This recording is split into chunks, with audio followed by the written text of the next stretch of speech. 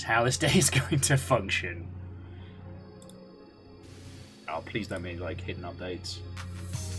Nah, we good. Love it.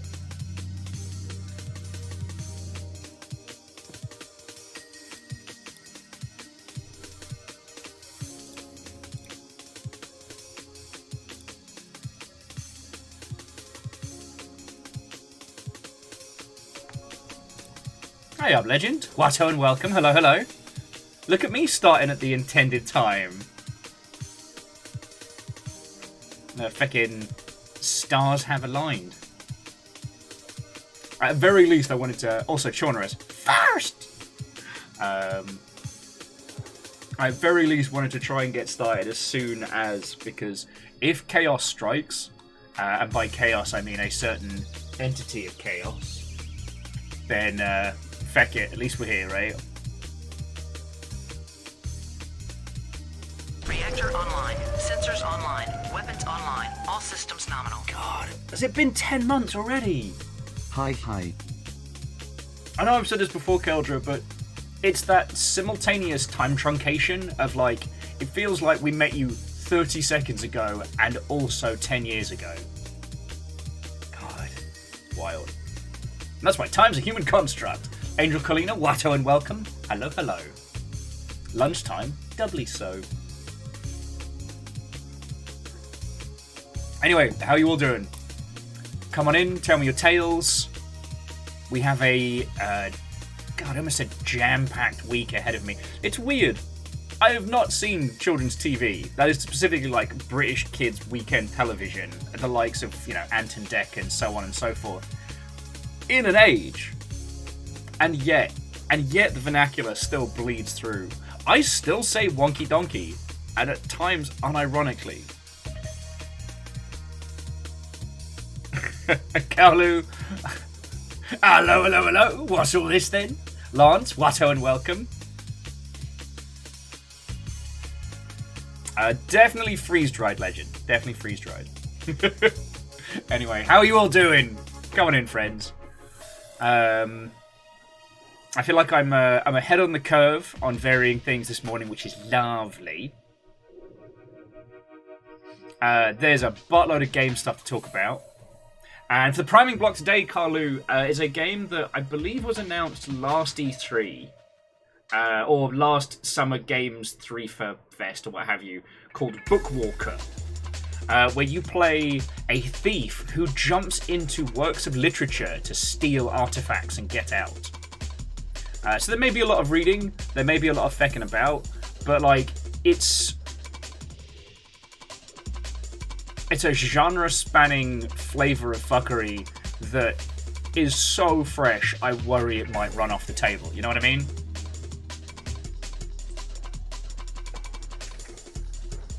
Yeah, I mean, I was talking with people on the little coffee stream yesterday, and like, I do feel a little bad that because we've had so many good long play games going at the moment, I haven't been able to show you all more of the weird.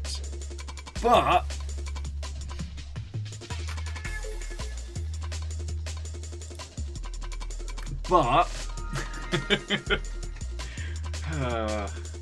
getting to jump on titles like this makes me real happy. Because I'm trying to plan out longer term streams over the next like few months, because like August, usually August is the dead month.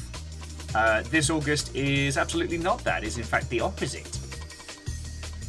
Oh, hey! Weird games? Here? Never. Kybal, more likely than you think. The indie games were coming from inside the house. How are you doing, friend? And Kybal, like, obviously, thank you for the 42 months. I don't know if you saw, and I'll do a free flash. I've been working on this, Kybal. I finally got the iridescent acrylic paints to play nice, and I don't think the camera does this justice, but it's like a sea blue with a gold green metallic sheen. I'm very proud of this one. I thought you did. I thought you'd appreciate. You got a fancy new PC? Fuck yeah! Just ready for them video games you're starting to make.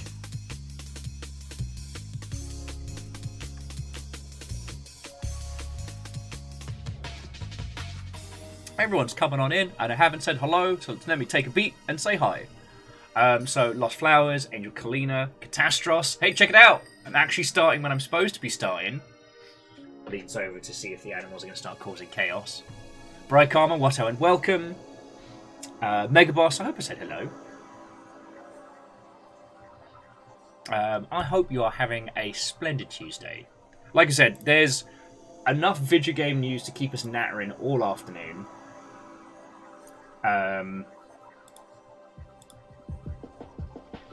Yeah, I've got this much coffee. I have a great indie game to show you. Like, I am set for today, friends. I am set.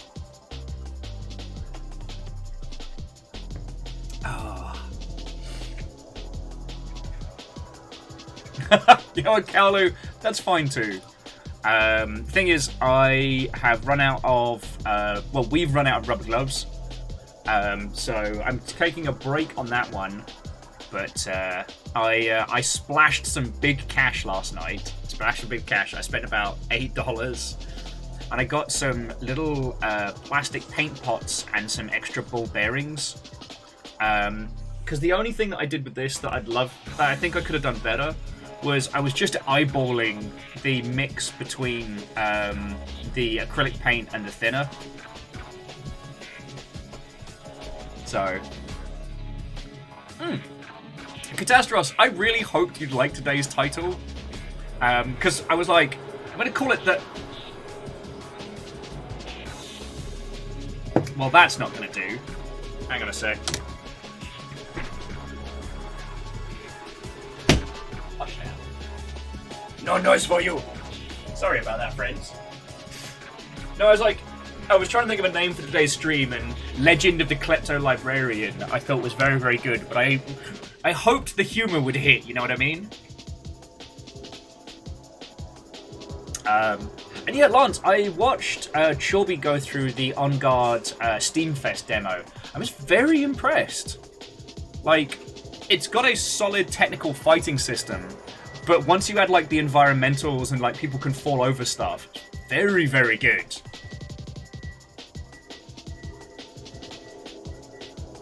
And Vanderbeest, Watto and welcome. House Order represent. No, seriously. I mean, thank you for filling the pint glass, because that means other people get to cause chaos, and that's feckin' cool. Caffeine, Watto and welcome. Hello, hello.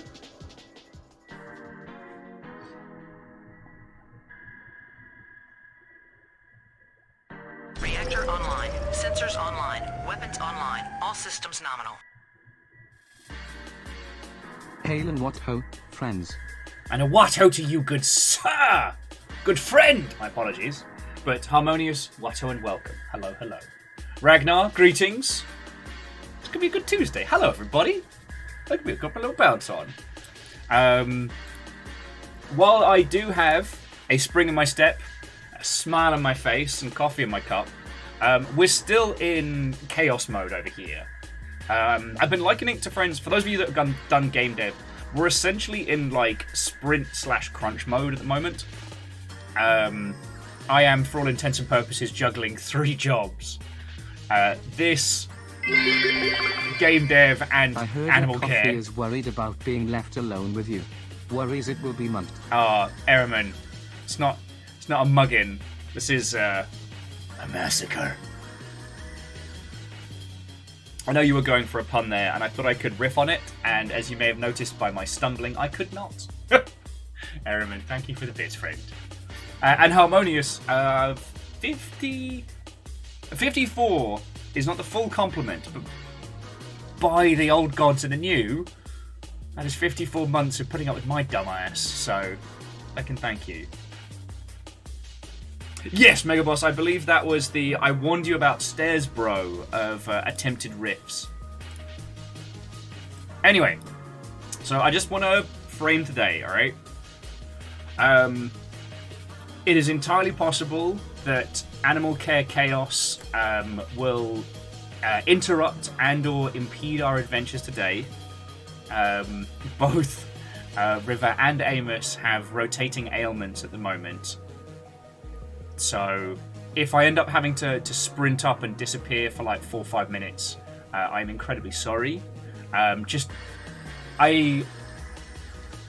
begging your forgiveness now before shit goes sideways, because if it doesn't, then brilliant. And if it does, then I'm so sorry. You know? He did warn us about stairs, bro. What's that? A sweet bro and hella Jeff reference on this, a most auspicious of Tuesdays? Apparently I've just got fucking chaos vibes today.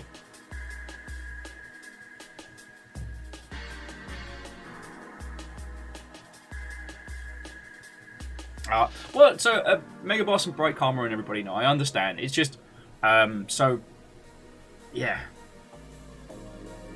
If I have to suddenly rush off to clean up dog pee or, you know, rush him across the road for a shit, then I am very sorry.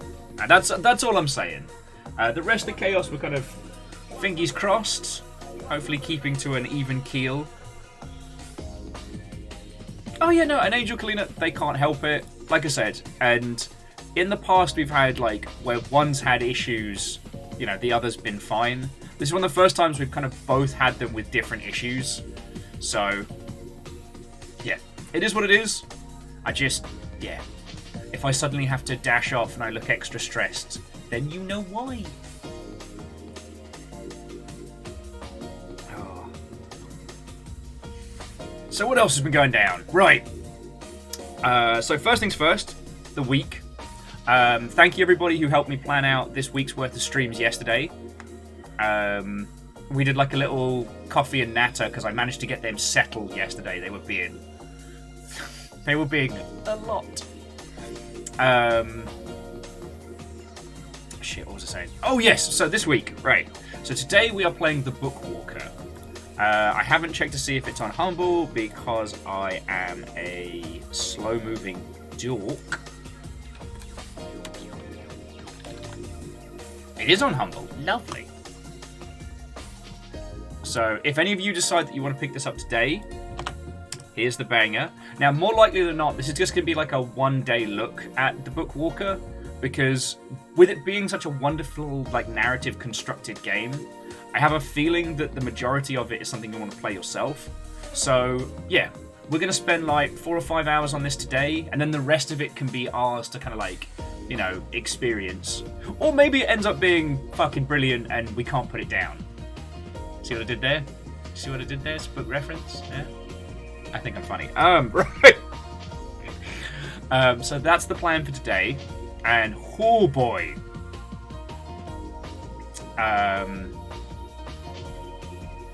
It's something I've been looking forward to for so long. Because here's the thing, like, the pitch is you play a character who has the ability to jump into works of literature to steal things. But when inside books, you're subject to the rules of their narrative. Like, that's a great pitch.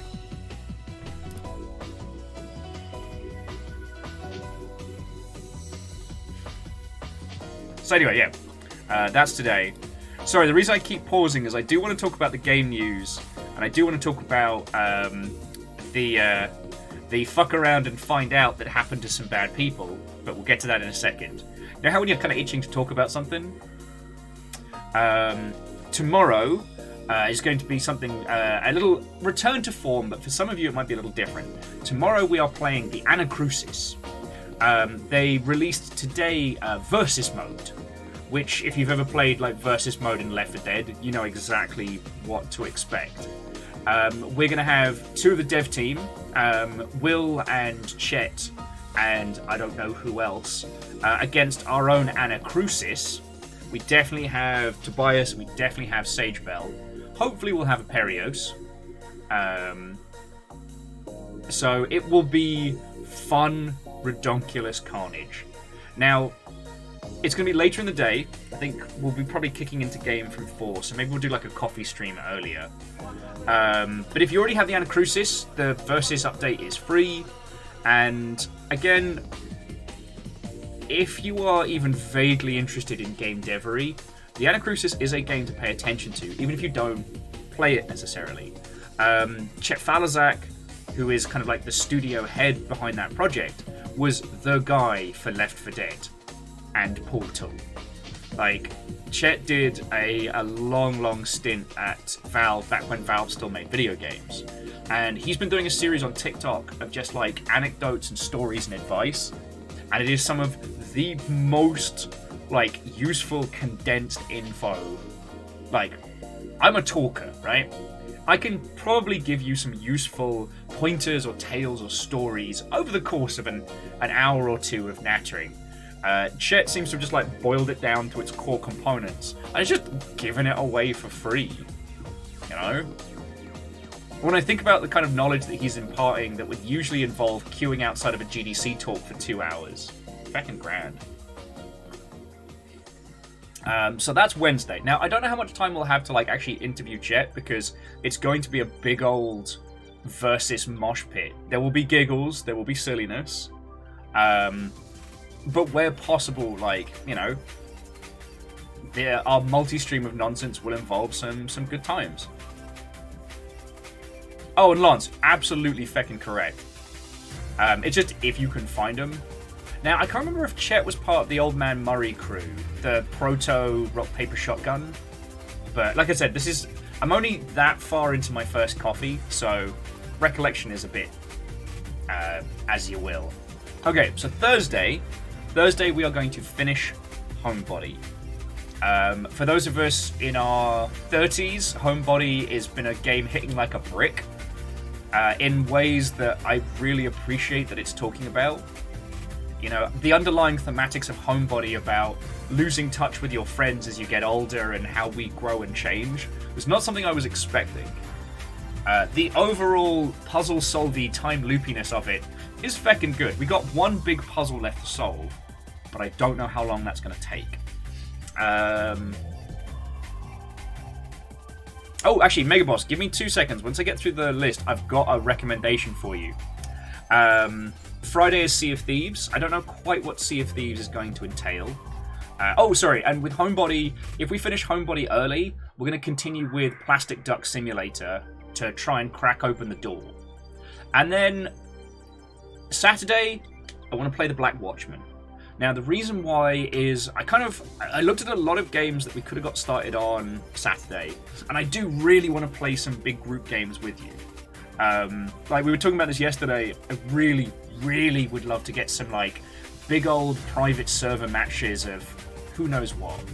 El Koenig was talking about Bit Brigade, which is a small team indie reimagining of Battlefront. Hey! Carlu, I can thank you. Or like Unreal Tournament Classic. Like there's so many I'd love to just while away a Saturday playing with you all. And especially as we get, once we get through the summer and we're all kind of stuck indoors more. But also, I looked at the layout for this week, and like Wednesday and Friday are big group streams. Now, I love Sea of Thieves, you know that.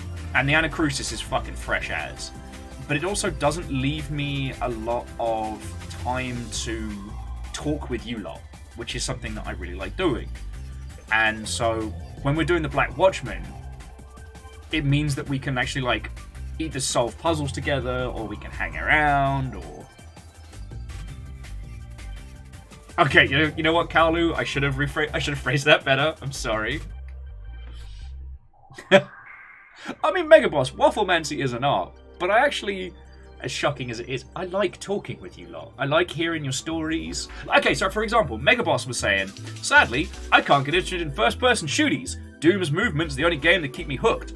Well, last week during Will's super sad boy adventures in being a sad boy, I came across this. I got sent a copy by Team 17, and it is Trepang 2. And it is a no fuss, no muss shooty gunbang that absolutely embodies that kinetic movement style. Stop that incessant clicking. No! Catastros, thank you for gifting a sub to Lance. That does mean Lance now does not have to deal with adverts. House Carl. House Carl is, I don't know, the protectors, the benefactors now.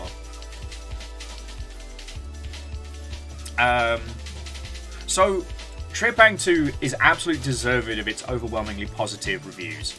It respects your time. Its movement is so good. It's very evocative of that, like, Fear, Black, those, I guess, a little bit of, like, Project IG, where technically it's realistic shooty gunbang, but it's not realistic shooty gunbang. You have two abilities for the whole game. One is slow time, one is turn invisible. And that's it, just go. You know, and when I say it respects your time, it's like the game starts and it's like, oh, you're a super soldier who lost your memory. So you don't remember anything, so just go. And it's genuinely good.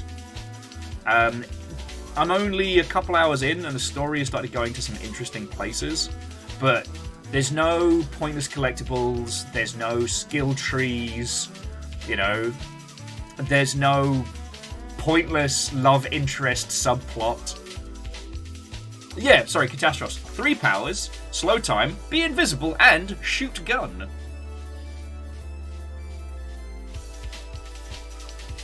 Oh, Kaolu, a fistful of frags will remain like a classic.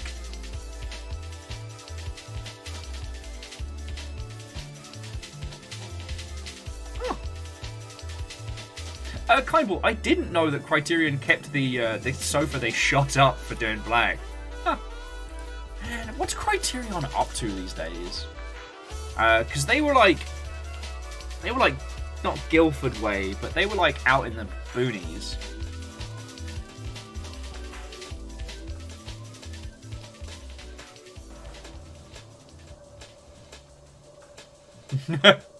Lance, you are entirely correct. I'm just glad that, like, Doom Guy found, I'd probably say platonic, but like platonic bestie love with Isabel. Makes me so happy. They are a co-dev for EA. Oh no, a fate worse than death. Well, so Mega Boss Bolt Gun is very, very good, but Bolt Gun's a different flavor. So, like, you were saying that you really liked Doom, and the reason why I mentioned Tripang is it isn't just trying to copy Doom. It isn't trying to copy, like, the whole, like, shoot guy, do execute move, unlock superpowers. It's not trying to do any of that. But what it is it's gone, right, what are you? Well, you're a super soldier. Well, what do? Super soldier, cool shit. Like, what do you want from me here? Oh, well, am I gonna unlock and am I gonna... No! You shoot, and you do cool shit. Go! Kaolu saying the Boomer Shoot revival is weird. I mean, I'm not ending your statement. It kills me that, like, kind of like Walking Sim, the Boomer Shooter has become a genre. Killing me here. Because none of the boomers I knew fucking played it. They were the people I was rallying against when being like, no, Doom's actually really interesting. It's not just chainsaw to the face. But anyway, that's a personal gripe. But what I will say is that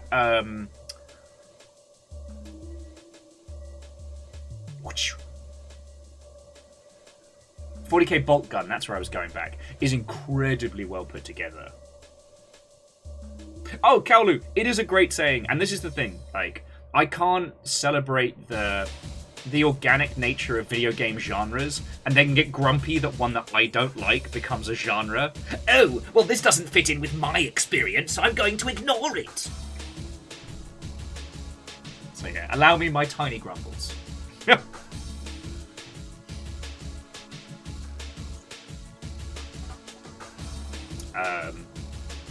Now, you'll notice that myhouse.wad isn't on the lineup, although it was supposed to be on the lineup last week. What I want to do is, as we're kind of... Oh, speaking of shooties, been thinking about BioShock Infinite today and can't help but be fascinated by how utterly unlikable and petty Elizabeth gets in Burial at Sea. Like, the Booker and the DLC. So in the Booker and the DLC would have self-destructed in a few years anyway. Yeah. It's so weird because everybody I know who touched BioShock Infinite, like, worked on it, gets, like, this 1,000-yard stare. Like, that was the project that I think crushed a lot of souls. It's the kind of thing that...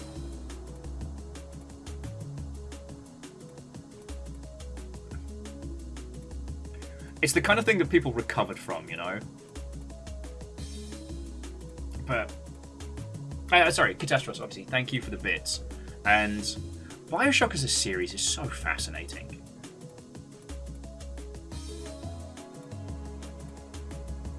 Yeah, no, Kaolu, the Bread Boy in Bioshock Infinite is a fascinating video, because that's actually a very, very real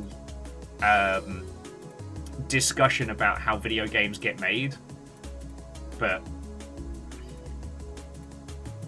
like, narratively, Elizabeth is entirely insufferable in Burial at Sea. And it existed to close the loop, but it... yeah. Catastrophe, I hear what you're saying. Oh.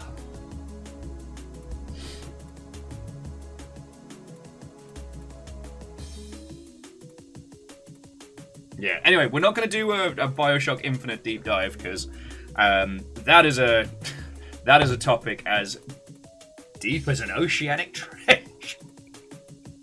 Wow, that makes me laugh. Sorry, I made a joke last night on TikTok that it hasn't, like, blown up, but, you know, I woke up to a few thousand views and some very funny comments. I was saying that the recent swath of hilariously comical billionaire deaths is absolutely the work of Agent 47. Because, you know, if you're working a minimum wage job and you see a super assassin on his way to go bump off a bunch of billionaires, no, you didn't. That's why Agent 47's disguises all work. It's because anyone who's working for a living would see him and go, well, I'm not paid enough for that. You give him a couple kicks from me, you know? Hell, I might actually play some more Hitman after Homebody later in the week just because of that. I'm sorry, and Bright Karma and peeps, it's not that I'm against talking about Bioshock, it's just, we've talked about Infinite a lot. Like, from a developmental standpoint, it hurt people. Like, it's one of the poster children of, like, long-term brutal crunch. And to my knowledge, Ken Levine's not put out a game since. And Bioshock Infinite came out a long time ago. There are a lot of people who still bear the mental and emotional scars from making that game. And also, it's a great example of how you can create art that is unintentionally awful. At least, sorry, I should rephrase that. Where what it says artistically ends up being repugnant, even if it's incredibly well made. And, yeah. A lot of people have been talking about this with, Secret Invasion, the new Marvel show. How it may not be intentional, but the whole arcing plot of it is very xenophobic. And I see that a whole bunch.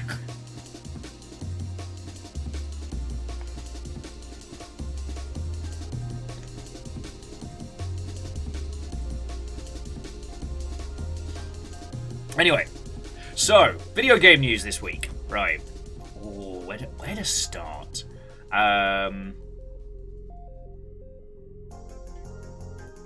So the fun, happy news is Victoria Tran announced this morning that there will be an Among Us animated series. Now, I'm just stupid happy for this. Because, like, when I was coming up through the games industry, the whole thing used to be like, if your game was compared to a movie, that was like the highest compliment. And I think these days, it's like, if your game inspires people enough that they want to see a cartoon of it, like, that's a true mark of quality. I'm genuinely looking forward to the Dead Cells cartoon. I don't know if any of you all saw the Cuphead cartoon. That was disturbing, but very good.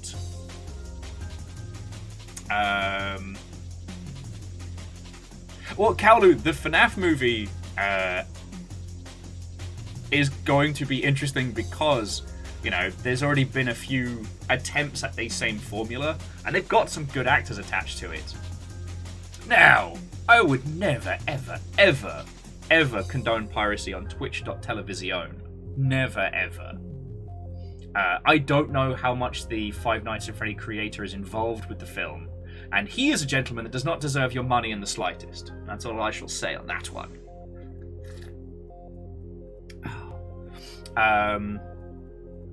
Now, who wants to talk about a story about fucking around and finding out? Because I wanted to talk about the power of indie devs. So, I'll tell you what, I'll post you the main article if you want to read the quotes yourself properly, but, this morning, Scavenger Studios announced they were going to be downsizing down to 16 people. Which is quite common. This year, loads of people have been announcing that, like, they're bringing their teams down. Yeah, have you fed and watered your indie dev today? For just £2 a month. Okay. And Lance, that's a larger topic, but Lance was saying on the subject of indie games getting movie deals versus AAA. It's because when you're dealing with an indie dev, you're dealing with one or two people. When you're dealing with a AAA IP, you're dealing with like publishers, studio heads, creatives. Like, it's a fucking miracle The Last of Us show was any good. But that's another story. Okay, so Scavenger Studios. Now, if you haven't heard of them, don't worry about it, because they've gone pretty radio silent. Now, they produced a game called Seasons, which initially looked very, very pretty. You're probably wondering, hey, Will, how come you weren't showing off this indie game? Well, a couple years back, it came out that the two heads were fucking awful people. They were initially removed and then were, air quotes, reinstated after an external company found no reports of their toxic and terrible behavior. Now, I don't remember if this was the particular team that was throwing around some legal weight outside the studio, but it became pretty known across the studio that across the industry that the people running the Season studio were fucking dreadful, and they managed to kind of finagle themselves back into the positions that they left after like mass accusations of them being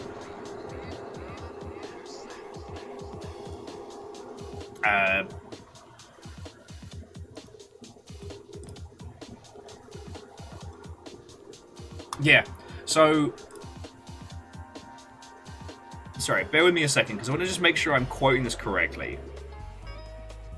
So in 2021, the Scavenger suspended co-founder Simon Devereux when tons of people spoke out against this guy being an absolute POS, and also spoke about the other co-owner being bad people.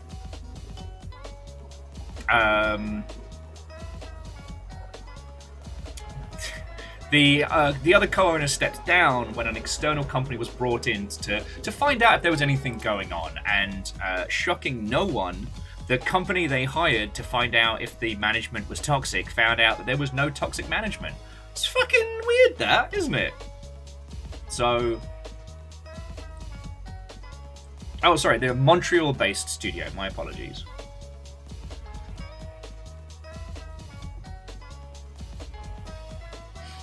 Anyway, so TLDR, after everything dropped in 2021, both the co-owners, one was suspended and one stepped down. The one who stepped down came back, and the one who suspended was brought back, but it's fine, in a smaller, non-managerial role.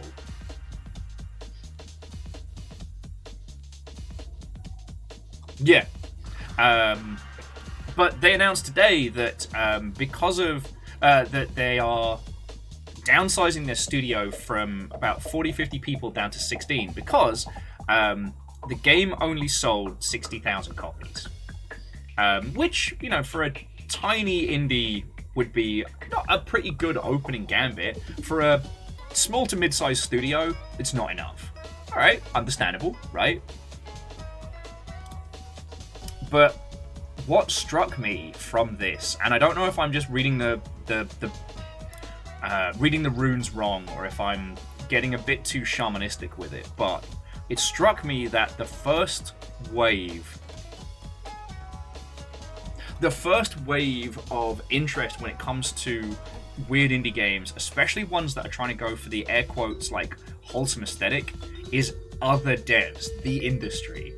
It struck me that like things like Day of the Devs and showcases like that are incredibly powerful, and that Day of the Devs is not a PR event. It's not designed to make money. Day of the Devs was started by Double Fine to show off what their cool friends were doing. You know, I need to do a deep dive into Wholesome Direct, but again, to my knowledge, Wholesome Direct is just a squad, a cabal of different cutie patootie indie game makers, like locking arms and being like, we could do this together. And so when you pull that like corpo managerial fuckery, even if those people can't see justice, even if those people who have been like wailed on in these horrible toxic environments, even if they can't... Reactor online, sensors online, weapons online, all systems nominal. What hope? To the Holy Bus Crusader, what and welcome. Even my brain immediately goes, Holy Diver! And thank you kindly, 23 months. Bleeding hell. No small numbers today. So Lance, I wholeheartedly agree. It does take a village to support an indie dev. And from that, it strikes me how, as we move forward into this, like...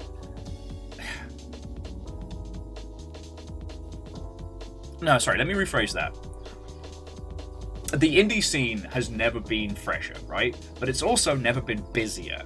Oh, and Captain Steph, did I say hello? I hope I did. Hello and welcome. The indie scene has never been fresher, but it's also never been more crowded. We're all kind of in this together, you know? Like, it's not like back in the day where there were like 5 indies and you could know them all. And especially when it comes to like the wholesome emotional art aesthetic, like there's a lot of contenders. But the thing about video games is that we love the medium that we're in. We play each other's games, we lift each other up. And when you pull this bullshit, like, you know, having a toxic work environment, and then, like, telling the world, no, this person's being removed, and then quietly shuffling them back in, saying like, oh, well, we hired an external company to see if we are doing anything bad, and it turns out we're not doing anything bad. Thanks, people we paid to see if we're not doing anything bad. Like, you pull that shit, and people talk. You know, I honestly feel that, considering the reviews that went out about this game were quite positive, like, I honestly think that it is kind of the interconnected membrane of like independent developers and the people that take a genuine interest in them, like just going, nah, don't touch it. It's why I haven't streamed it, I haven't talked about it. Like, unfortunately, they are stories of friends that I'm not at liberty to tell, but like, I've heard some horror stories. And, you know, who am I going to believe? The studio head or the person I've actually had a fucking conversation with? So, again, I could be reading far too much into this, but yeah, it's not the first studio I've known that never got their day in the sun, but did get quietly blacklisted.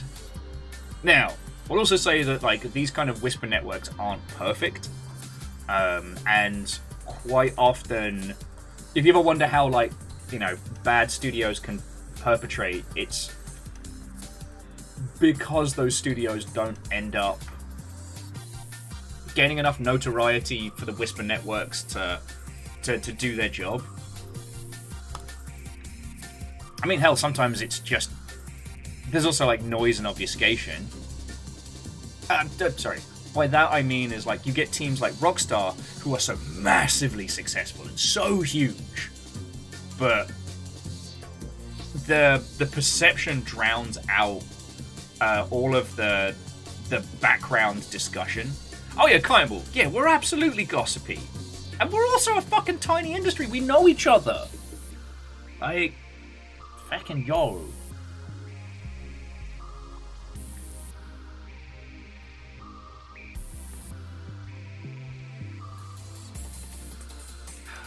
But yeah, there was the whole thing with Red Dead Redemption 2 when it came out. They were crunching their people into a fine powder, and half the industry was like, "Lagasp," and the other half was like, "Wait, you didn't know?" God, Rockstar developers are like rescue dogs in the fucking UK games industry. Like, every studio's got a couple of them. You have to treat them very kindly and very carefully. They're still recovering.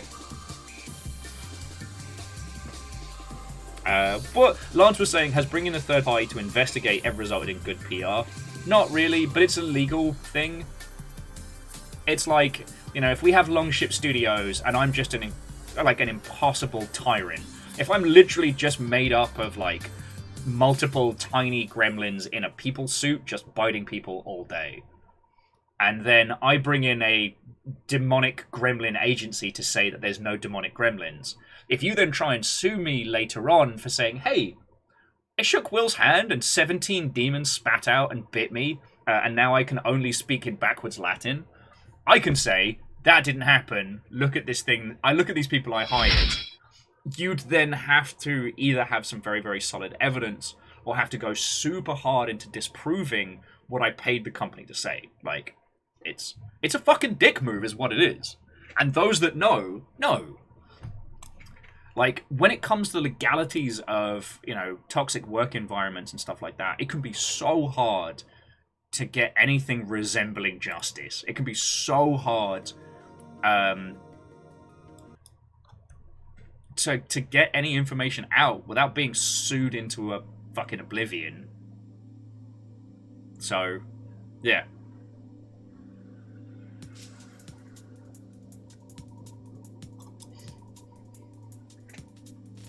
Yeah, Eraman, IP prestige does allow big studios to get away with a lot of fuckery.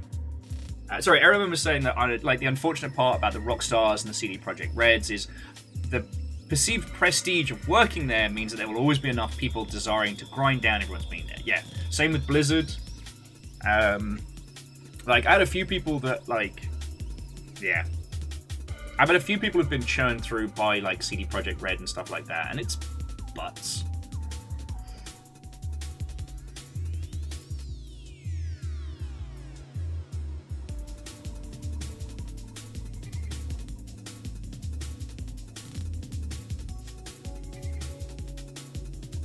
Yeah.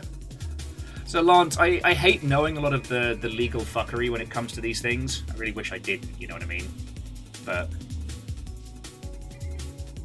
anyway, the point being is that while we don't always get to see justice for people that are fucked over by, you know, toxic studio heads and obnoxious white guys, at least sometimes, at least as I'm choosing to see the bones, to see how the runes have fallen on this one, at least here, there's been a direct correlation between being shit and the game sinking. Because again, much like Bookwalker and stuff like that, Seasons was at E3s, it was in press emails. It's not an unknown game. You know, this wasn't one of those ones where they kind of like just thought, oh, we'll make it good and it'll sell itself. Like, nah, they were doing the legwork to PR it, and it did not pick up.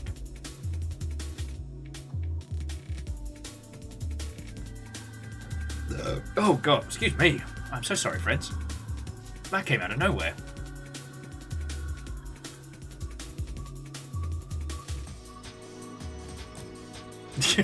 Sorry, Ragnar was like, yeah, do you know everyone I paid to say I'm a cool dude is telling me I'm a cool dude? Huh, I can't be the problem.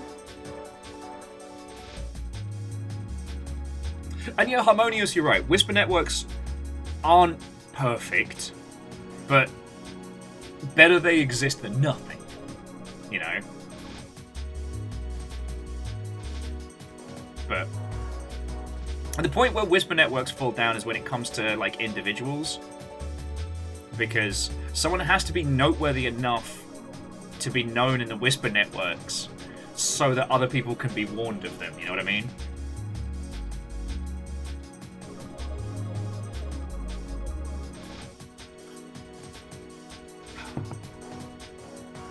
Oh yeah, Kimball is entirely correct. Venting is a healthy side effect of working in games. Yeah.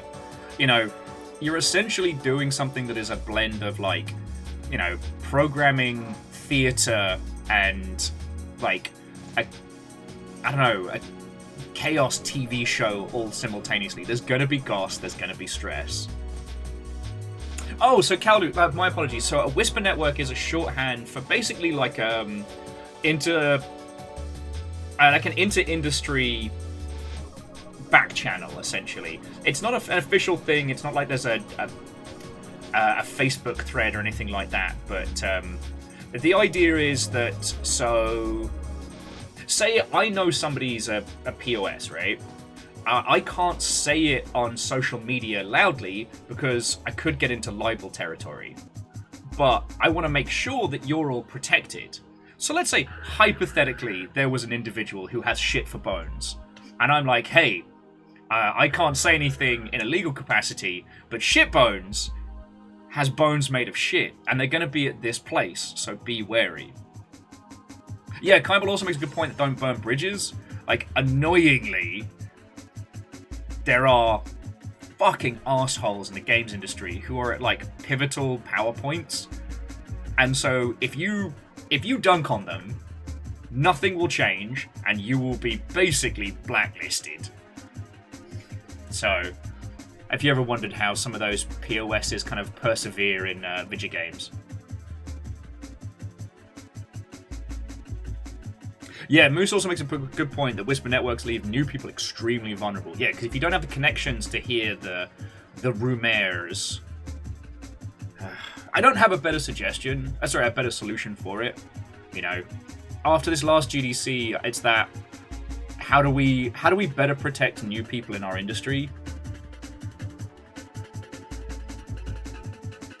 And whenever discussing these things, you end up with this problem of like wanting to make the world a better place and trying not to justify the shit as it is. Oh yeah, there's also Glassdoor. Glassdoor, public venting par extraordinaire. Anyway, sorry friends, I didn't mean to get into the dark. It's just, in video games, everybody knows everybody else, and so that's a big part of how that proceeds. But if you're not in, you won't know. Moose holds up a big sign that says Union. Yeah. A unionization will definitely fix exploitation of work. I don't know if it'll fix the shitty white guy problem, but one can hope. Anyway.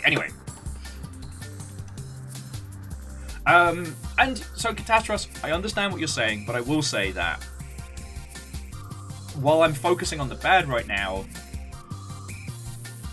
the things that are great about video games, having a common love of your craft with your co-workers, and the fact that when you've, I used to say served, but like, when you've been at a studio with somebody, like, the camaraderie never goes away. Like, me and Kimball became friends from Kimball working at CA. Now, we were on different projects, but like, you know, now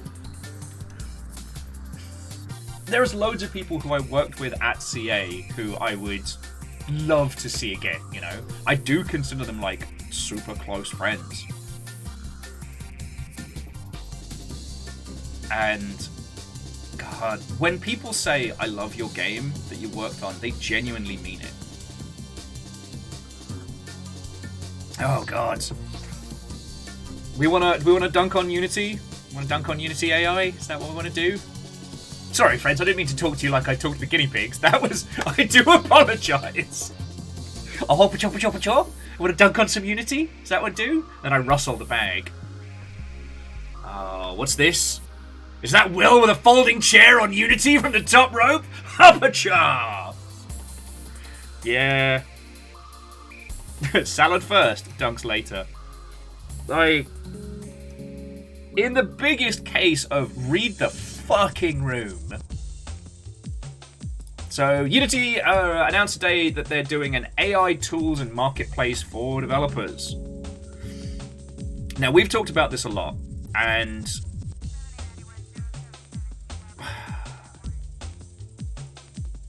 like, AI-assisted tools are coming. There's nothing we can do about it. But there's a ways and a means on so much of this stuff, and I'm just like, sorry, okay. Let's bring it back. So, much like with Unity marketplace assets and things like that, they're rolling out essentially like a suite of AI-assisted tools. As we can currently see so far, they have not addressed any of the ethical concerns. I haven't been able to find out what data set they're pulling the content generation stuff from. And John Riccitiello needs to hire someone to talk for him and never fucking speak again.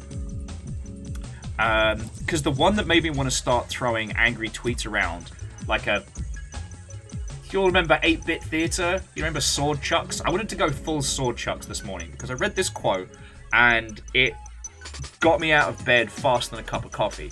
We identified years ago that the ability to make content is one of the most fundamental problems that's limiting large parts of the games industry from continuing to be as good as developers want.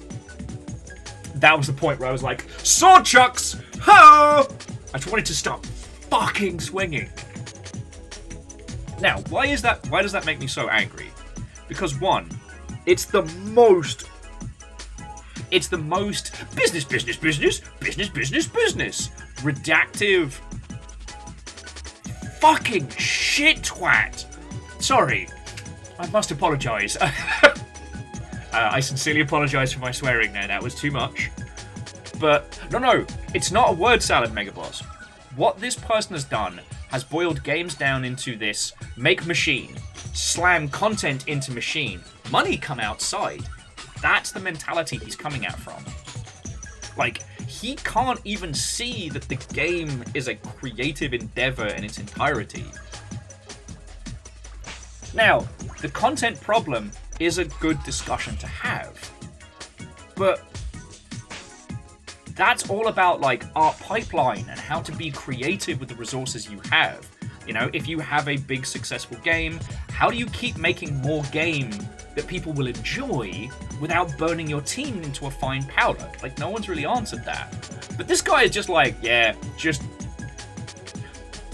fucking stuff AI-generated assets in with your foot until money comes out the fucking eyeballs. Sorry.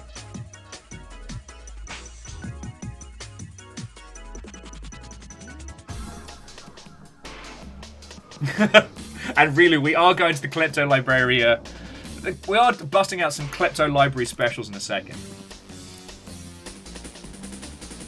Shabby Looney, Relu, everybody, Watto, and welcome.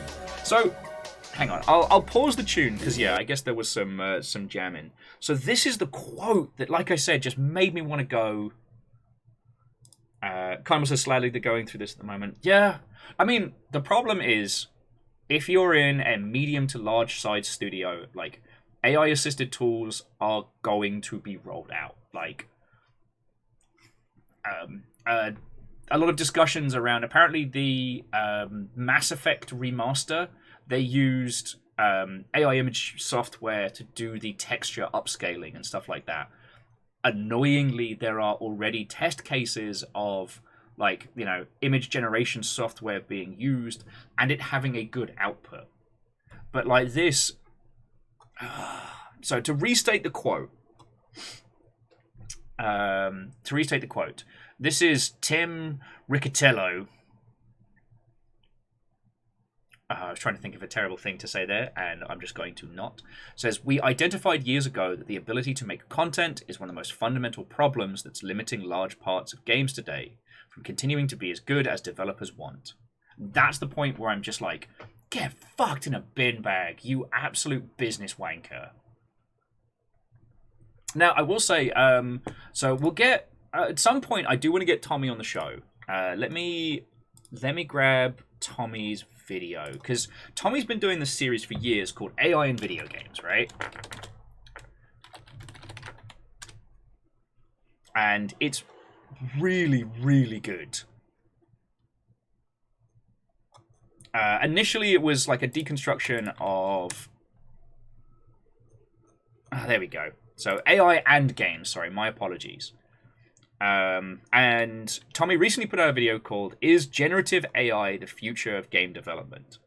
Now, this isn't a rage video. This is a pretty level-headed look at not just the tech as where it is, but what's being rolled out. Like, give this a watch. Again, I join a stream and I'm presented with creative swears. I love these streams for your will. Please never change, D.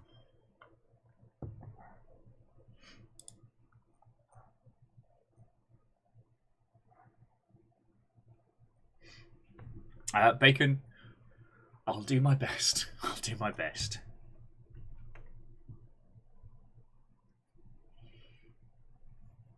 Well, Varbles, then the article that I'm reading from is incorrect in terms of who it is attributing the quote from. But anyway, so the video I just linked you all is Generative AI the Future of Game Development? And it is a very, very good look at current state, what is going to be happening, what isn't going to be happening. And it's one of those things where, like, we do need to...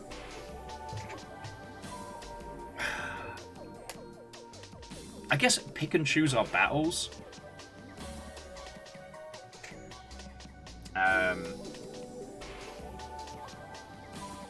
No, that's the wrong way to phrase it.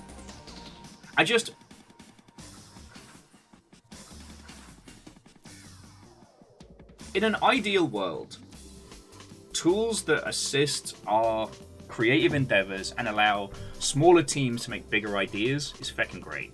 Like, the soulless scraping of other people's work to create something that exists purely to make money and nothing else. I mean, that's the hellish future. And Unity's entire posing of this whole thing seems to be in that setup. And here's the thing, like, they're rolling out tools that may end up absolutely fucking your project in the future. Because here's the thing, there hasn't been a... Okay, as it currently stands, images generated by a generative AI can't be copywritten. There hasn't been a legal precedence set beyond the monkey takes photo of self, and that seems to be the current standard. But, like, the legalities around this could change fucking fast. And so they're rolling out this thing like, oh, just generate you some images and stuff.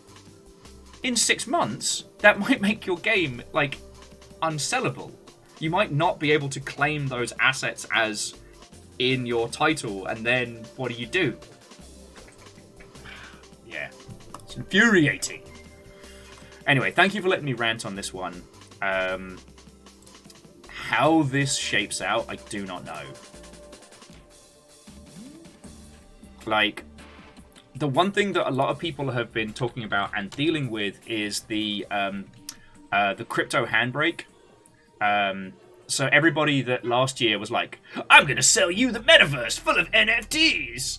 A fuck ton of them have just pulled the handbrake, spun the wheel, and they're now selling AI technologies. Because otherwise, they're going to fucking die.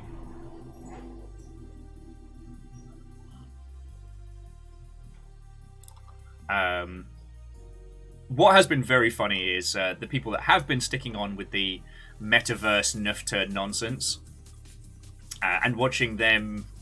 They're calling it the crypto winter at the moment. You know, advising each other to weather the storm. God, can you imagine? Alright, can you imagine if Beanie Babies had had this kind of, like, fervent support as they fell out of favour? That would have been the funniest shit ever. Don't worry, friends. This is just the Beanie Baby winter. Those beanies are gonna pick up again when Beanie World launches.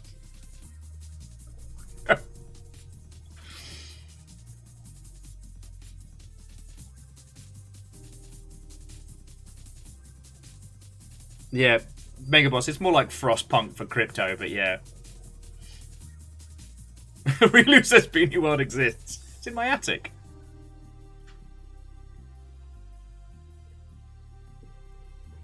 God, I just... Gives me life. Gives me fire. I dunno. The Evolve AI was pretty cool. Until, you know, the bad stuff happened. Look. If Warren Spector... Oh, who was it that did... if they couldn't make it work with... Oh my god, how am I blanking? You made your own creature, you started off as amoebas, and you grew them up. Fuck. Friends, don't take up alcohol as a coping mechanism. Spore, thank you all. Because it will destroy your memory on video games.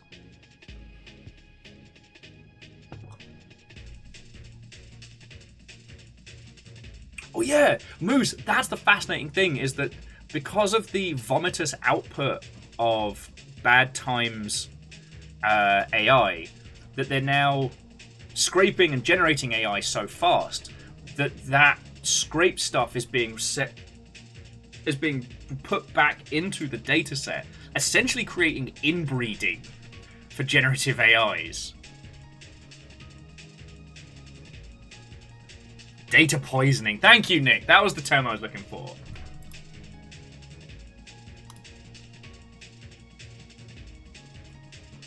Oh, it's gonna be good.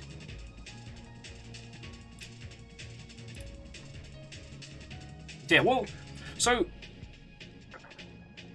the one thing I will say is that... Hey Will, it's that time again.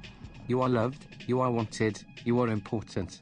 You're our mess, and we are here for you. I'm an undead disaster, somehow careening ever forward, but thank you. Lost Flowers, but no, seriously, thank you.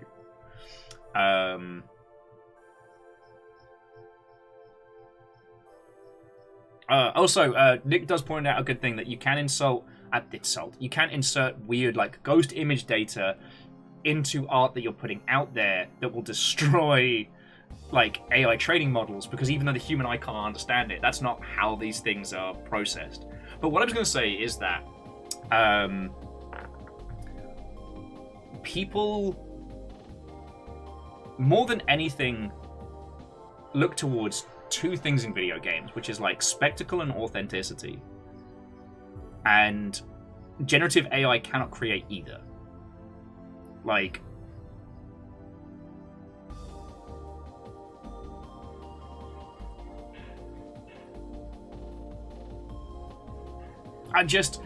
the tools that Unity is rolling out, like, you know, you push button and it gives you a picture of a piece of chicken. Like, those are the kind of details that people do notice. And considering that Unity has had an image problem when it comes to, like, poor quality titles, this feels like a big fucking disaster. But we all know why they're announcing it. It's not to make games better. They don't believe in this. It's because AI is the current buzzword in tech investment, and Unity, to my knowledge, is a publicly traded fucking company. So they can tell all their shareholders, business. AI, is this working? Like, that's their whole fucking... Grabble! Maybe I should have less coffee. Yeah, Nick, you're absolutely spot on. This is not going to help the whole Unity feeling like a shovelware engine. Because here's the thing, it's not. It's incredibly powerful and it does great things. The reputation of Unity as, like, an asset flip shovelware space was due to the fact that if you bought the expensive license for Unity, no splash screen. If you downloaded the free Unity, then it would always start with the Made in Unity splash screen. Hey, Kaimball, if you would like us to move on from this, we absolutely can. In other news, I do want to say again, thank you all for being the best fucking bunch of individuals an idiot like me can ask for. As I was specifically instructed on Friday, I did pick up Tears of the Kingdom, and I started playing it last night, and it's brilliant. Although, one thing, I would love, if anybody knows somebody who has not played any Breath of the Wild, knows nothing, and has only gone straight to Tears of the Kingdom, if anybody knows somebody like that, I'd love to chat with them, because the familiarity of it was fascinating.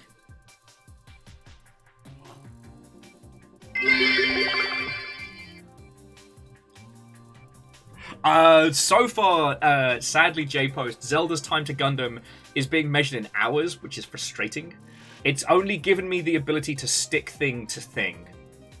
But I will say, the amount of times I started it, and it came up with like the plain black screen, it was like, Legend of Zelda, Tears of the Kingdom, and I got all emotional and just turned it off. It was more times than I'm proud to admit. Oh, Squarepeg, did I say hello? I hope I did.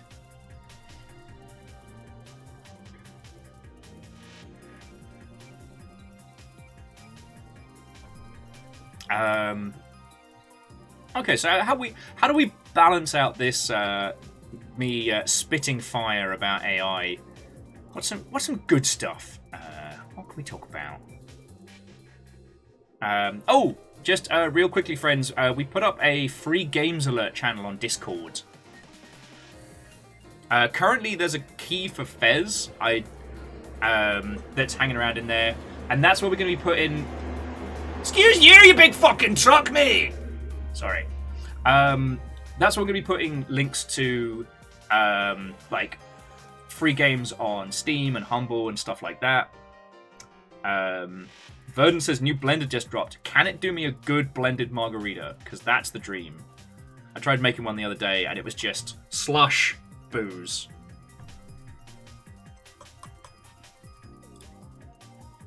Oh, I can show you my sneaky trick for finding free games on Steam. Stop me if you already know this, but hang on, main screen online. So I got shown this trick a little while ago, and it's real good. So you go to search, just hit search without entering anything, set price to free, and then add special offers, and it will show you everything that is like discounted down to nothing. So right now, Tell Me Why and Meet Your Maker. But if there were any games here that you didn't have that would be free to have and free to keep, they'd show up in this little search. I'd give you the link, but it only works for English language. JPO says they should go through their Humble keys again. I mean, if you want them to go to a good home. Caffeine was asking, like, you know, if we're going to be doing more Mosh Pit Sim. And sadly, a few of the tracks for Mosh Pit Sim are now getting procced by stuff and things. So, sorry, by like different like content claims and stuff like that. So I'm a little bit more cautious about using it. I do need another way to give away keys when we're doing like adventures and stuff, but that's another story.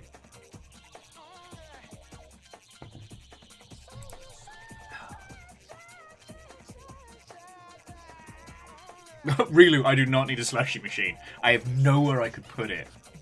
They're so big. I got Fiona a Hawaiian shaved ice machine 2-3 years ago, and that already takes up way too much space.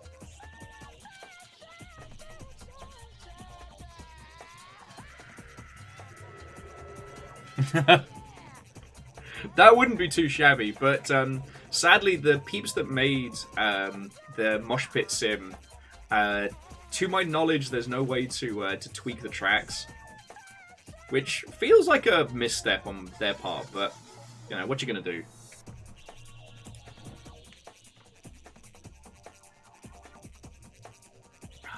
Anyway, so what else has been going down? That's really been about it for me. Like, I finally got playing Tears of the Kingdom. I've just been drinking too much, sleeping too little. I haven't seen people in weeks now, and I am getting more and more unhinged as the days go on. But like I said, I'm currently at this point of like, I just need to tank it for a couple more weeks, and then I can kind of start, you know, rebuilding stuff, reaching out to people. You know, Verdant Flow has 11 pages of unredeemed Humble keys. Fucking yo. Well, maybe we need to find a way to do like a key exchange. Because okay, so here's what we can't do. We can't be distributing lists of keys because that gets us into weird places. But what we can do is say stuff like, yeah, Verdanflow. Maybe we can do like a little key party. Maybe like a kind of like a swap meet sort of thing. So you can say like, oh, I've got a key for Vermintide. Does anyone here who wants Vermintide? So we go like, yay, I want that.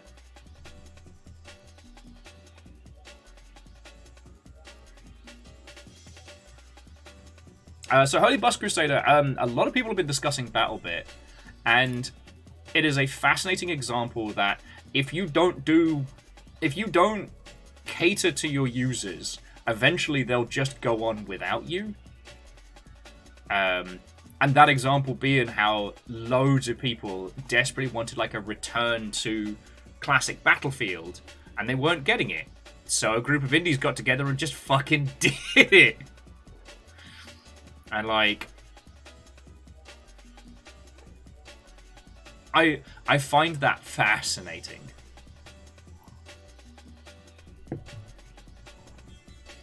Ragnar's asking if anybody has a Dawn of War 2 key.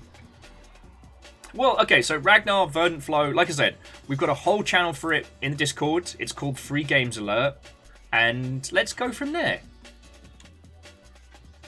I like the idea of people asking, hey, has anybody got this? That way we're not just like spamming keys. But I don't know, we'll work out a system. The only thing that we couldn't do was basically become like a key, a library of keys. Because that was something that somebody suggested a while back, and it gets us into a weird point when it comes to like okay, sorry, this is my community management brain. Anything involving giving away keys like on stream or in a community, if I'm the one giving it away, I'm subject to regulations around giveaways to avoid things like, you know, gambling, and I get into like FTC territory. That's why whenever we have like key giveaways here, I'm very careful with the wording, because you have to be. Because probably nothing will happen, but if you've ever seen a contest go sideways, when it goes sideways bad. And these are big legal entities outside of gaming that do not give a hot shit. So that's why I'm always a little gun shy when it comes to, you know, big mass key giveaways. But if we're just trading them back and forth, like, I'm not involved, you're just sharing it with your friends, that's the job's a good one.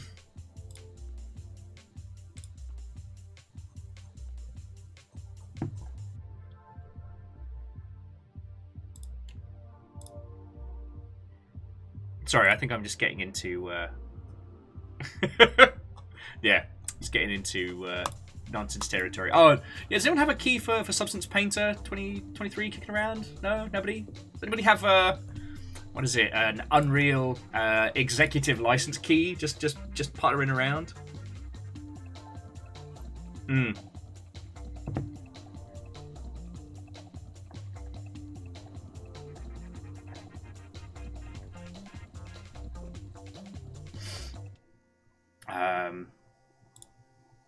Also, how am I doing? Am I still winning on the button? I might be. Sorry, one other thing that a friend got me stuck into. Yeah, I'm still winning. Okay, there's a game on Steam called The Button, and it's a wonderful example of like competitive masochism in video games. The idea is simple. There is a button. You press it. Every time you press the button, your odds to lose all your points increases by 1%, right? And it's just kind of like a weird little social experiment. But what it does is it contains a leaderboard of friends, and while it's pure chance, right, like whether or not you succeed Well, you know, okay, you know what? I'm just going to plonk it there. You'll all will understand it when you see it. But yeah, so the idea is you just keep pushing this button, and the number ticks up each time, but the percentage that the number will reset increases. So eventually, it will always reset, right? But by adding both some humorous little quips and a leaderboard where you can compete with friends, it creates, yeah, this kind of masochistic deathmatch. It's fascinating. I managed to get up to 42, and I'm never playing it again. Oh, shit, Ragnar, you were asking me about that. Well, someone was asking about it, saying they look like a camphor, but without the shapes. So I'm basically, at the moment, my current Gundam build is I'm taking this Mother Hubbard here. So this fancy Mother Hubbard. And I'm giving it a an iridescent, like, sea blue with green gold kind of sheen vibe going on.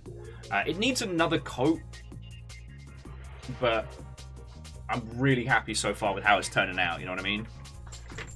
I've also given it like a little hexadecimal, a hex camo. Hexadecimal's the character from Reboot. But you know, giving it like a hex camo paint as well.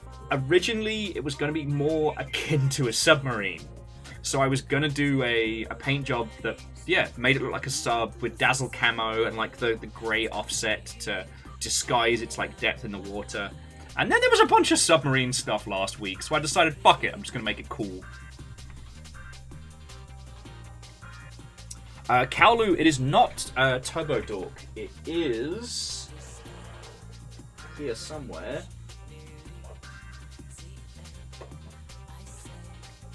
It is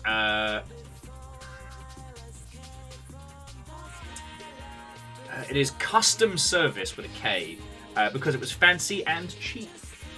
Had it for bloody ages. Ages back, I got one that was a red gold and one that was this like blue-green gold. The red gold, I could not get it to play nice with the airbrushes. Turns out I needed to crank the PSI to about like double what I was doing, and I needed to thin the paints way more than I was. Yeah, well, so Kaolu, if you don't mind me asking, where are you based roughly in the world? Like, you know, don't dox yourself, obviously. Custom service.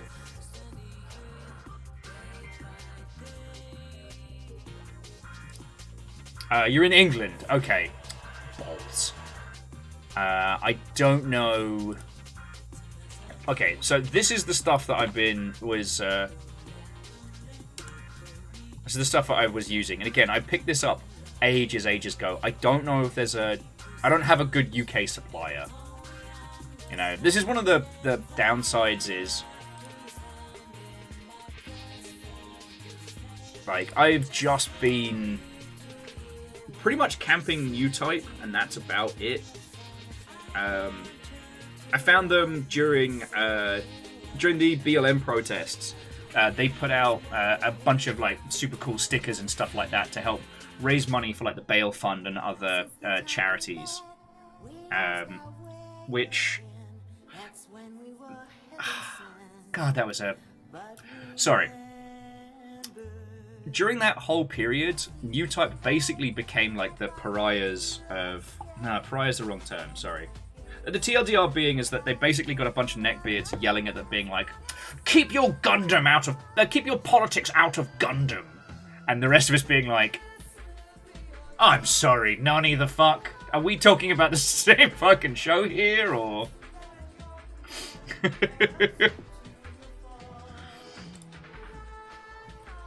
It's where a lot of those memes of like someone looking at the cool robot and like missing the war is bad came from. So yeah, so they're one of those suppliers that I get from. They don't do pre-orders, which I like, and they give me really cool stickers when I get stuff. It's great. Gundam without politics is just less interesting, Astro Boy. Yeah, get your politics out of this war of mine. God. Yeah, well, I mean, the opening shot of Mobile Suit Gundam is the feckin' colony drop, which, when made by a Japanese animation house, boy, sure does start you off on a footing.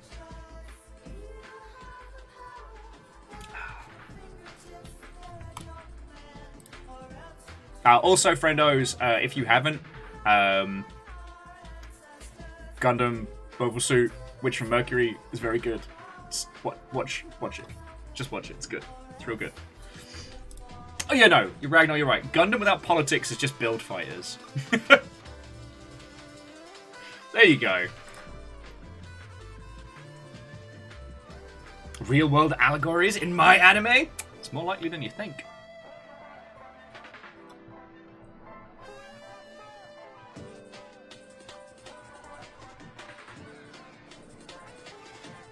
No, it is fascinating that, like, the Mac Daddy of the what if giant robots were cool and real, that entire setup came from, hey, war's fucking bad. War is awful and bad. Char, totally not into politics as Nepal. Want that on a t-shirt. Oh. But yeah, anyway, so since then, like, New Type do, that particular site I linked, they do a lot of, like, charity drives for really good causes. Their stuff is great. Oh, also, which of you buggers was this? So, after the coffee stream, so yesterday, whilst we were having a natter, you all heard the doorbell went, right? And the dogs went ballistic. And I was like, oh. Went over to it and it was like, oh, there's a package for you. I was like, I mean, I didn't order anything, but okay. I buzzed them in, didn't think anything of it, kept chatting with you lot. Went downstairs after taking the dogs for a walk and saw this. Not just by itself, it's obviously in a box package. Which I'm pretty sure is off the feckin' Amazon wish list. But there was no note, there was no name. So, if this was one of you, thank you, is what I'm saying. Because on the one hand, No Grey November slips past me yet more, but on the other, so this little Mother Hubbard is from basically the Gundam Build Fighters. It's got Gundam Breaker Battle Log. It's like a free one. You can watch it on YouTube. It's all right. The fights are good. The story is just dorky, but okay.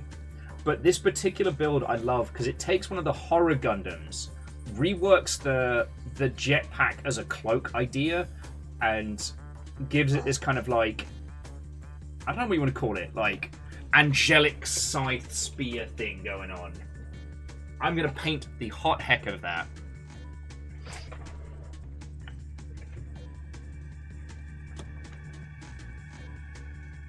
And Ragnar... Oh, okay, Lance was already on it. Ragnar, I do have a public wish list.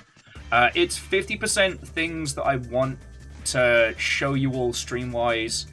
50% just little nonsense. So, like... there's, like, Mario Kart Home Circuit, because I want to chase the dogs around with it. And the 360 games are all ones I'd love to stream in the future. And the rest's just varying little stuff. I'm pretty sure that was on there. Because it's gone now. And it doesn't tell me. Like, I don't get a notification, but... yeah. Anyway, Mega Boss, it was lovely hanging out with you. It was lovely chatting. And I'm real glad that I was able to get everything all in line and we were able to hang out. It's really fucking cool. Because, friends, this is... Alright, last little, like, bit of poor me's. Because, yeah, it's not about me. It's about all of us. But, yeah, the last week, the thing that was really kicking my ass is, like, I was so exhausted from looking after the animals and keeping the house upright that I wasn't hanging out with you lot, you know? A lot of people, when they talk about burnout, they mean, like, burnout from work and from projects. I'm just burnt out from fucking life. This isn't the burnout. This isn't the thing that stresses me out. This I love. But, and Ozzy, Watto and welcome to you too. Anyway, I just wanted to say that, like, it's good to be back. If I seem a little bit like, ee, that's why. Alright. However, the first of our animal-themed intrusions has begun, so bear with me 2 seconds. Amos is pacing, so I need to make sure it's not PP Mageddon somewhere in the house. I'll be back with you all in just a second. So yeah, go get some coffee, go get some tea. We're going to be playing the Bookwalker in a little bit, so fucking yo. And hugs to you as well, Ozzy. Back at ya.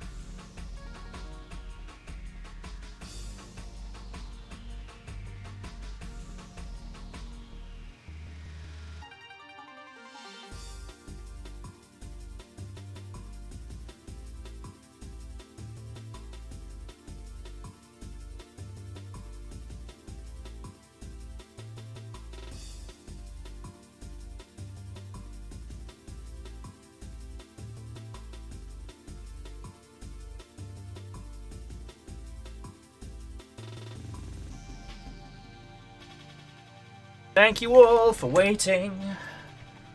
Oh, and J-Post, feckin' yo. Everything has been handled.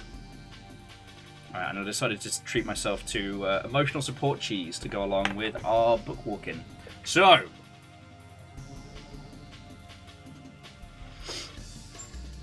oh yeah, Lance, that wasn't P-Mageddon. It was a bit of cleaning, but that wasn't P-Mageddon. I've seen P-Mageddon. It still haunts me. Oh god. Sorry, so jumping back into chat, J-Post says they've got an Ouya key for Broken Age. Holy fuck, that's a relic. I did once try and restart the Ouya game development community, and no one was as interested in that idea as I was. Even though I wanted to be the first person to make a new Ouya game. Nobody wanted to join me. Mainly because it's a fucking dumb idea.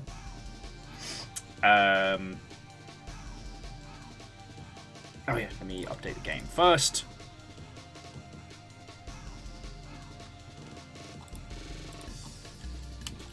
And before you ask, yes, the Twitch alert was in fact the lyrics to NeverEnding Story, because book nonsense. It was the best I could come up with this morning.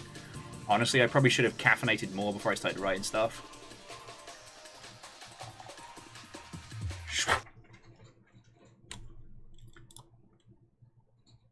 Now let's get this started. Oh! Hey, Catastros, that's fucking cool of you. Thank you. My little cheese and crackers plate. So please forgive the crunch. I need some battle snacks. Next break, I'll actually make myself some food. Oh, the book's allowed. Oh, it's a loud book. Take a look in a book. I'm Melanie B. Oh.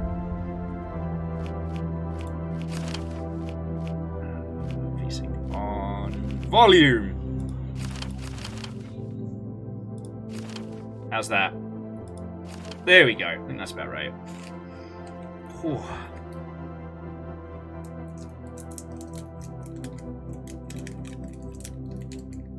Battle Snack Galactica. Fucking right. Battlestar Snack Galactica. Also valid.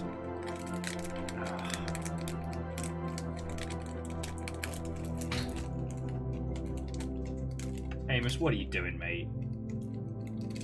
What are you doing? What are you doing, huh? Huh? Okay, how's the sound coming, friends? While I can make my little improvised charcuterie here. Oh, lovely, lovely. Okay, so friends, I'm going to be beginning this in just a second. Yeah, I've been looking forward to this for feckin' ages. And my hope for this is that we're going to spend a few hours with this today, and I hope this inspires you to pick it up. Now, it could end up being so phenomenal that we can only play through it as a squad. And if that is the case, then we'll keep going with next week. But yeah. Oh yeah. The hair on their head is the pages of the book. Like, the character design, brilliant. The concept, brilliant. Oh, Ragnar says it's on Game Pass. Well, feckin' yo. Feckin' yo.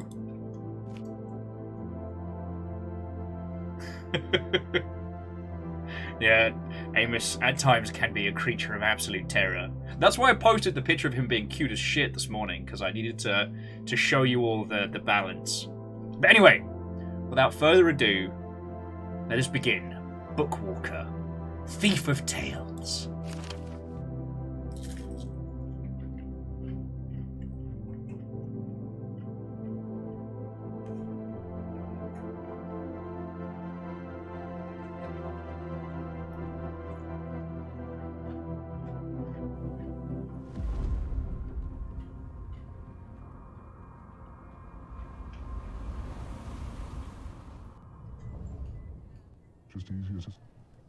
Finally, I'm home! I'm a bookman from Yorkshire. Eviction notice. Very evicted. First my property gets confiscated. Now I'm evicted. Let me into my house. Oh, but I can actually get... Mr. Erentine Quist, this is a reminder. You may begin working off your sentence at any time by registering with a licensed publishing agency. In the event that you work off the full sentence, you will be released from the shackles imposed... Okay, sorry. Released from the shackles imposing writer's block on you. Any other attempts to remove the shackles other than provided for by the law will be considered a violation of your sentence and will entail consequences. Your sentence will be re-examined with aggravating circumstances.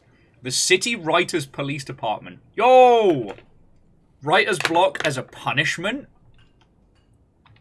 Alright, this game's not fecking around. Hello? Sounds like old man Henry is in the shower right now. Yeah, this is going to be a banger. Are you expecting anyone, honey?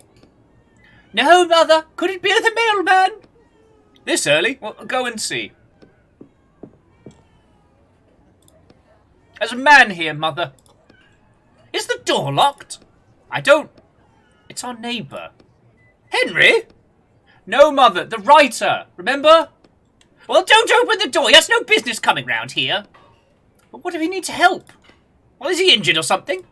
Well, I don't think so. He just looks a little roughed up.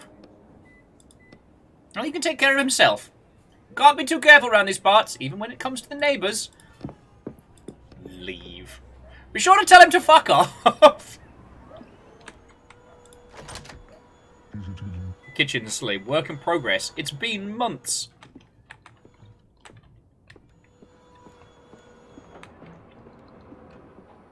So, okay, so it's not just us. We're one of... Okay. So far, the idea of, like, the city's writers department already fills me with so much intrigue. Writer's block is no joke, and the idea that it's an imposed shackle.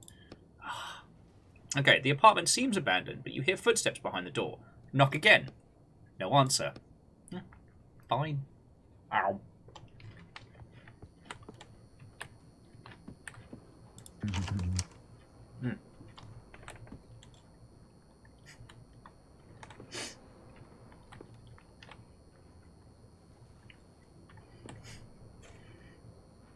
Sorry, friends, you can take the boy out of QA, but you can't take the QA out of the boy.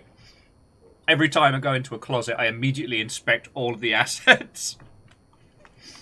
The closet ending was my favourite. Random stuff smells like junk.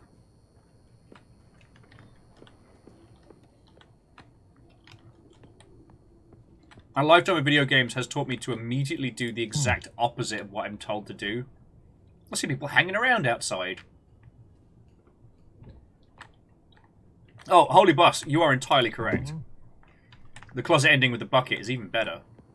Man, I need an emotional support bucket. Oh, there he is! Oh, we're not on speaking terms. Okay.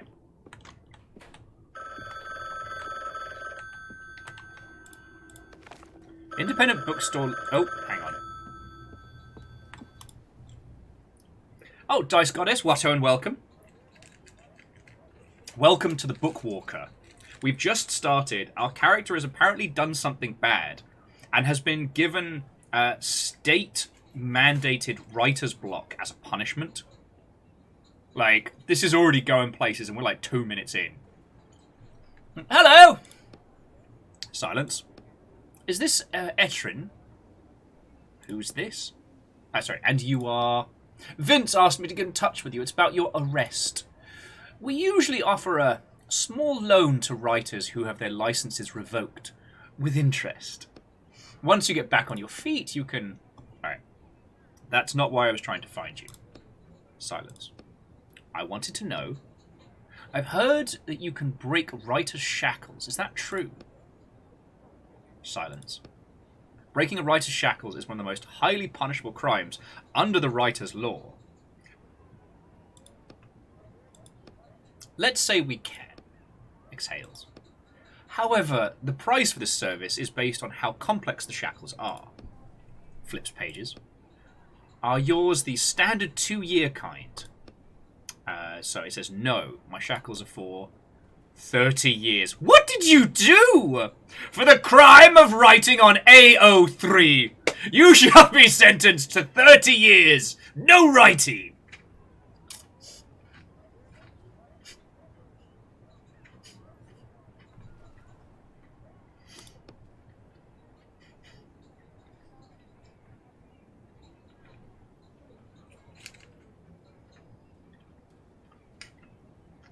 By the powers invested in me by the Live Journal Council.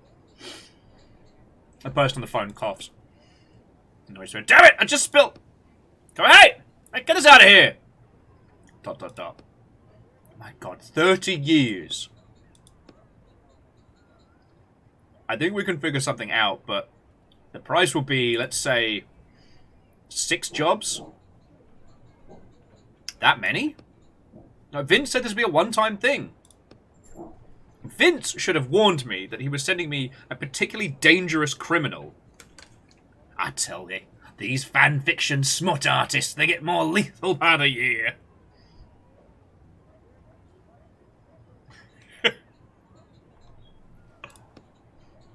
Have you done this kind of work before?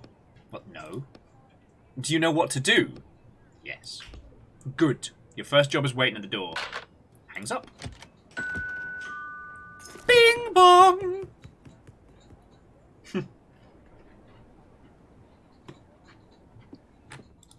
Anybody in the house? The bathroom is locked. Because we haven't paid the water bill, so no pee-pee for us. Door lighted.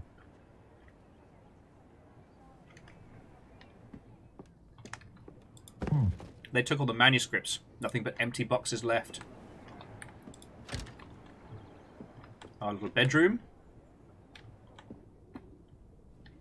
Easy to get in. Too early to go to bed. I have work to do. And the neighbours across the way moved out recently. God, I'm already fascinated by this. It's like, what did this guy do? What did he write that was so heinous? Alright.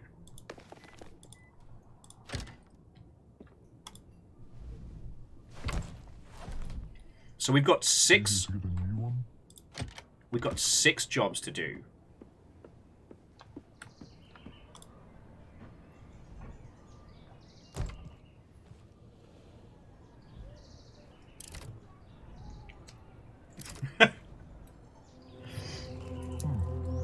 Ooh.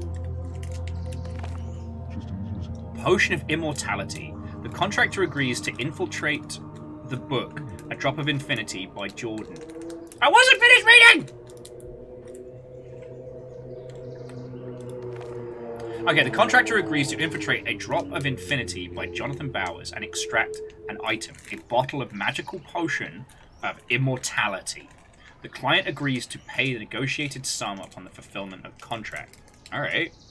This is interesting. Amos, you're okay, baby boy. You're alright. He's putzing, which always makes me nervous.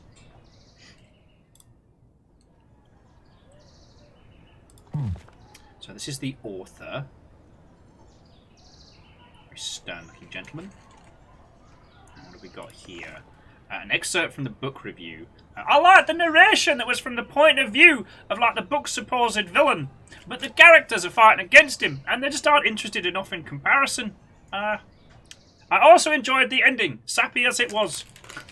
My name's Dave, and I'll be your book reviewer for today. So this is the book in question.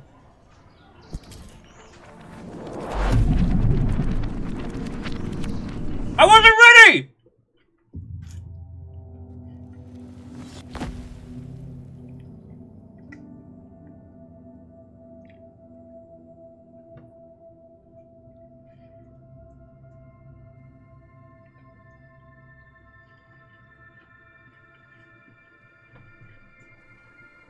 I wasn't ready!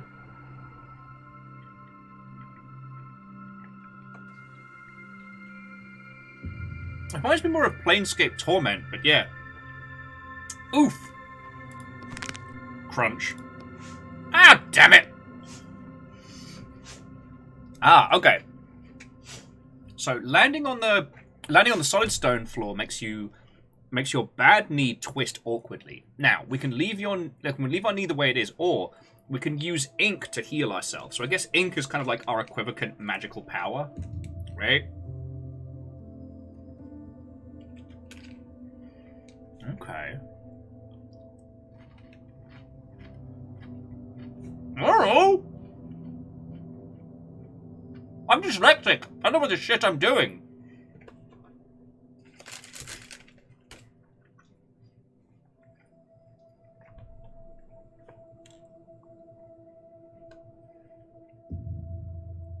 I say let's take the heal. Ink, ink, ink. Party hats for all.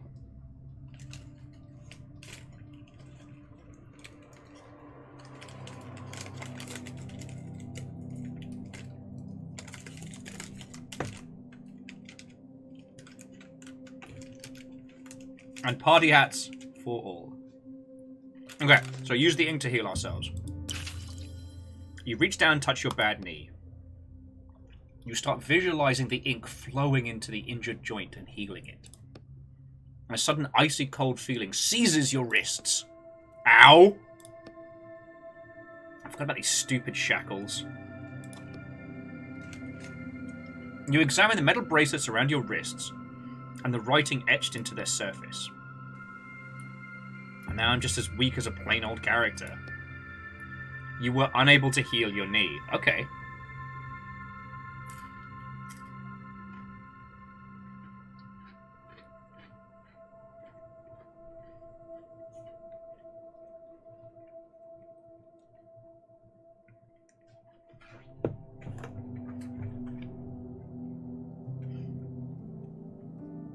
I guess we've forced the knee back into place. We've got to walk. You take a deep breath and sharply wrench your knee to the side. Oh! Felt that in the cheap seats. Damn it! However, you bend your knee a few times while testing it. The crunching sound has stopped. Okay. Anyway. Let's get down to business. I need to find a potion of immortality and take it out of here. Okay.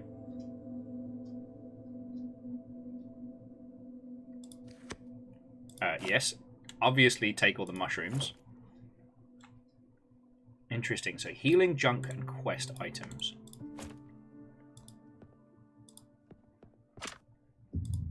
Take the steel helmet. Whoa, 2 heads! This is a very weird jail.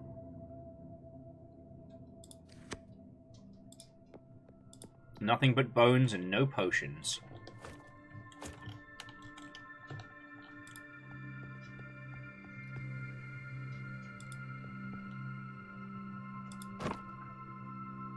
Crowbar parts. I doubt the potion of immortality is going to be lying around in an ordinary barrel, but... Kick the barrel. Hadouken! A broken barrel contains trash and an apple. Love to see it. Okay. Oh, protruding stone. Oh, a protruding stone with a note. If you're lucky, they might test a potion of immortality on you. What's there to think about? Just say yes. Huh. And nothing bad happened. The end. Okay, so we're a little pixel hunty.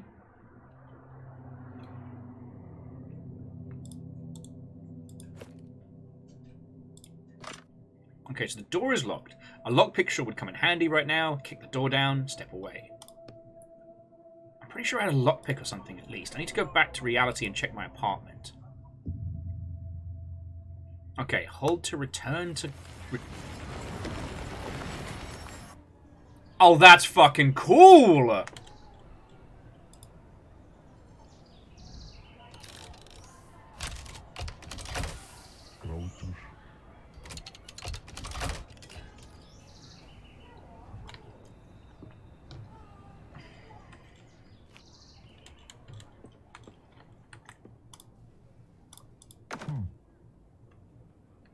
there's the lockpick set.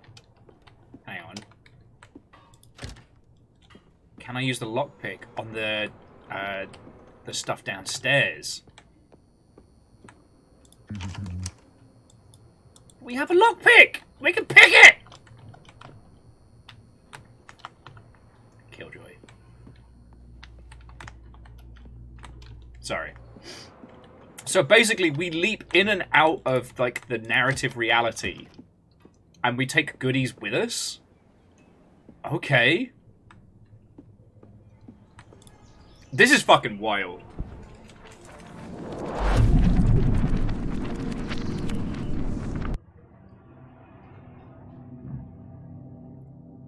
So we're back where we left off with the story, but now, alongside the healing items, we also have a feckin' lockpick, which we brought in from the reel.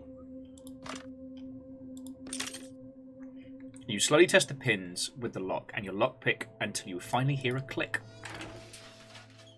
Love to see it. Alright, we're keeping the lockpick as well.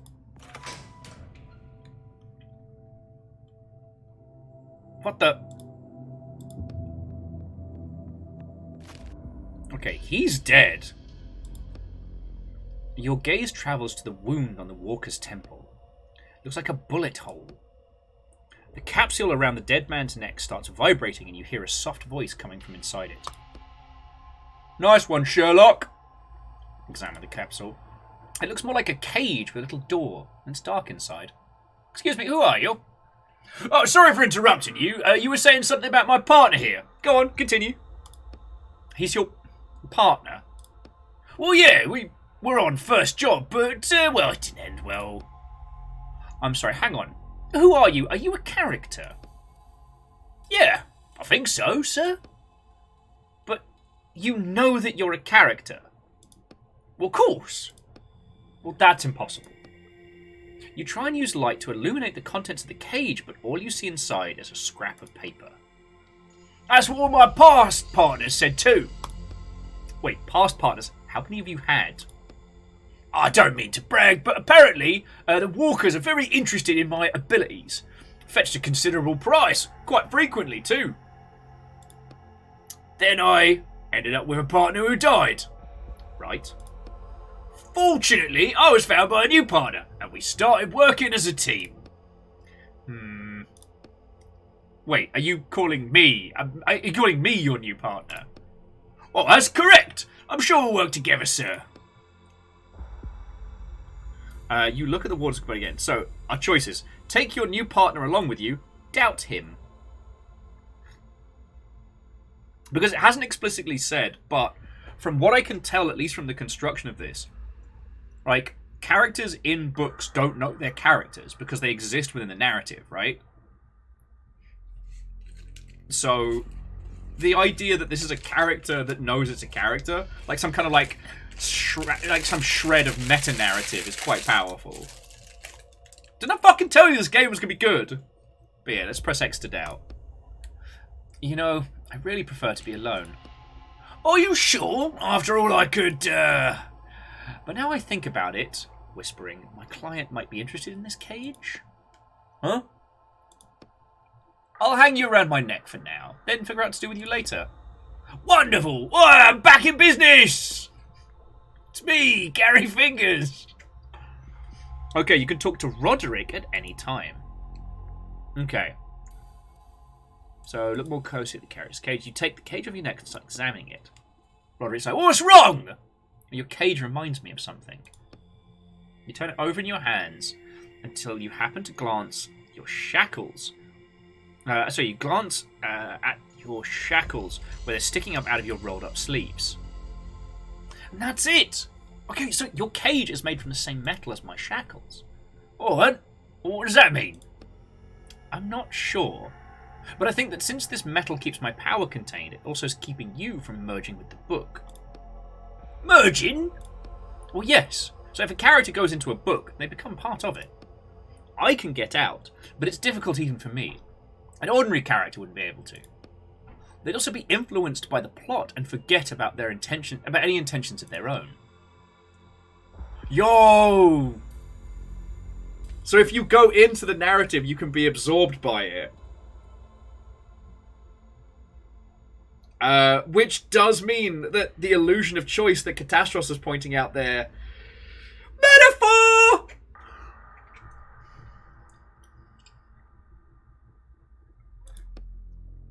Our character goes on to say, they're definitely convenient.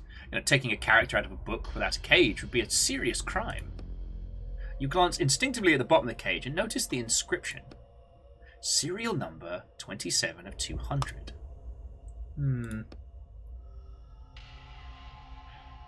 Oh, I'm so sorry, friends. That caught me right off guard.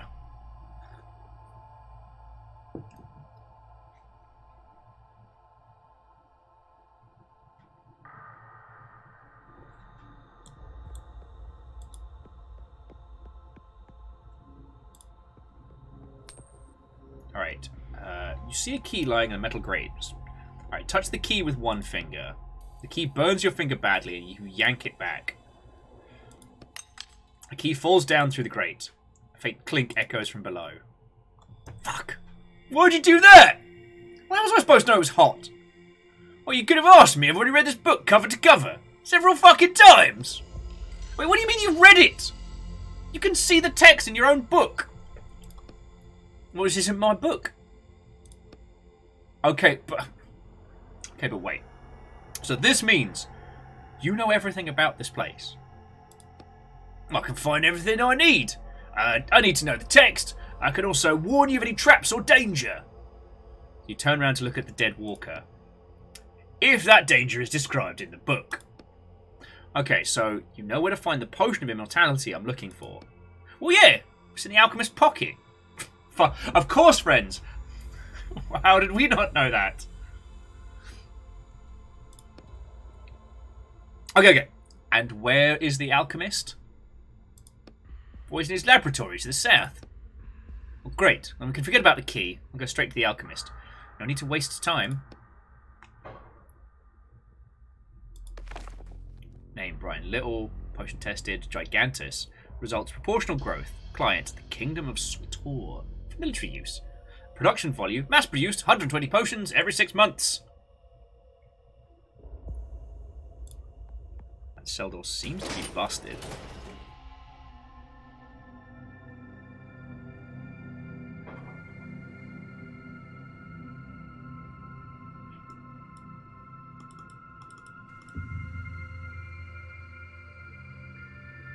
It would be interesting to see if there's something to highlight the objects that we could interact with, but... Yeah, Catastros, I think this might be one of those games that, yeah, we play a bit on stream, and then I think this is one to, like, go off and, like, sit down with proper. This is really good. So to recap, we have committed some unknown crime. We have the ability to move in and out of storybooks. Or of books. We've met a self-contained character. So a character from one story who has been caged in special metals. So they're essentially aware of the fact that they're a character in a book. Alright, so let's have a chat to them. So it says, what should I do next? At the very least, I would suggest you look around. Well, that's what I was going to do. Alright, so you're not extremely helpful. Alright. Take all the crowbar parts. This chain leads down somewhere. Oh, you could use something heavy as a counterweight to raise whatever's on the end. Use the prisoner's helmet. I can't imagine it using for anything else.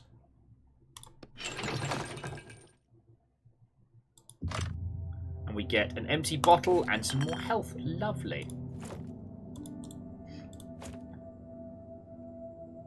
Holy Boss says, wait, what happens if you go into an autobiography or a biography and take stuff out of the book? Well, if I had to guess, Holy Boss, I'd say that the plot of this game is that it's illegal to steal things from stories. And that's something that we did. And we've done it so badly that we got a 30-year sentence. We are absolutely not supposed to be doing what we're doing right now. Oh, God, excuse me. Oh. Plagiarism is a real crime. We know we've been given writer's block. We're no longer allowed to write. So that is kind of fascinating.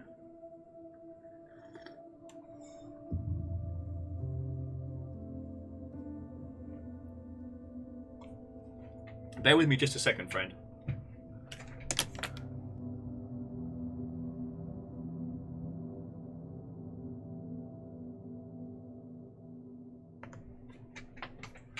Okay, sorry, where were we? Alright, so we got some health items. I think I've explored everything we can here.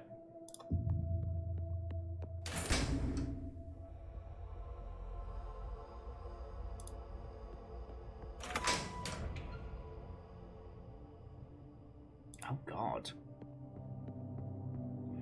So there's a smashed skeleton. They clearly didn't want him running off. He's been bolted to the floor.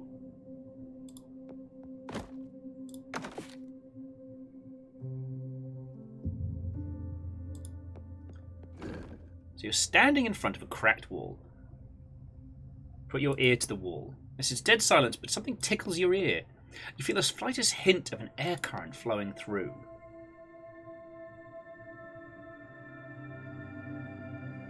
This is a sledgehammer's job. And our little friend goes, I agree, but there's no mention of one in this book. So are you sure? I've read it 5 times already. Okay, I'll go back into reality and find one. Oh! You know someone outside the book who just has a sledgehammer? I mean, I can ask my neighbours. I'm not sure they'll be happy to see me, but... My last partner was always complaining that he had no one to turn to in reality, and it was pointless for him to go up there for help. Well, that's kind of sad. Anyway, I'll be back soon. With a sledgehammer, I hope.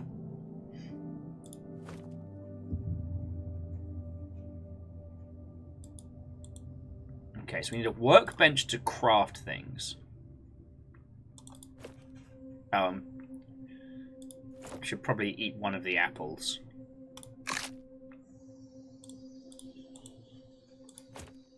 Okay.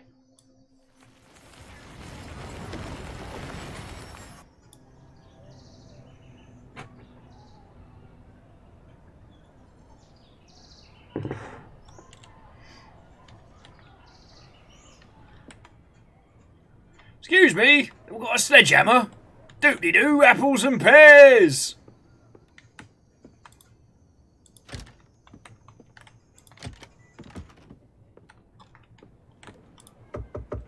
Excuse me, are you home? Knock again. Who's that knocking?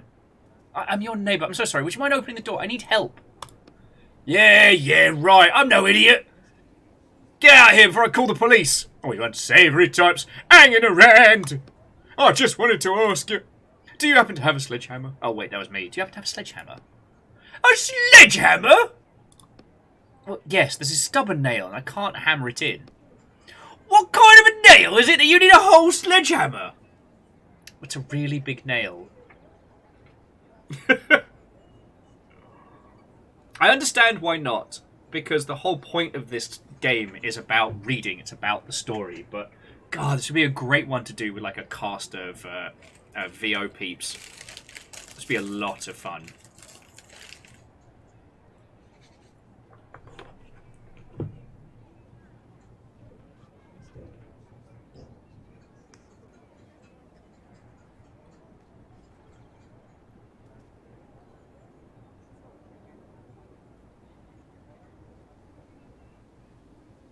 Sorry, bear with me just a second, friends.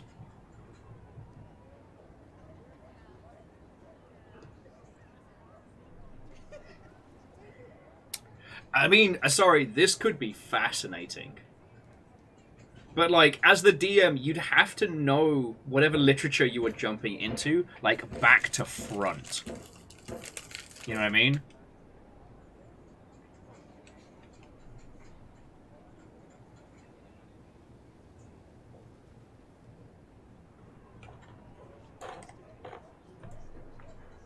It's a really big nail.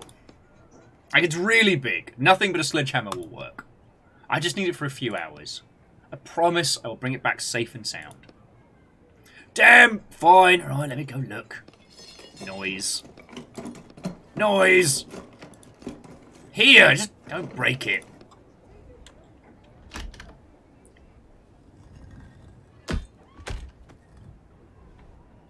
Hammer man! Hammer! Hammer man! Hammer!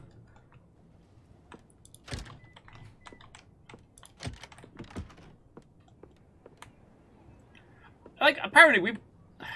But, alright. Anyway, back into the story.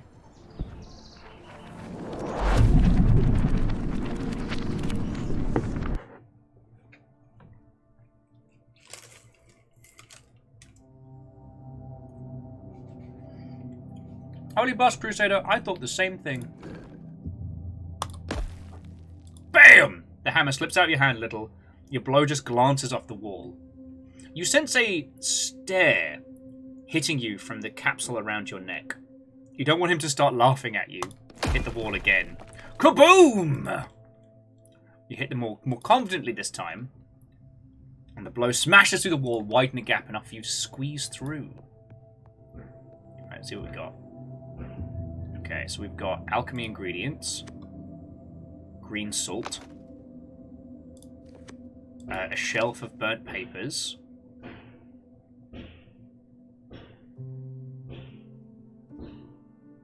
Okay.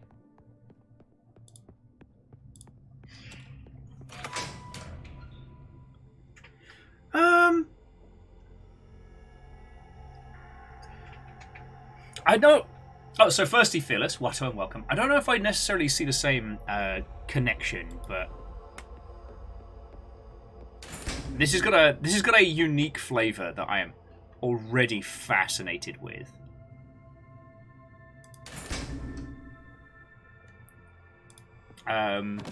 Well, so I think, Asari, if you wanted to emulate the same kind of feeling that this is putting through, you need something narrative with characters.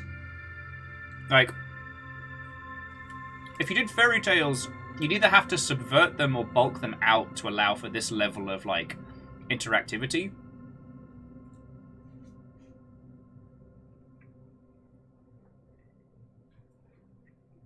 God, I mean, you could certainly do some fascinating things with, like, classic literature.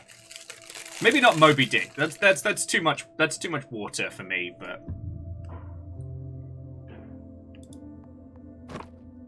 you see a worn-out old workbench. We can make tools here if we have to. Well, that's the bloody idea, isn't it? God, I tell thee.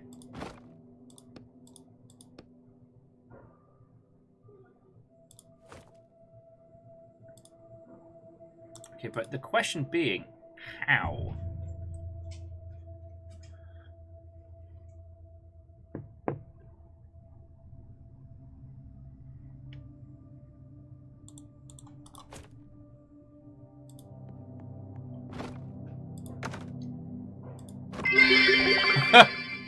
Megalodon? No, Mobilodic.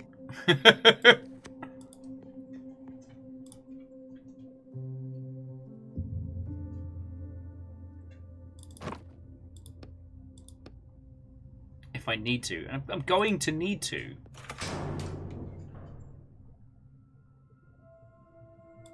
Alright, boiler room. Okay, some objects can be dragged around.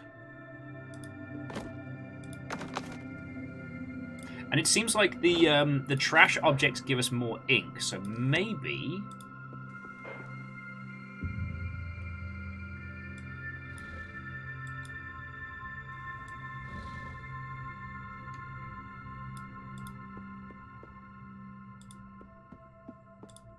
Aha!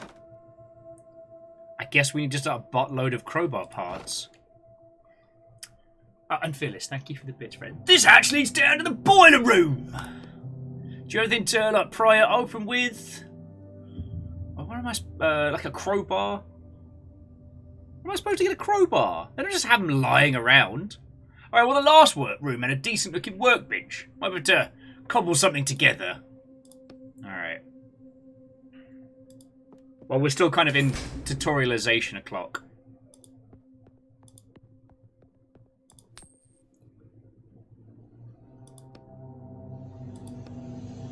Oh, sorry. We're saying that the key should have... We should have no problems taking the key now. Opens the front door, which is the only way up. So, we need it. I feel like there must be some kind of catch. You gently rub your burned fingers through your glove.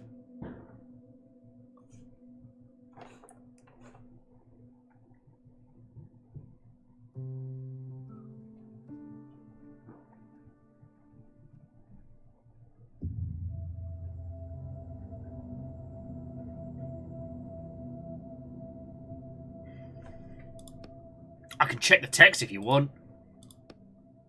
Are you sure? It's cool now. I mean, it's not hot. Okay, so let's ask for help. All right, can you just check in just in case? You roll your eyes. Here it is. The key isn't hot. Should be fine if you pick it up. Great.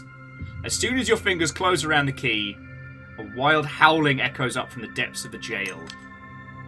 Your hand shakes, and the key, as though waiting for the opportunity, falls down out of your grasp and through the gate. What the hell was that? It is absolutely better. You don't know. The key that does not want to. Oh, friends, I am so sorry. Hang on. Bear with me just a second. I'm just going to get some water. I'll just be 2 seconds. Because I've got the big yawns about me, and I should not. Like, this is the Zoom go make stuff happen juice. Sorry. Why am I like this? I know.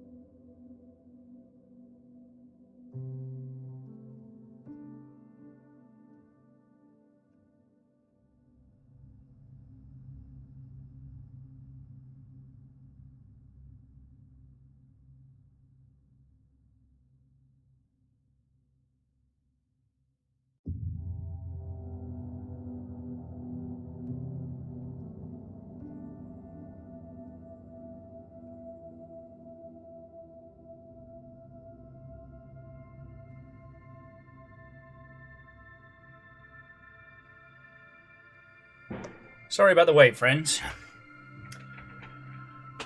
Oh, sorry about the wait.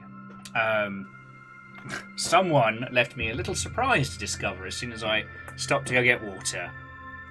You know, Nick, that might be it. The music is so...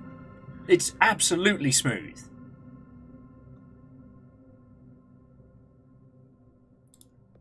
And like... Oh, fuck. It's Greg the Alchemist. Alchemy Greg. Seems the alchemist has sped up the work on his potion. The corpses are hitting the floor one after another. Stay for the night shift tonight, he promised to pay double.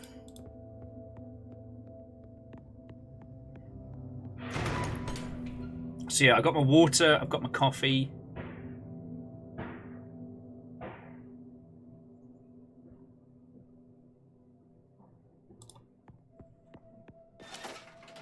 Pieces of metal, stale bread.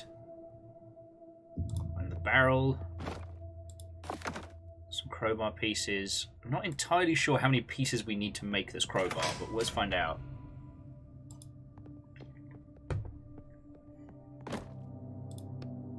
Alright, time to craft something. Okay, here we go. So we've obtained a lockpick. So a crowbar, we need 5. We also need tools. And a bottle of ink, which is an empty bottle, plus ink. No.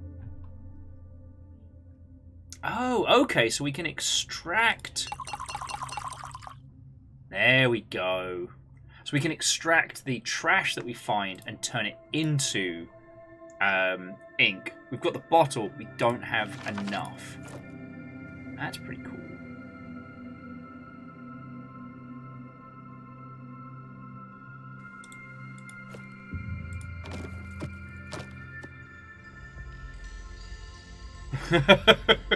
Shit, that's probably it. Because big same. Sorry, Nick was saying that when surviving off chemicals, stimulants, and stress, soothing music just reminds my soul how exhausted I am. Big mood. Big mood. Now, watch out! Did you hear that? What are you talking about? Oh! God. Oh, wow! Okay, so there's actually a combat system. Alright, so what are our abilities? Slash.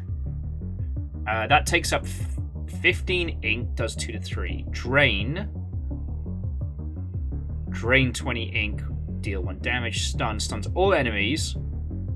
30 ink. Alright, go for stun first. Enemies' next move is played above them. Enemies will take actions. Okay.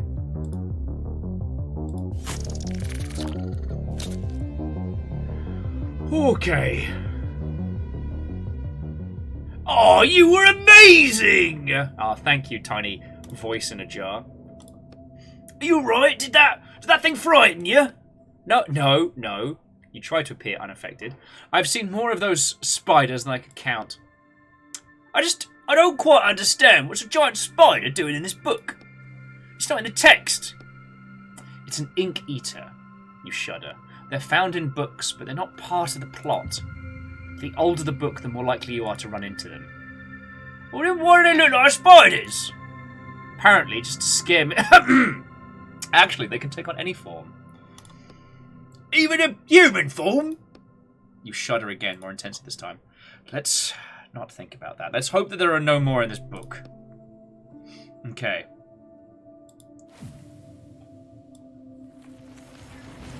While the pen is mightier than the sword, what if the pen is also the sword? Alright, I'm just going to go take the sledgehammer back. We don't want our neighbour raising suspicion.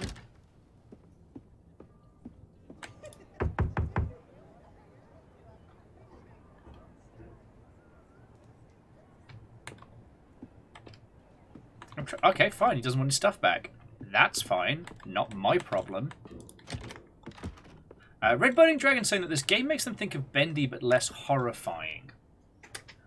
I understand what you're saying, like the ink comparison, but like this is the idea that essentially you walk between worlds, and the worlds are that of like a narrative book. Like we're basically a petty thief, but we're stealing from stories. God, this whole thing is so fascinating.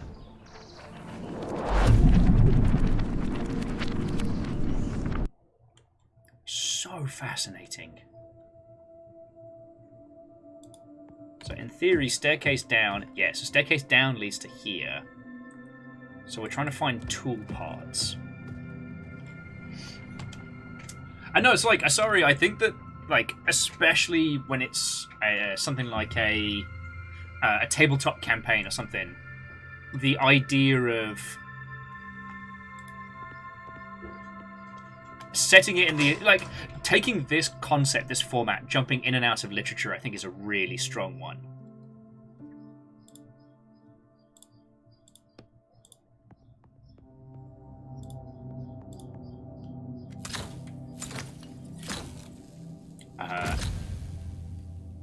honey. Wait, what the... I told you about the big twist in this book, right? Hold on, where's the alchemist? Is that him on the chair? No, see, the alchemist went upstairs while you were busy digging around. Fantastic. Twist in the book is that it's a sci-fi book. Gun case missing the gun. Test subject deceased. Alchemy ingredient. A work table. Ah, tool parts. Love to see it. The pixel huntiness of this is interesting. That it can only be lowered from below, of course.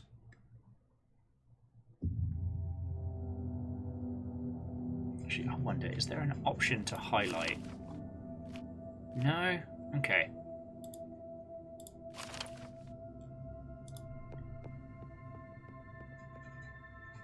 Oi!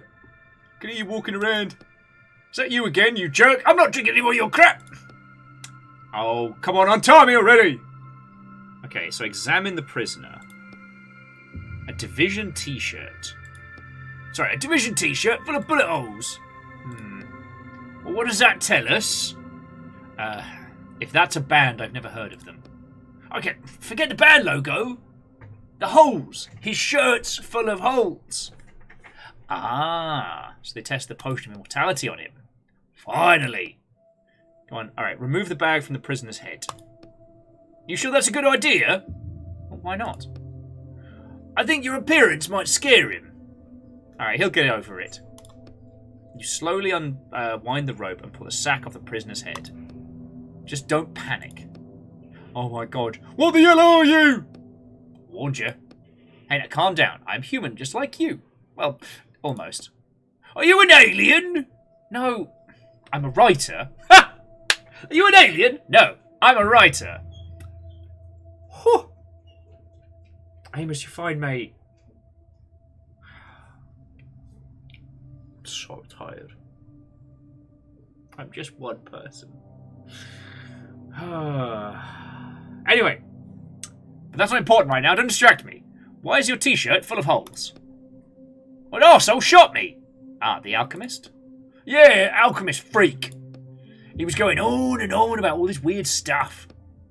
He talked like he was from... Excuse me. He talked like he was from the Dark Ages or something. I couldn't understand most of what he said. Well, so what did he do to you? Well, he gave me some nasty drink. Tastes like... I don't know, you ever tried Orange Bull? I'm going to assume that's the orange variant of Red Bull and say yes. And ignore any and all possible other implications.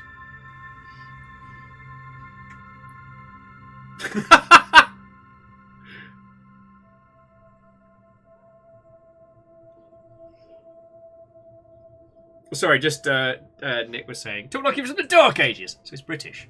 And feel it's kind of like, one, the flat's not in a state where we can have people round, and this is going to be the new normal for a while. So Amos has got to get used to it, because, you know, I can't have somebody looking after him for the next, 3-4 weeks, and then whatever stuff looks like after that. But thank you kindly for the offer.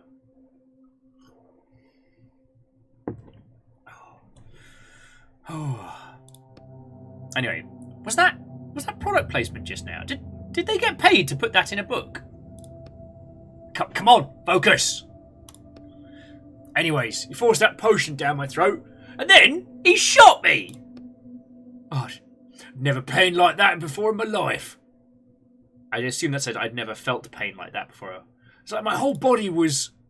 Well, he shot you. You take a look at the shell casings on the table. With 47 caliber bullets. And you're still alive. I guess that never occurred to me. So how did you end up here? Well, what do you think? Somebody kidnapped me! What's the last thing you remember?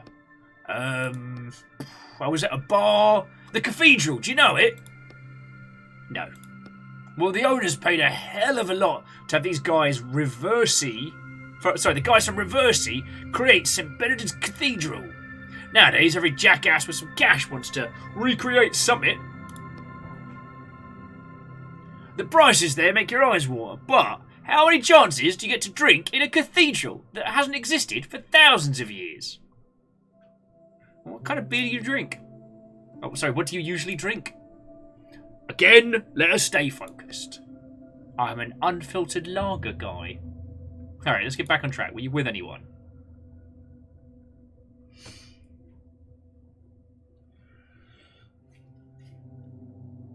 Oh, and Harmonious already answered, but yes, 0.47 is very large.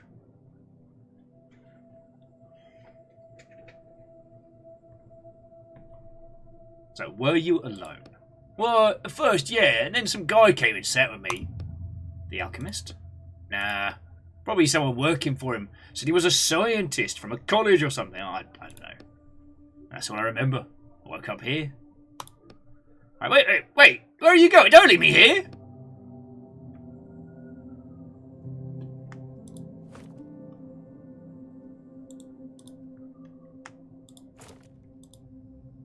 The prisoner looks at you greedily. Can you untie me now? I've told you everything I know. All right. Okay. So our friend says, I will tell you right now. The book says you can't. I have to at least try. You walk behind the prisoner and examine the handcuffs around his wrists. Strange metal. It looks really strong. Use a lockpick to try and unlock the cuffs. You start probing around with the lock and lockpick, but quickly realise it's far too complex to open like this. So it's alright, I told you. Not going to be able to open the handcuffs with this one. Oh, sorry, what's that band on your shirt? Oh, no idea. I took it off some guy. Alright. Okay, so we need to find a feckin' way. I think we've got everything we need to make a crowbar, right?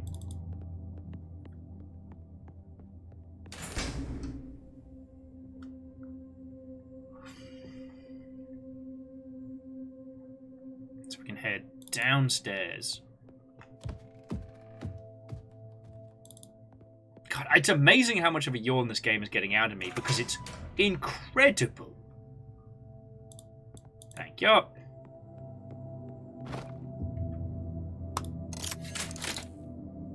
Okay. So the pliers, we need tools, pieces of metal, and rags. We don't yet have enough... we don't yet have enough to craft the... Oh my life, I'm so sorry, friend.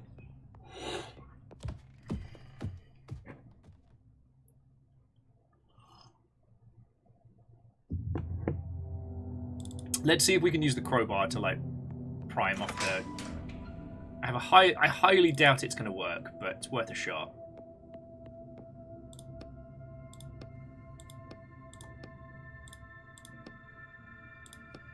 You wind up and hit the chain between the handcuffs with your crowbar. Says, ow! You could have warned me first! You peer closely at the handcuffs, and even though you hit them straight on, there is not even a scratch on them now. Sorry, that's not going to do any good. Alright, so we definitely need the key if we want to try and free him. Although, freeing him within the space is going to be a big... Oh, my life! Oh, okay. Drilling stopped outside. Let's get some airflow going. I have been wanting to play this game for ages. I've been wanting to hang out with you all for days. I am not going to let my... I'm not going to let the varying animals of this household drive me to the point where I cannot hang out with you. I'm very determined with this. Oh, and breathe. Oh. But again, friends, if you want to pick this up for yourself, this is a game that you can acquire.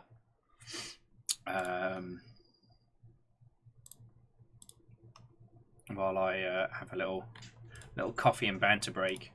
I think it's almost that thing of like the soothing reading of it, the rhythm, the music, Even the combat encounters.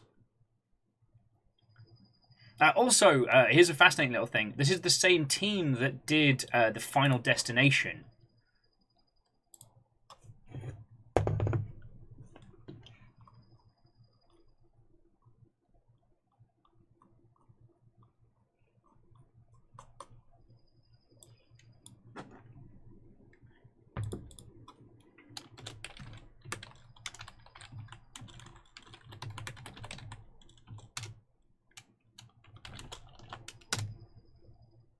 No, not like the, not like the movies. No, it's it's the Final Destination. It's a series of like semi-survival narrative games where you run like the last train as the world is falling apart. The final station. That's it. Thank you, Dustin. God, so I'm just trying to wake up as best I can, you know. Oh, just chugging some coffee. Oh, it's just, this is one of those situations where the fact that the game is making me a bit sleepy, I actually don't count that against it. You're okay, Amos. You're okay? Yeah, you're a good boy. Just don't shit in the house anymore, please. Yes, I don't. Yes, I don't. I'm a good boy.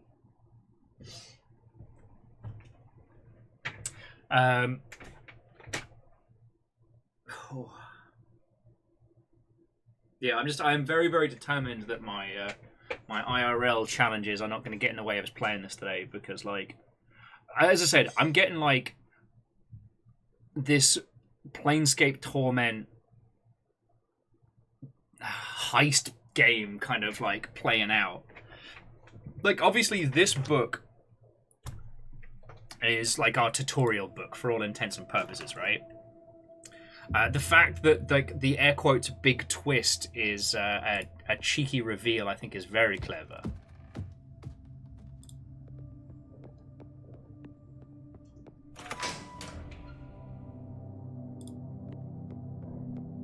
So the idea that Wallace appears to be a dark medieval dungeon, in actuality, you know, it's a sci-fi environment where a person is trying to build a potion of immortality. All right, so we've got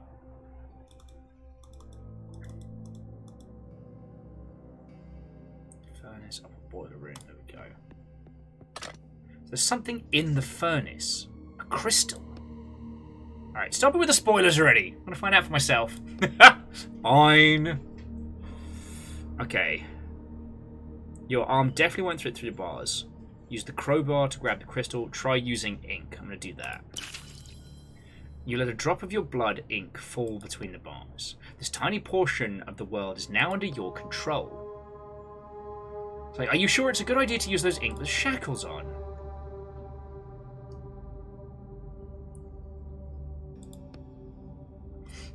So, I can handle it. I can handle it for a little bit. You pull the bars apart with your bare hands, and they move easily, bending to your will. And you'll never believe it, there's a crystal in here! Isn't that something, Roderick? You grin, looking down at the cage. Roderick?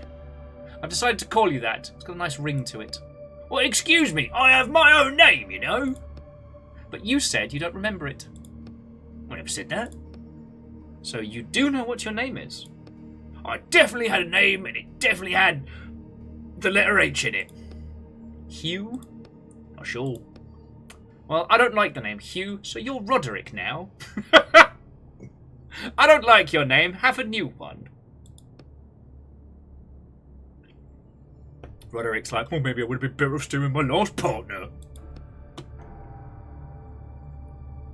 Okay.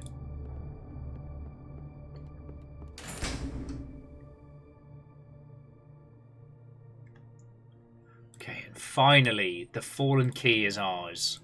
There's no grate for it to fit. Wait, something feels off. From here on out, I trust no one. Not you with your little book or anyone else. Pick up the key. You take a deep breath. Slowly but carefully, you pick up the key from the floor. You suddenly turn your head, looking around for any signs of a disturbance. The room is still and silent. You finally have the key. It's covered in ashes and quite cool to the touch. Well, you can never be too careful. And most importantly, we can now open the front door. Alright, let's do a little skim here. Again, there's a feature a lot of the newer point-and-click games have had where it shows you everything that you can interact with. And beans! What the? Again? So it's not even a real jail? Well, it's real, but... Stop it! No spoilers. If you're on a heist, you absolutely want spoilers.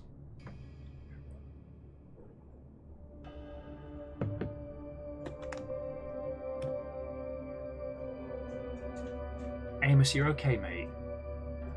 And Catastros, I assumed you did mean from the Iliad, but it's fascinating to think that both Homers have been semi-prophetic in their time.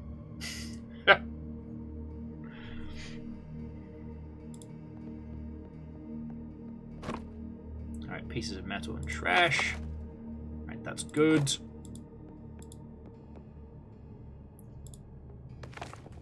Greg, I saw someone in the Ceramatomium last night. Either a thief got in somehow, or one of the alchemist's immortality experiments worked. And anyways, be careful.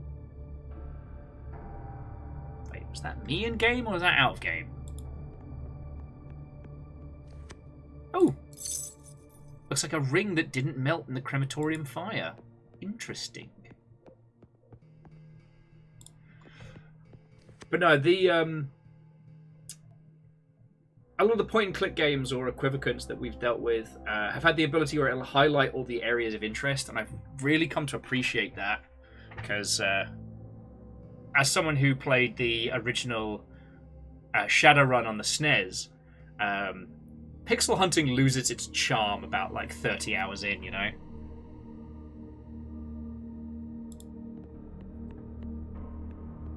I should apologise for the big yawn. Oh, I'm so sorry, friend.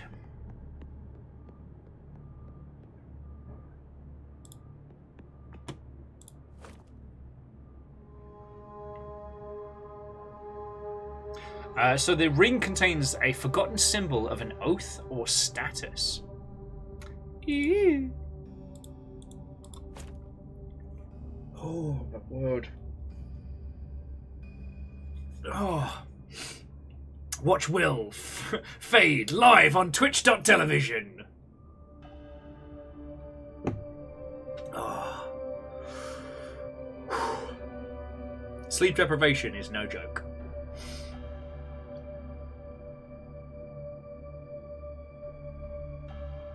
Hit chugging water. Well, Catastros, you could entirely be correct because, like, from what we can tell, a character taken from one book to another, like if we stole Bandshirt Guy and then dropped him in the Iliad, the narrative would kind of absorb him. He'd become a new character or a Greek warrior or what have you, right? But I don't know if that applies to inanimate objects or how powerful a narrative object could be. Could it potentially warp the narrative if it was strong enough? So, like, the Ring of Power, if it was just dropped in here, how would that shift and change this world? Now it's starting to get fun. I mean, it's ironic that this is kind of like working backwards, but I'm very much reminded of Last Action Hero. Leaping in and out of different narratives and the causes of... ... Alright, what's up? You're sensing something again. Well, yeah, that's right. Well, whatever's up ahead is not pleasant. If you have anything you can heal yourself with, I'd do that now. Alright, got it. Actually, okay, but we could stand to have more ink.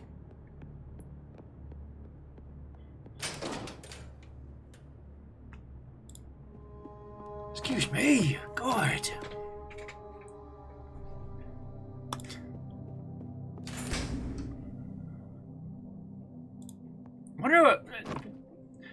I wonder if I could get...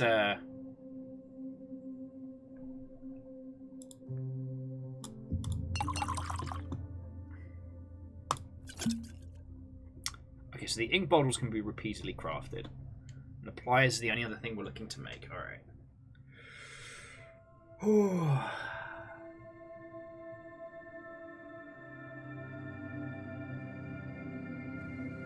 Well, okay. I mean, Fearless, so long as you crack the code and you get the good sleeps. I'm at the point now, friends, where I'm going to need a fucking standing desk if we're going to do this. Alright. And we're stretching. Alright, we're stretching. No, this is not a dab. But yes, you do get to see me flail around, because I'm determined to stay awake. I'm not having these animals ruin my whole life. They've been giving it a bloody good go, as cute as they are. Ugh. Ugh. Sorry, I don't mean to sound so negative. Like, I love these dogs, and if you know me, you know that I love animals far more than myself. Oh, it's just been very difficult, you know, friends. It's been very difficult. And with both of them having, like, varying, you know, problems, both medical and otherwise, I don't really get to be a person until, like, you know, anywhere from, like, 10 o'clock to midnight, depending on how hard they're doing. So it's basically like, you know, the reason you all don't see me in Discord is because of all of that nonsense. And so it means that usually I don't start, like, getting into paperwork or being able to, like, relax and play video games until gone midnight, which has put my sleep schedule right up the bastard. Probably couldn't have even sounded more London if I tried.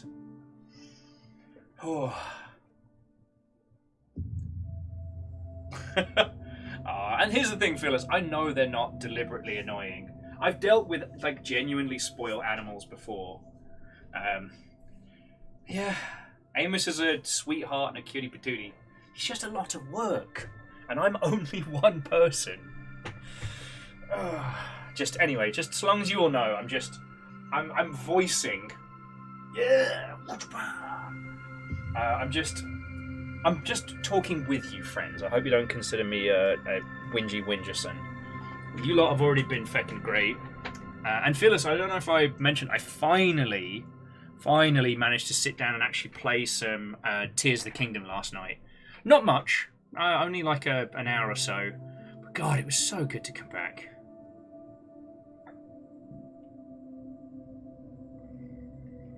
And I would say Catastros, like, pets aren't...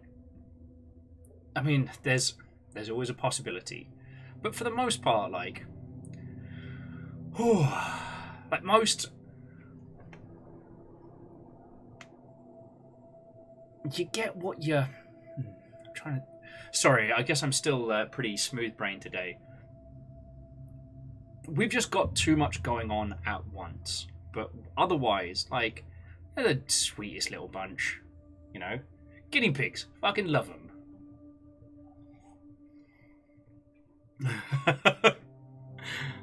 That's how they get you. Sorry, Occult Game Dev saying, "What, have you tried 3 dogs? Maybe if you get one more, it'll be easier and they can entertain each other." Okay, so, alright, here's another one that pet owners will understand. When you become friends with someone... okay, yeah. Bottle of ink restores. When you become friends with somebody who has a recognizable pet, you forget who they are. So there is a gentleman who drinks at my local, who I've come to know as Goku's dad, because his pity is called Goku. The reason being is because Goku is swole as shit. Like, it looks like Goku lives. Sweetheart of a dog. Absolutely lovely. And it continues to make me laugh that despite having hung out with this person, this dude has bought me drinks, we have chatted, you know, stories and otherwise. It's still, in my mind, Goku's dad. And I was halfway through telling him, like, you know, things are very challenging in terms of the amount of animal care we have right now. And midway through explaining this, he's like, "Do you want a third one?" And then starts showing me rescue dogs that need a... I'm like, no! No!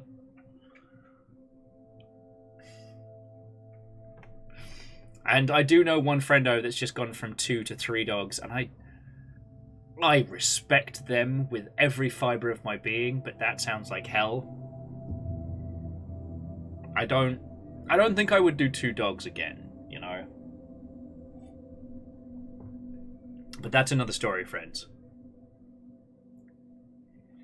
Oh, Nick says every time that a rescue comes to town, it gets progressively harder not to get a 4th dog. So much dog. So little time. No, and Phyllis, I'm really enjoying it. Tears of the Kingdom is beautiful. But again, I really want to sit down and talk with someone who's never played Breath of the Wild. Because there was this thing that struck me last night, which I couldn't think of a better term. Like, I need to put this into better words. So this is some raw concept. But basically, Tears of the Kingdom has the design philosophy equivalent of pretty privilege. And I don't know a better way to put it. There are concepts that game gives you that work really, really well. But if a non-Zelda, non-Breath of the Wild sequel gave you the same mechanics at the same speed that does, you might go, hang on.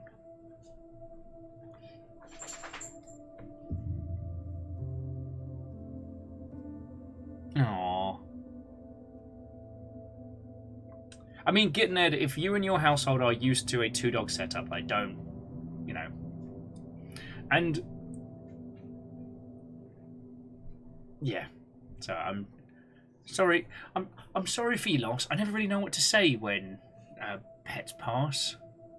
I never want to say anything disingenuous because I know how important that is. But yeah.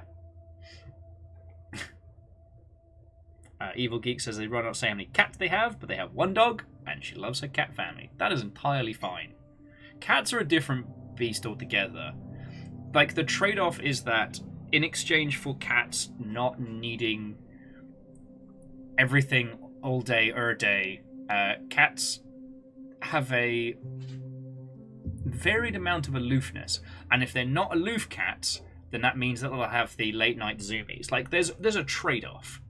You know, dogs are great because they will always love you, unquestionably, and they are always happy to see you. But they can take up a lot. And a certain somebody... Hang on, he's being a ticket. What's up, Amos? What you up to, huh? Yeah, what you up to? Yeah, you're rumbled, sunshine. You are rumbled. You are baby boy. Sorry about that. Yes. Anyway, friends, I'm not saying anything you don't already know. I genuinely love hearing about your pets, and I'm always happy to see pictures in Discord and things like that. I have infinite respect for those amongst you who are parents to human children, because I can't imagine trying to raise something that wasn't a dog. Like, sorry, I kid.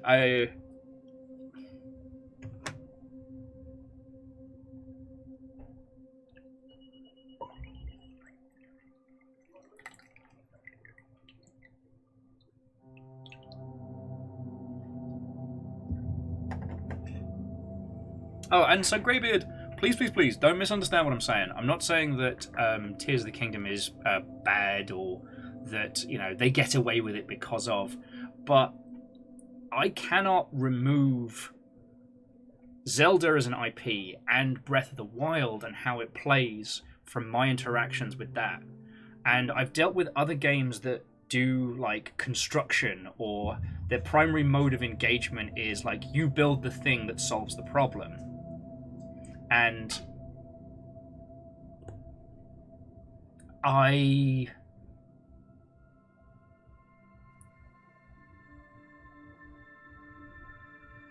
think that it is fascinating how much Opus Breath of the Wild, Tears of the Kingdom is able to put onto its users because of the knowledge that's come before. Again, the only way I'd know is to be able to see someone who has had no interactions with Breath of the Wild playing through it. But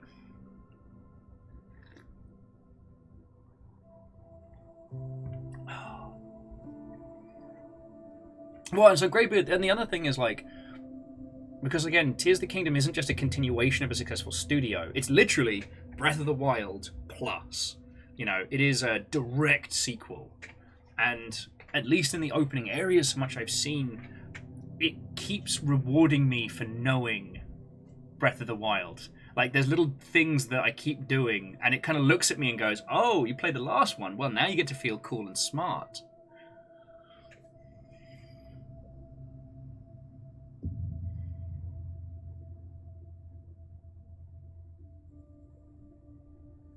But yeah, sorry, I'm flitting between different conversations and whatnot. And thanks for bearing with me while I kind of hydrate and get my energy levels back up. Like, there we go. That should help with the aeration.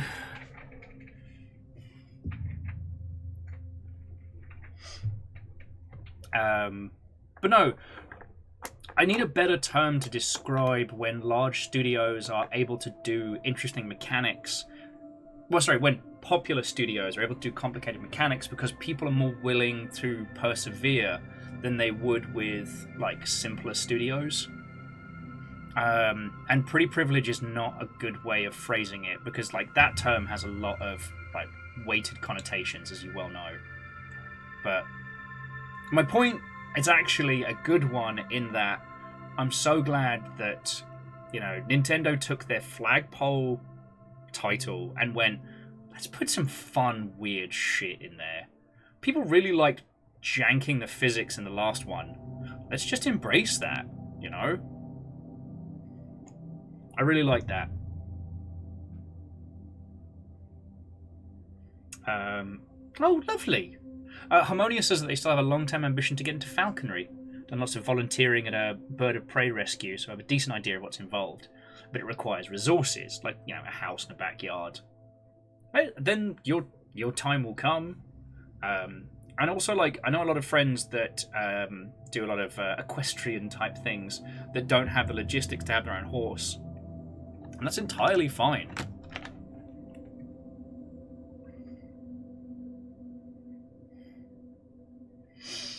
Oh, and Greybeard, you're right. There's bound to be a long, drawn-out German word for what I'm trying to describe.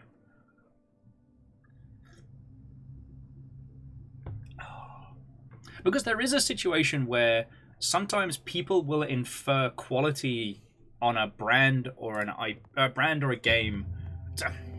Sorry. And again, I know you all know this. There is a situation where people will infer a level of quality on a game based on either the IP or the team that made it, when might not necessarily be there. Like, and we're not going to unpack it, but earlier on we were talking about BioShock Infinite and how, despite it being probably the weakest of the three, initial results were like both the enthusiasm and the studio and the continuation of, like, BioShock as a story pulled people through. And the critique didn't really start to unfurl until people had a turn to digest it. Yeah, Ragnar, equestrian. Well, okay, I'm pretty sure equestrian's a real word, usually meaning activities involving horses, right? I don't know, it's been a long time. My mum kept horses while we were growing up, so I speak a little of the vernacular. I could technically ride a horse, but it's not a terminology. It's not. It's not like language that I really use anymore. You know.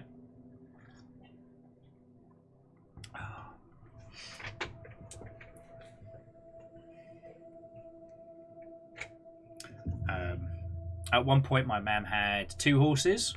Technically, one was mostly my sister's. One was an ex-racing horse called Pudding. And I can't remember the name of my sister's horse, who was an ex-Pony Club pony. Sorry, an ex-Pony Club horse. What was his name? Grumpy old bastard. Real sweetheart if he liked you, but a lifetime of rich kids going, "Gee up, Nelly." Put him in a right mood. was his name? Huh, dropped out of my head. Oh, Nick was saying no one believes him, but he used to be a pretty good writer. No, I could believe that.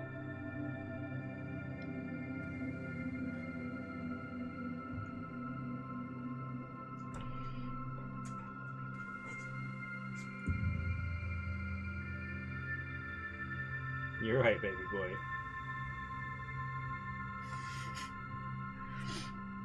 Okay, so hang on. So to recap, we've got... We need more tool parts to be able to make the pliers. And our little friend was warning us that the next room's going to be a fight, so okay. Yeah, no, sorry, that's what's been kicking all of our asses. This music is beautiful and calming. Reminds me of when I used to fall asleep trying to play the Tales of series. So well done. This might be the closest to like a before bed kind of game. Hermione says they love working with otherwise difficult animals that happen to like me in particular. It's a bit selfish, but it makes you feel special. Oh, I was thinking about this the other day. There's nothing better than when you go to somebody's house and they're like, oh, hey, so-and-so, our pet, really has problems with people, so don't worry if they don't like you, if they don't get on. And then you immediately make best friends. Amos, you okay, mate? Hang on. I've got to get the baby boy some more water. Bear with me just a second. It's the job that never ends.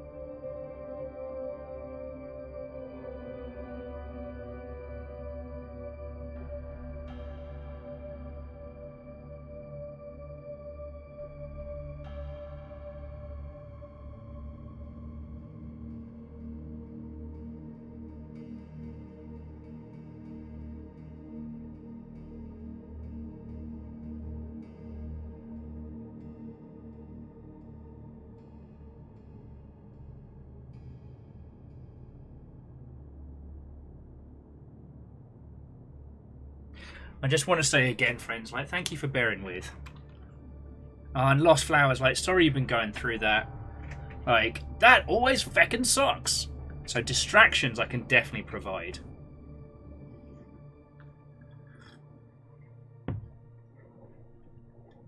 Alright, let's go fight something.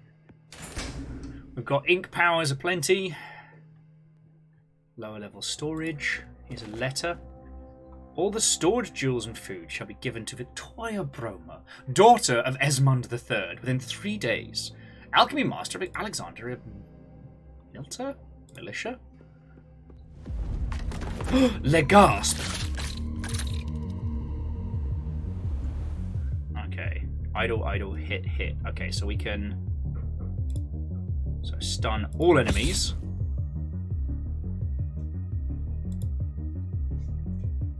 So they're stunned. So then drain, which gives us the power to do slashing.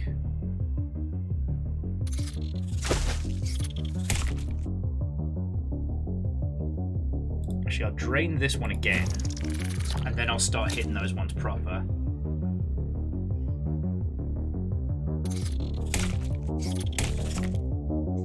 Oh shit.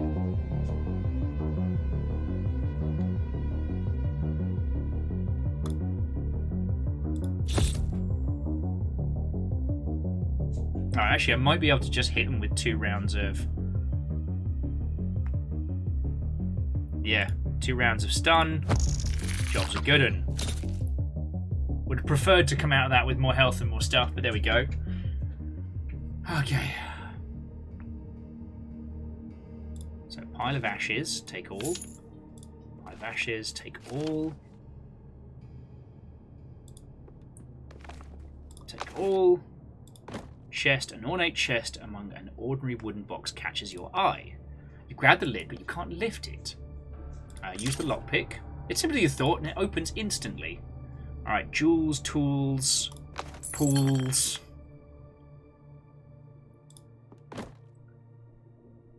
Okay.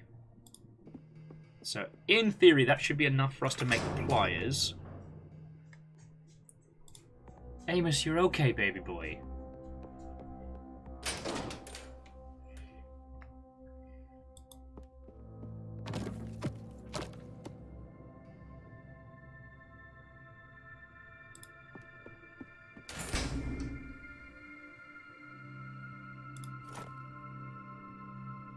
Oh, okay, so the random jewels are priceless to characters in the book and useless to anyone else. Love to see it. Right. So here's a question. If we drink the bottle of ink, do we get the bottle back? We do. Love to see it. Ah, we're just shy. Alright, and we need some rags as well to finish off the...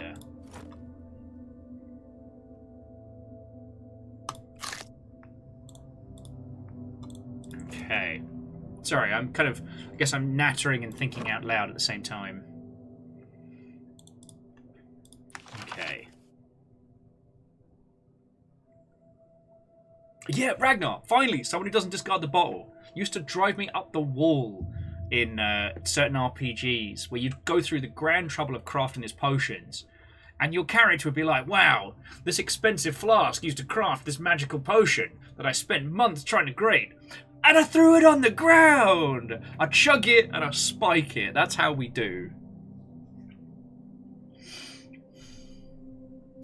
Sorry, yeah, just I'm right there with you.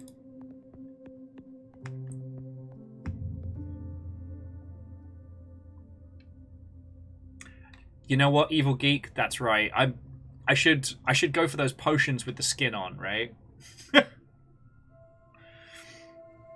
Okay.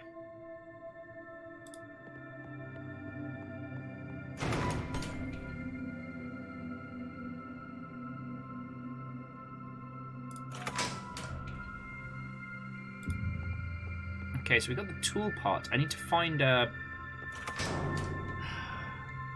So what we're on the hunt for is some ragged materials. Oh, we did get the key to the front, so that might work.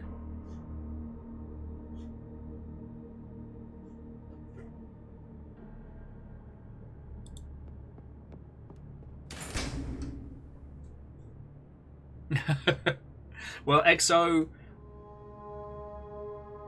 I sincerely hope that you are enjoying Final Fantasy 16.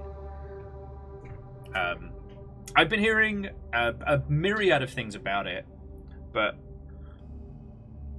it's been more difficult to gauge 16's reception, like personal reception, than it has been in the past.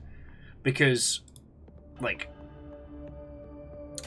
social media is an absolute jank fest at the moment, as I'm sure you've all observed as well. Crates. I thought something else popped up there. Ah, fallen ladder. This ladder goes to the top floor. There we go. I knew there was more here. Maybe not too much more. Actually, interestingly, good old Rami was doing some tests and was posting one tweet of positive sentiment about Final Fantasy 16 and one tweet of negative sentiment. And the negative sentiment tweet was getting shared more. Now, this is something that we understand, like, intellectually, but still, it's worth this... Amos, you're okay, mate.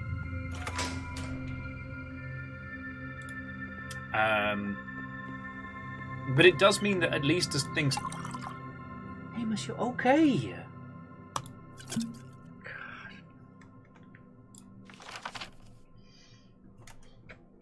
You're alright.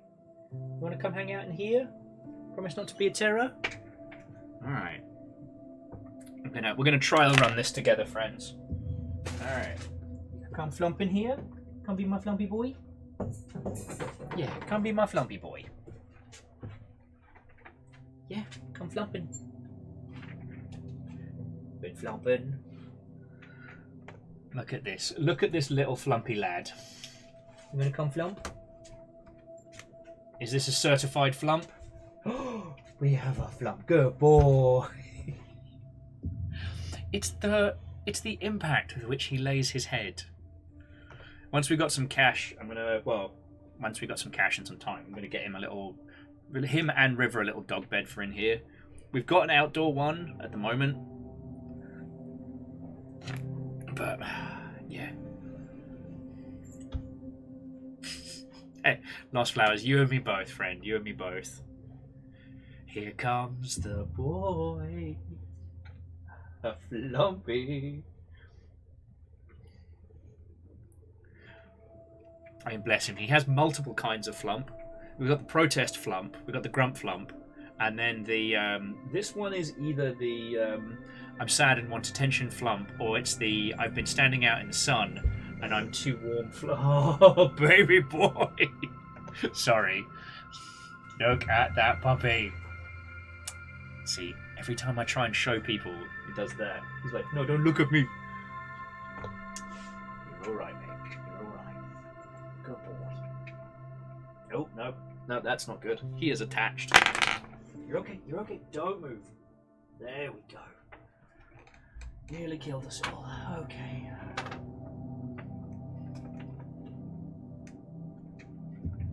Okay. The other thing I'm going to get is, when I've got some cash, is quick release clips for my airbrush. You can get ones where you just click the airbrush into the hose. It's designed for using multiple brushes in one session, which I think is really cool. But I need it because he's managed to get himself tangled in the hose. And if I hadn't looked at him then, I wouldn't have realised he got one of his paws kind of like dangling on it. And he's away.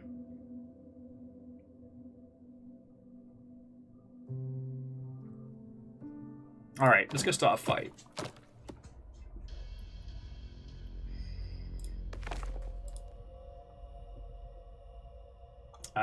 But no, like, EXO, I'm really glad you're enjoying it.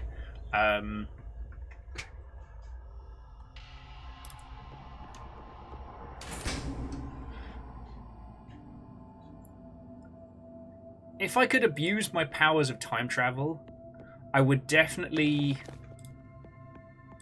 If I could abuse my time travel powers, obviously I'd do a lot of shenanigans things, but one thing I would do is I would get Square to not name their games Final Fantasy 1, Final Fantasy 2.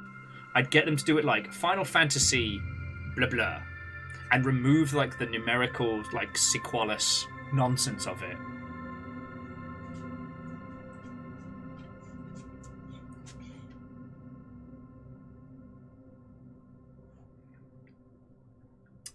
Well, at the moment, Fearless and Lost Flowers, Fiona is still at work, and if such a thing was done, I won't know about it until much later. But for everything that you lot already do, thank you. Like, okay. Let's open the door using this key we found.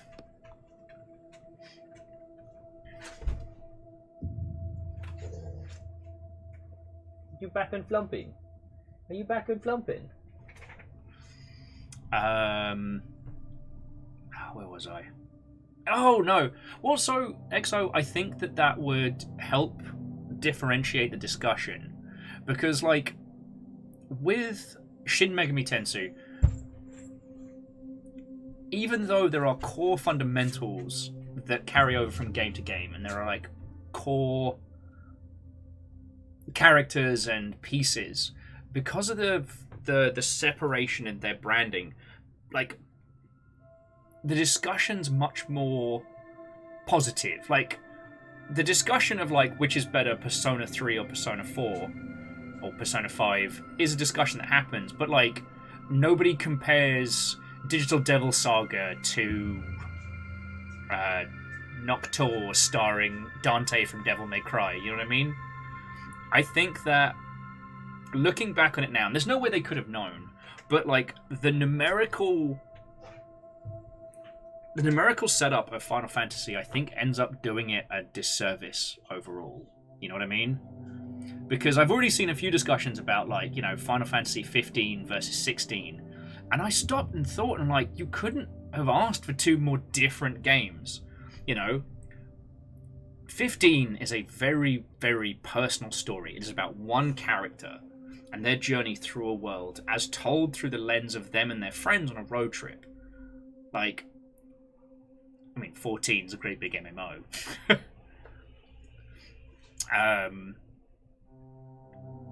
10 is a story of, you know, destiny and consequence. You know, taking a spoiled rich lad with daddy issues and, you know, showing him the real heart of people. I mean, 10 is really Yuna's story, but you know what I mean. I feel that the numerical system in Final Fantasy creates this need for comparison. And for a few of them, I think it's valid, like 7 to 8. You know, edgy protagonist, big silly sword, like sci-fi future with Magitech. Like, there's definitely some comparisons. Well, so Ragnar, what I'm saying is I actually think that would have been better.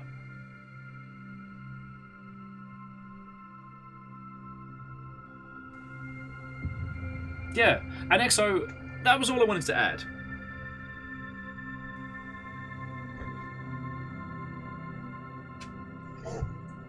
Yes, you agree with me. Good flumpy boy. And yeah, EXO, I'm looking forward to giving Final Fantasy 16 a run through. I'm a big enough person to admit that my concerns were incorrect. And so yeah, Catastros, like 10-2, I think is a fascinating one. And God, I wish they'd had more time. Someone was talking about this, and I've been thinking about it since I read it, which is like 10-2 didn't get as much breathing room as it deserved because it's a great premise. Okay, yes, the opening is one of the most fucking ridiculous openings to date. But the overall premise is you were the person who was supposed to die to save the world. But instead, between you and your, your underwater sports boy toy, you managed to break the cycle. Sin is gone.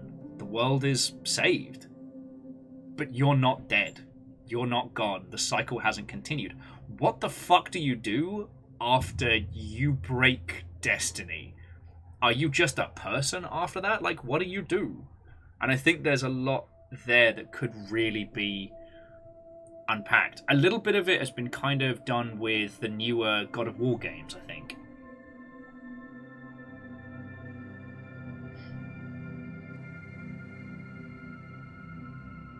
Oh god, Ragnar. I mean, I know we've talked about this 1,000 times, but it's still right. Assassin's Creed as a franchise needed to drop the Assassin's Creed part.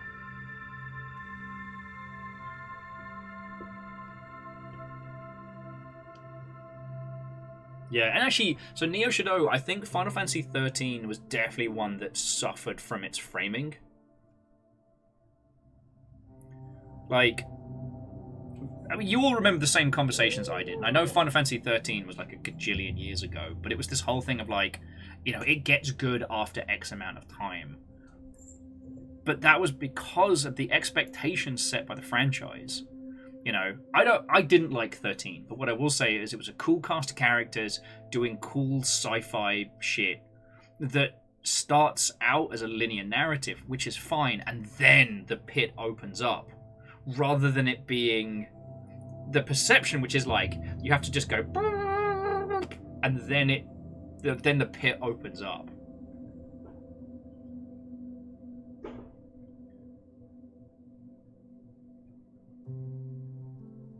Now, why did 13 get 2 sequels? I have no idea. And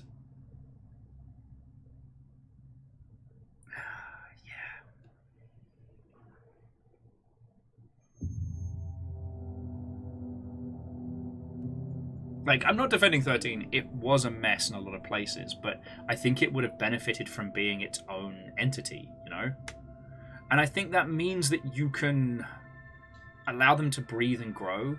Like, Shin Megami Tensei Persona was one of a multitude of different games in a, you know, a long-running series. And it just happened to be the one that ended up being a fucking banger. So they did a sequel, and then they did another sequel, and when it hit 3, everyone was like, holy shit! This is the good stuff.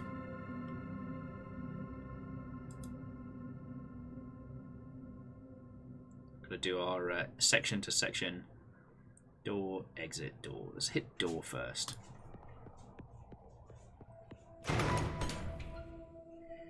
No, but again, what I'm talking about here is stuff that we all know about, and it is an important thing to think about. Now, as indie developers, it all falls to you, right? How you name your game, how you show it with people, how you structure it, like, that's up to you.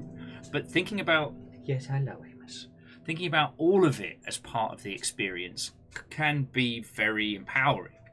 As a large company, you know, you need to think that, like, how you talk about games, how they're presented and framed, really can change the whole experience, you know?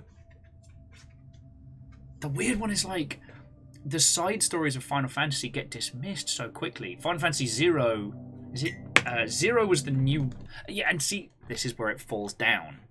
Because there was Final Fantasy Chaos, which I want to say is Zero.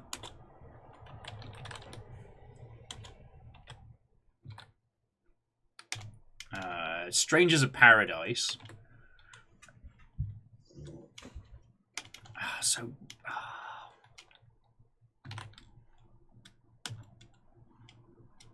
Oh, Type 0 was the other one I was trying to think of.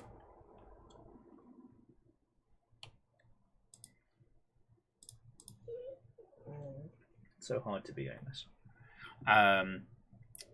Type 0 is one that does not get discussed. It was a banger of a strategy game. It had one of the most brutal premises. And it actually did the whole, like, you know, child school mercenary thing really well. I'm not saying that it's a thing that I personally enjoy, but let's open this pit up. Oh, that's bad. So where's the alchemist? See that hole in the wall? Oh, he left the jail while you were playing around. He's now on page 84. Damn. You should probably hurry up. Might not be any potion left for you to deliver. Why, is he planning to drink it? Oh, you told me no spoilers! Exo, I do agree that sadly the performance issues bugged it down. If you haven't played Type 0, it is fascinating, because here's the pitch. It is a school for kids with super magic wizard abilities, essentially being used much like Final Fantasy VIII as their own child mercenary unit. But here's the catch. The trade-off for these superpowers is that when you die, everyone forgets that you existed.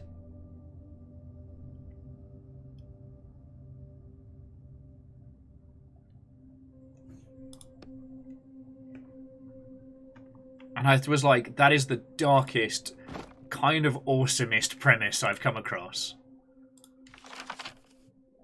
Right.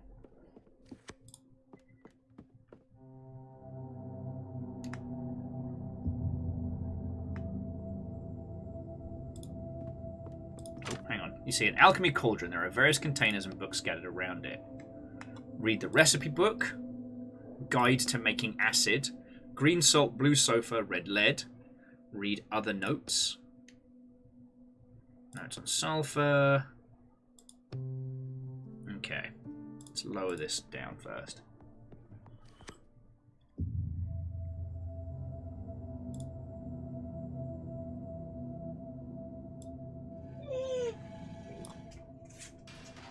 I know, Amos. It's very puzzling.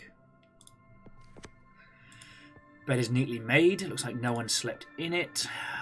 And then puddle of acid. Laptop. Here we go.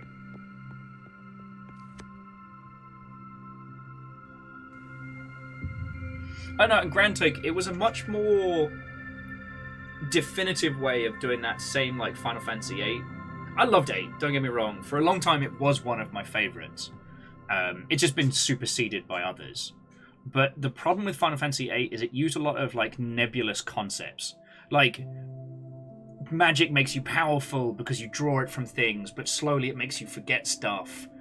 But some stuff, but not other stuff. But it kind of comes back, but it kind of doesn't. Also, time's a fucking thing. Like I said, love that. But I acknowledge all the critiques of 8. Still love it.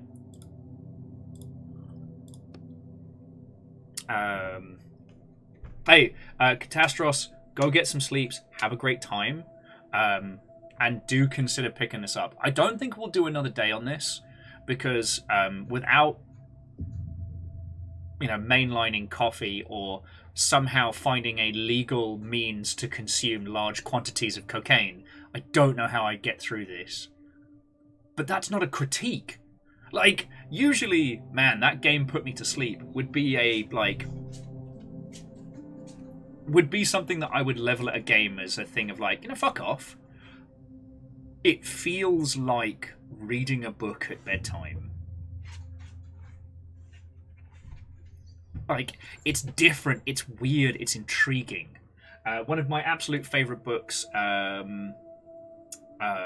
Kraken, it reminds me of that in the sense that I understand all the moving parts, but it's just so different enough that I have no idea where it's going.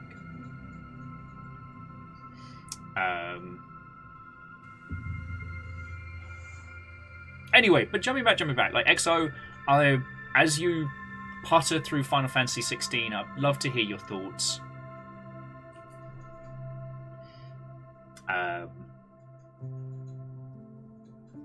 As weird as it is to say, I think that Final Fantasy 15 has become my favourite. Like, I've replayed it, 2 times now? And one, Florence and the Machine doing the cover of Stand By Me still reduces me to tears. And 2, it's such a personal look at the world-ending responsibility that is heaped upon these protagonists and the cost of it. What does Noctis give up for it all? He gives up on having a childhood. He gives up on having a future. That road trip is the last time he gets to just be a person. But even that, he knows what's coming.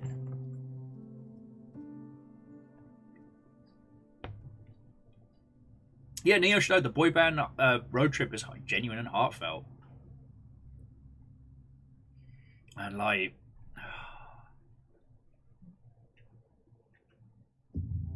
they're such a wholesome little bunch. But they're so incredibly genuine. Do you have thoughts about Final Fantasy, Amos? Okay. So here's the interesting thing. Laptops exist in this book world, right? I've come across them in books before, they're not complicated. So, examine the desktop. The desktop is an ancient portrait of a woman. The caption underneath says, Victoria Bromovsky, daughter of Esmond III, Bremen Museum, 1201. Alright. The only thing he has installed is a browser, and that's it. Oh, what? It doesn't matter. Let's open the browser. Only 2 tabs open. Only 2 tabs? What kind of serial killer behaviour is this? First tab. Brahmin burial sites, 12th century. He's looking for ancient burial sites. Is he going to resurrect some lady he has a crush on? Alright. Ah, that's why he was in a hurry. He's going to go resurrect her because he's in love with her. Alright. That's why I keep telling you we have to hurry. But I mean, wouldn't you mind letting him reunite with his lover? I don't have time for that. So second tab, emails between him and his boss from a month ago. He's trying to convince them to give him a gun. He said it would make it easier to see whether or not the potion of immortality was working. Reading, "For 'twas hard indeed spilling the blood with a blade, and most trying and foul business."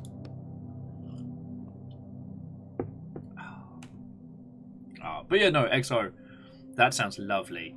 Like a full road trip map of going through 15. I'd love that game.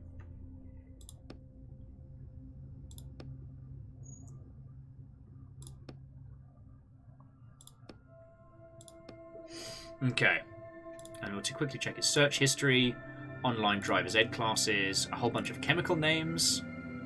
Alright, jobs are good. Oh.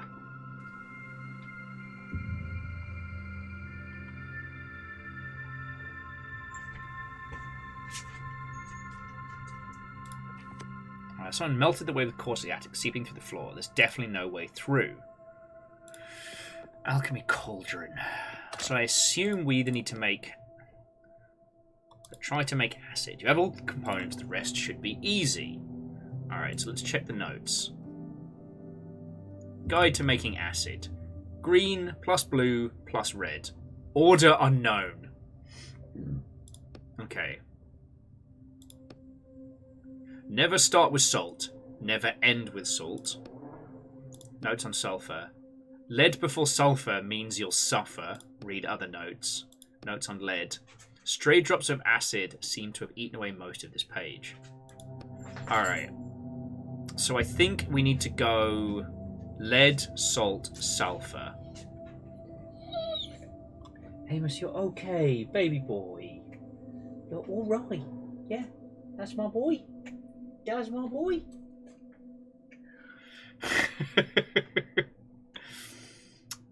Fuck. I can do dog, or I can cook acid. I can't do both.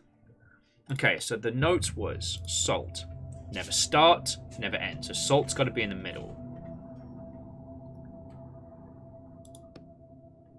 And then it was like sulfur before... Oh, was it? Amos, you're fine. Okay, read the book. So it was sulfur.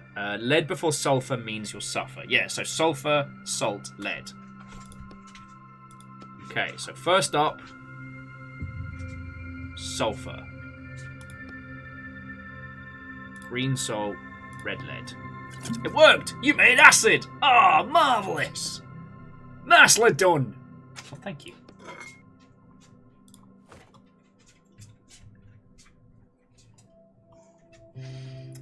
We still haven't found any...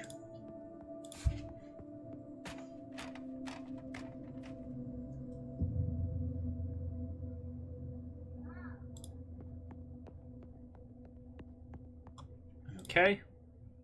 Try and free him. Okay, we don't have... I thought we could maybe melt through his handcuffs. Okay. So we can't get out through the back, but we can probably melt the main bars.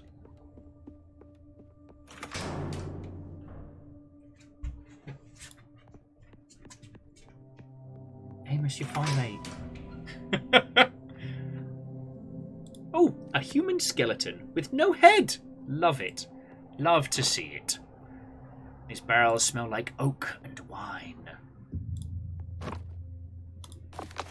Oh, delicious. Stale bread. I'll take the apples for now. Because I figure the bread's better for healing in fights. Wind blows through. Let's give it the old 1-2 hammer. Hadouken. Ah, Verdant Flow. I hadn't considered that. That is where the head came from. Okay, so let's check this all. Oh, there's a note. Alexander Meter, Royal Alchemists, blah, blah, blah, blah. Advisor to King Edmund. Passage is blocked. The cell door is open.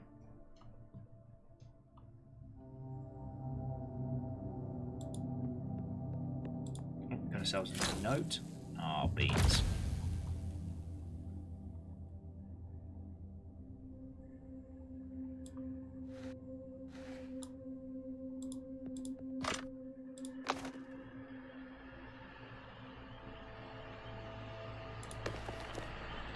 Take all the money that comes in, go to Roadstown, buy the fartest carpenters. Fuck me running. This game might be,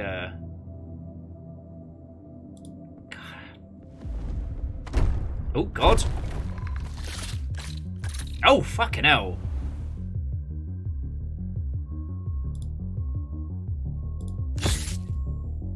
Alright, 2 rounds of stuns to deal with the ads. And then drain and slash, I reckon.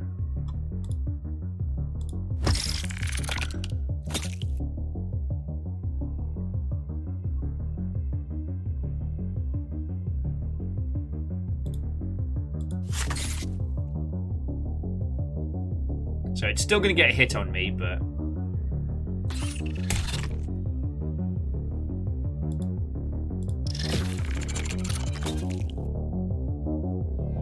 Oh, interesting. If the drain is how the combat ends out, we don't get the extras. Alright. And yeah, so Air Dragon, that's the tricky thing, is like yourself, Neo Shadow, EXO, I don't have hands-on with 16, and if... When a game is so heavily intrinsically linked to its story, like, you can't really discuss it proper without spoilers and stuff like that. But we'll come around to it. The good Final Fantasy games are always timeless. Alright. What a good way to overcome your fear of spiders! By fighting against! I told you, I'm not afraid of spiders. You'll notice that your hands have stopped shaking. Well, in any case, now I'm definitely not afraid of them. Where do we go now? It's a metal door over there. Where do we go now? Containers full of random bricks and stuff.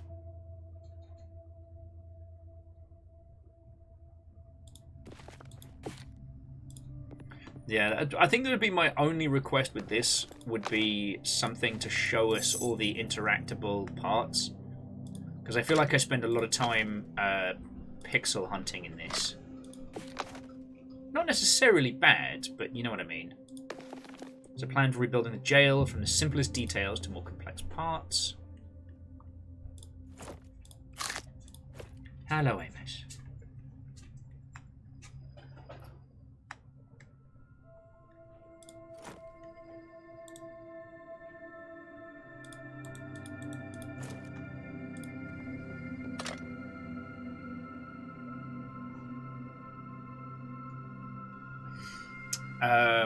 Well, so Neo Shadow, it really depends on a multitude of factors. Final Fantasy 15 was probably a good case study for why bringing mainline Square Enix titles to PC is valuable.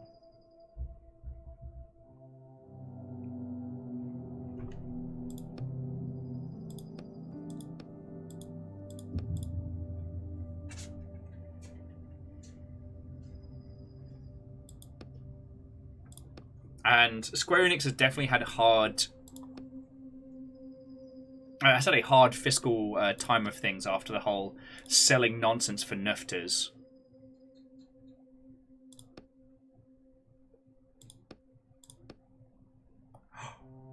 Oh no, I accidentally inhaled the acid mix. Hey, partner! The voice sounds oddly distant. Are you okay? Splash the potion around at random. Room is still spinning. You can't tell the door from the floor, or the floor from the ceiling. Focus! You snap to attention. Okay, enough messing around. Splash the contents of the flask on the door. Layer after layer of metal starts sloshing and dripping through. Alright, now let's get out of here before we're swimming in this acid. Okay, but... Bam, bam, bam, bam, bam! I just hear gunshots. Yep, and they were close. We got to hurry. I've changed voices for that guy again. Worried we've missed out. Okay, the Research Institute hallway.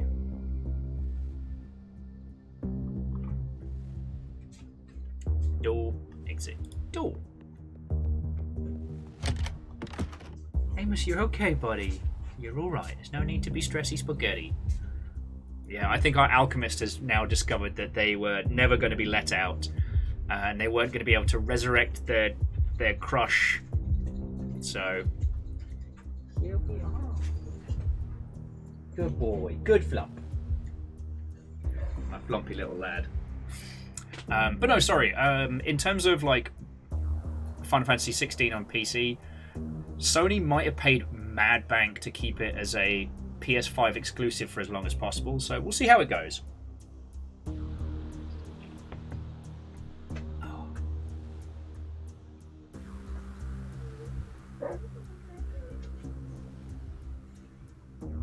A deadman, a monitor.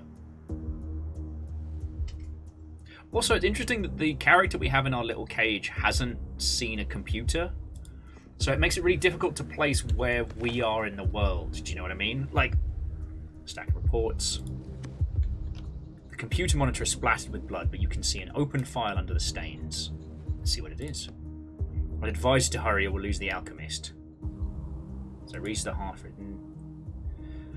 Progress report. Potion of eternal life. Attempt 344. Conducted by the alchemist yesterday was unsuccessful. The subject's body has been destroyed. We only have 4 subjects left. We're going to put our research on hold for roughly 2 months. The alchemist has stopped obstructing the process. I think he's getting close to. And the report ends there. It looks like they thought he'd just hand the potion over willingly. Alright, there are 3 new emails. The rest is all spam. Air Dragon, you're right. Epic could pour some serious bank on Square to help grease the wheels, get it out onto PC. I can't justify the cost of a PS5. Like, it would not get used, and that is so much money. Sorry, forgive me. Anyway, invoice from Reversi. Final invoice. All work performed between January 2042 and August 2045 near atomic environmental restoration of project shale, total area costing 14 million. What? Near atomic human restoration, sample severed skull, 1403, 47 resurrection attempts, cost $18 million. They tried to resurrect the alchemist 47 times? Jesus. Oh. That's why everything in the underground was ye olde style, because they were trying to resurrect him and create him a space.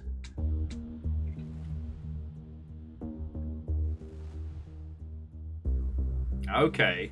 Because they really wanted the potion of immortality. Alright, email from the Chief of Security. I understand how important this laboratory is, and I can assure you that John has my full confidence.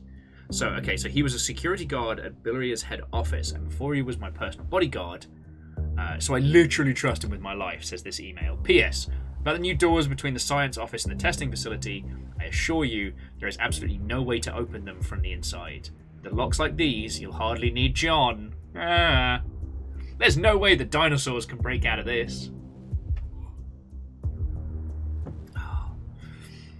Oh, I don't know if I mentioned, I checked my phone whilst I was clearing up after Amos, and my last little TikTok's already done like 10k views, which makes me very happy. It's nice that everyone agrees with it's morally okay for Agent 47 to murder billionaires.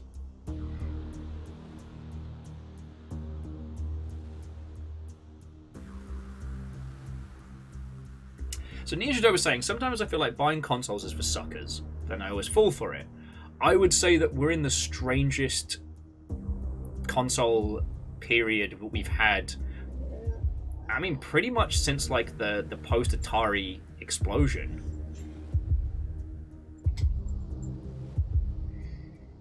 And okay, I'm not saying it's comparative to the post-Atari explosion.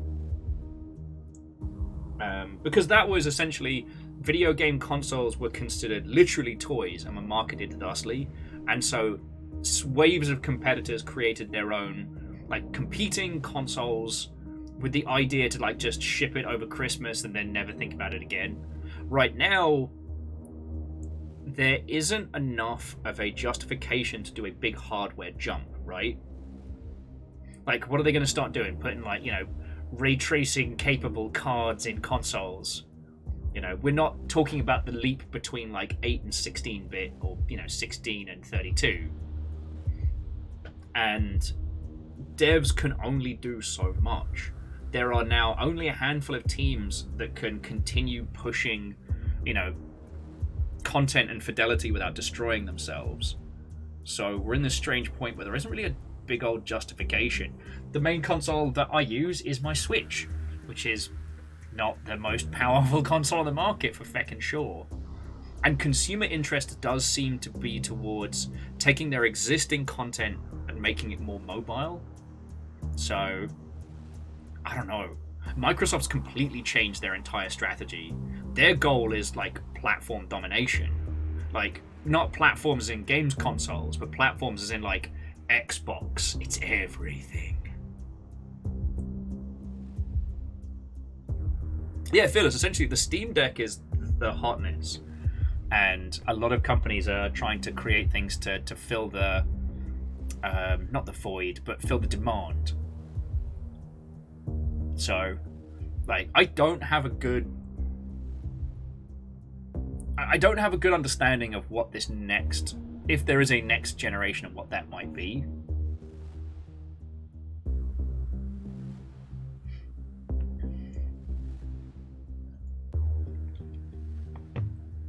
Oh. But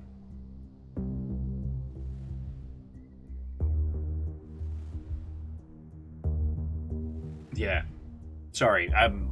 I was doing kind of like the calculations in my head, and I was like,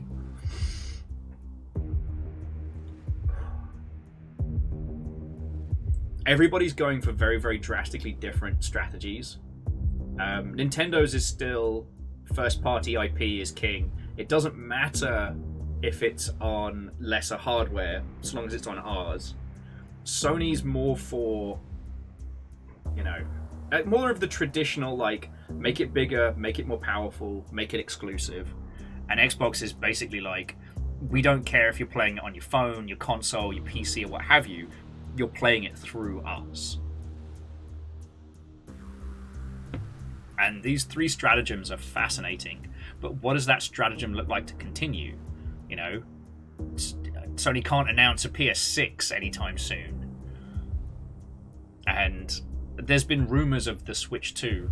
Plus, we're still coming out of this, like, technical shortage that we had all throughout lockdown. So, I don't know. Maybe I'm just, due to sleep deprivation and animal care, I don't have my usual clear picture, but yeah. It's this thing of, like, the large studios are getting so big that they can only afford to produce for everything all at once. And, like, you know, the innovative indie space, like, they're designing titles that will run on your fucking toaster, so.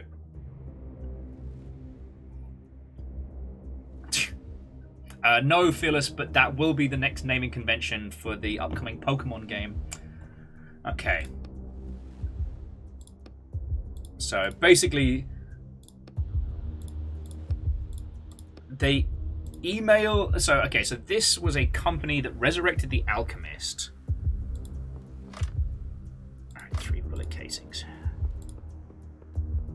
Okay, so this was like a company that resurrected the Alchemist to make the potion of immortality, and it cost them like millions upon millions of dollars.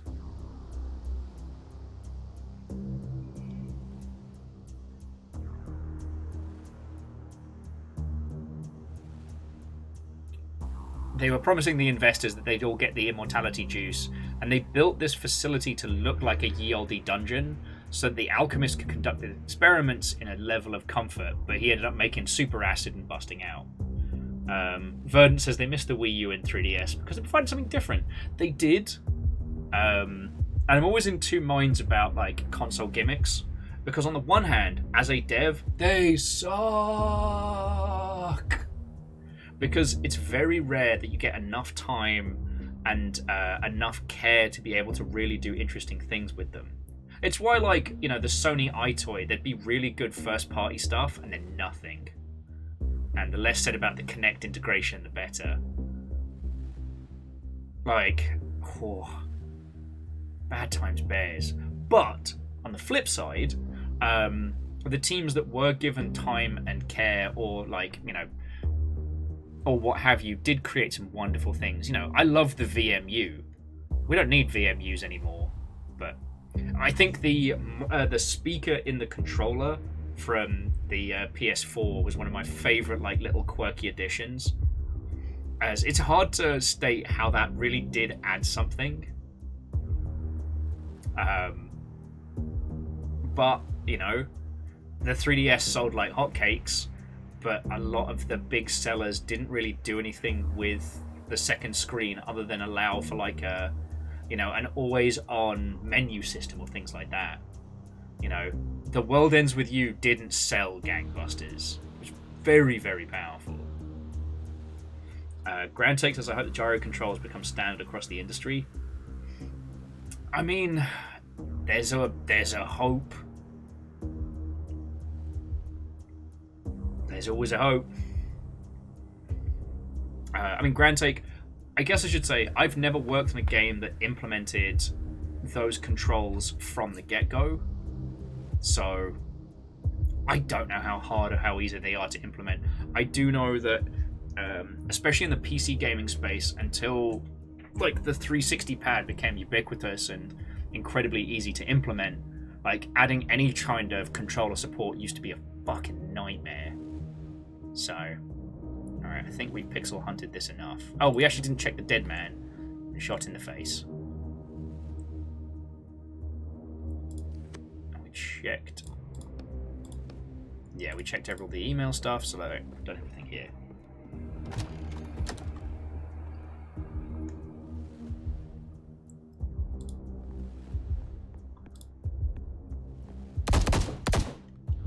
KO!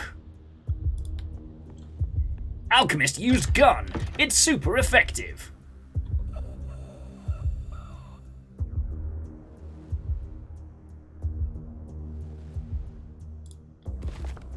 Visitor regulation book filled with neat handwriting.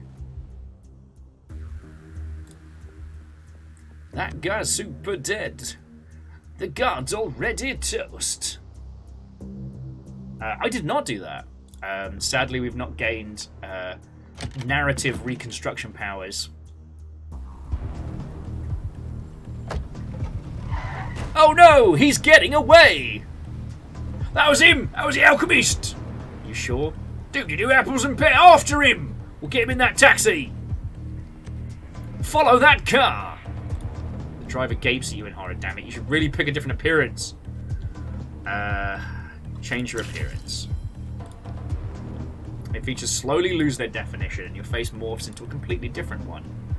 What even is that? Hello, you smile at driver. It's me, a regular human person. Follow that car.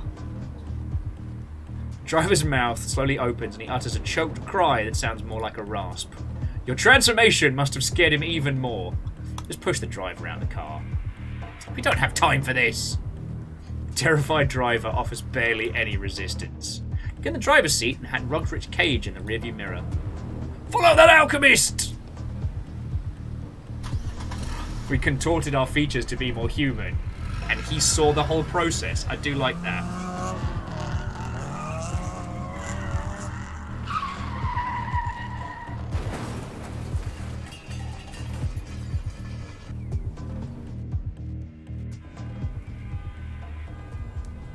Oh god.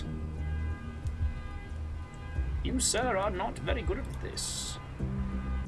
The alchemist crawls slowly towards the cemetery entrance. It looks like the crash broke his leg. In two places. And his arm. Almost there. Stand in his way. Watch him silently. The alchemist continues his slow crawl. Stand in his way. He needs medical help right away. His legs are broken and... No, I don't have time for that. You walk up to the alchemist and start rummaging through his pockets. You can't just leave him like this. I'm not here for him. You find the potion, the bottle in his right coat. I'm here for this. You hold the murky potion up to light and examine it. Well, that's done. Victoria, Not Victoria. My name is Etanedi. I'm going after. He's talking about his lover. I'm almost there. The alchemist stubbornly continues crawling towards the cemetery. His lover is none of my concern. You do realise that if you take that potion, it will disappear from the book forever, right?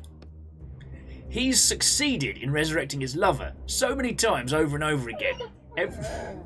I know, Amos. It's very contrite. Every time, over and over again.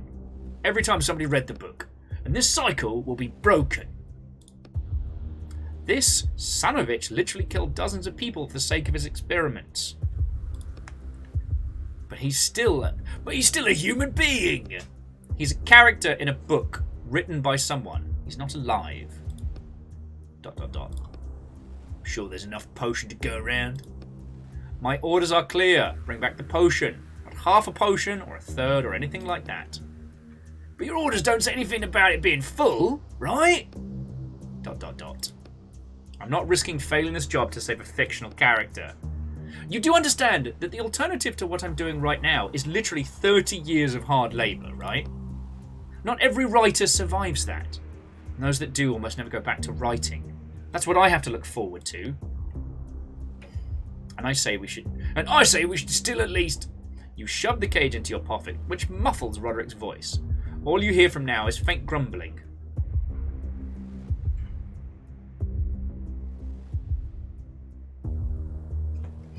Okay, moral choice time!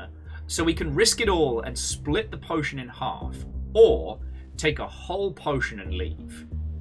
So basically what Roderick's saying is that with our ability, we would change this book forever. And not just the book in our hands, but the book for everybody, I think is what's being implied here.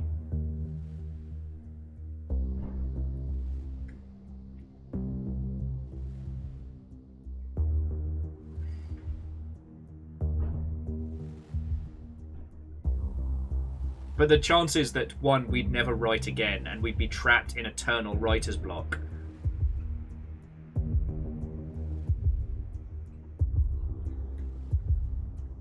Well, that's the thing, Fearless. We're not talking about like a traditional moral choice, right? You know, our choices aren't, you know, help the little old lady across the road or punt the chicken right in the gob.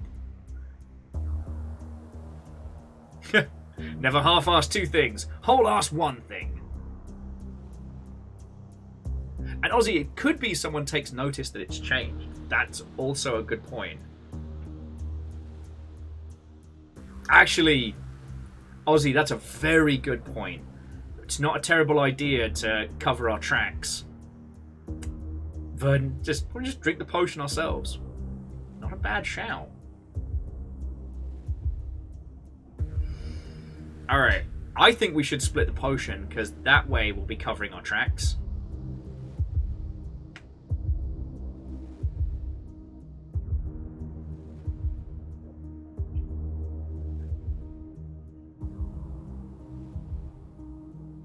If the book doesn't change, no one knows it's been stolen, right?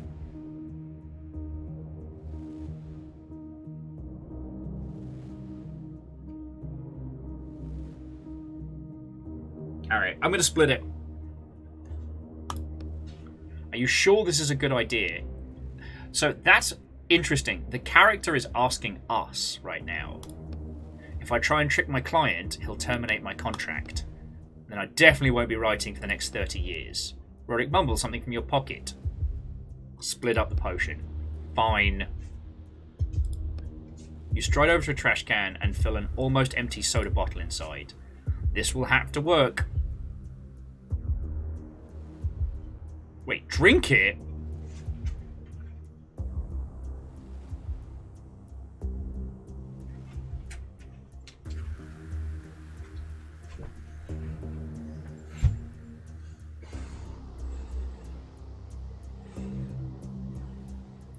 Tempting as it is to chug some immortality.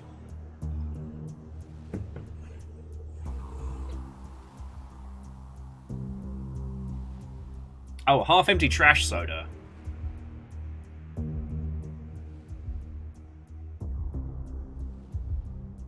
You know what? I'll drink the trash soda. It's flat and unpleasant. Blech. You pour half the potion of immortality into the empty bottle, which is still sticky from the sugary soda. You give the original bottle back to the alchemist. As about to hand the potion over, your bad knee makes a horrible cracking sound, much louder and stronger than before. Crunch! Damn you! Bottle tumbles out of your hand. Time seems to slow down. Watch out! The potion continues the flight as you fling your hand out, but there's no way you'll get there fast enough. The potion bottle makes a clinking sound as it lands on the alchemist's head. Help! It clinks again as it bounces off him and flies back up into your hand. Oh, caught it. What the? That's not how physics works! Phew. I should probably see a doctor about my knee. You finally give the other half of the potion to the alchemist. A spark returns in his eyes. He reaches up to take the potion with a trembling hand, the one that isn't injured. Sorry for, you know. He doesn't seem to hear you. Leaning on the wall, he slowly makes his way towards the cemetery gate. Okay. So instead of the full-on bottle, we provided a stolen venture. Let's see how this works out. Again, this isn't the worst idea. Because, like, so we can't look at our inventory while we're here, which I think is interesting. This way, no one will know that we've stolen it.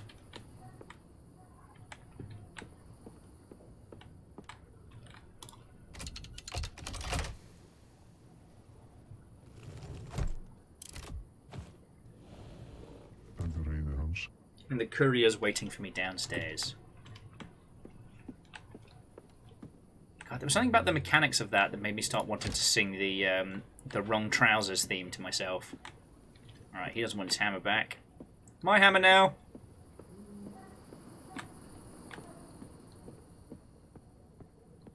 Did you get the item? Yep. Put the briefcase in the doorway. Do not step outside the door. Yeah, alright. Seems fine. Not as good as a wink.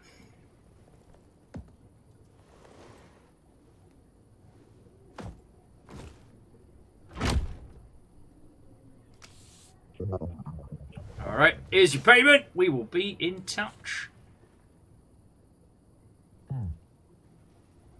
Could get some sleep now. I am exhausted. We didn't get anything.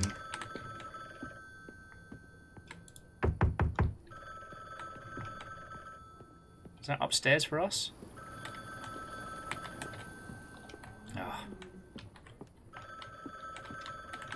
Not to complain, because obviously audio is incredibly difficult, but games that don't differentiate between up and down always do my little tiny brain in.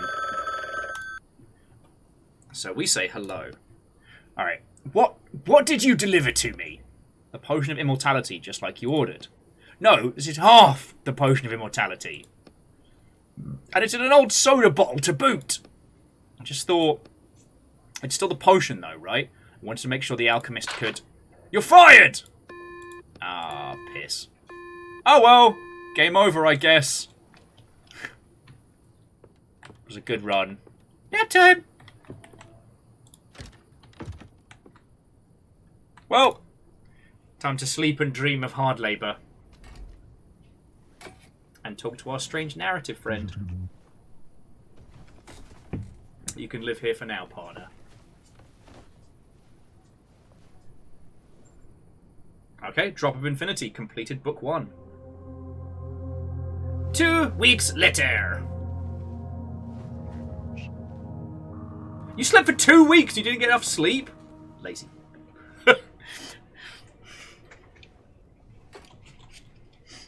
Verdant Flow says, do you know what engine this was made with? I don't. Easy to get in. Oh, this is nicer. Got some cute art up on the wall. Easy to get in. Oh, yeah.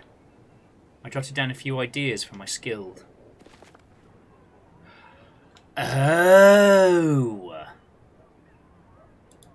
So we unlocked shields, which allowed us to absorb damage. Oh. So it's not that we have like a character class that we're leveling up. It's that we have new ideas, narrative ideas for things that we can do. Fuck, that's good.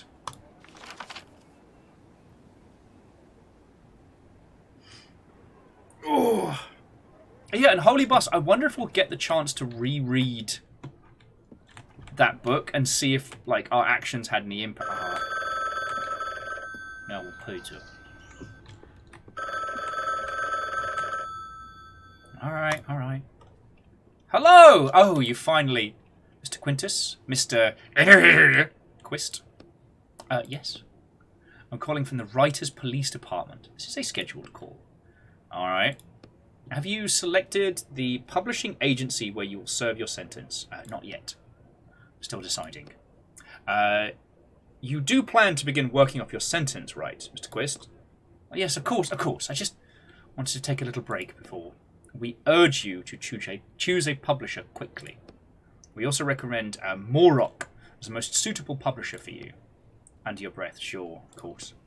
You have the opportunity to shorten your sentence to 28 years if you can prove yourself to the management. Next question. Have you associated with any other writer since your arrest? No. I know it's not allowed. Very well. One last question.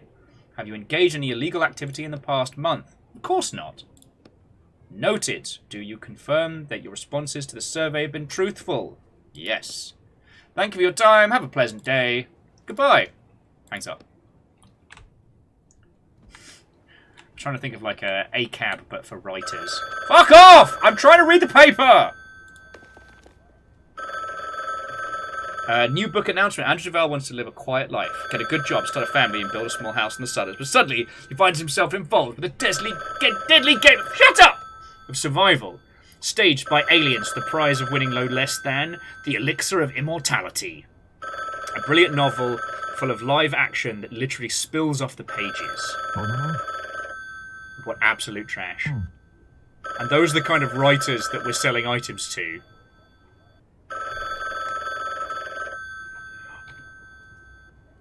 Wait. Fucking phone! Sorry. Wait a second. So it's not that we're selling a potion of immortality to a person in the real. It's been taken and put into another book. This game! Hi, Rich, can you take another order? Oh, alright, another you, I'm ready. Ah, damn, you're not rich. Sorry, wrong number! Fucking goddamn garbage. Fuck off! Hello! Yes!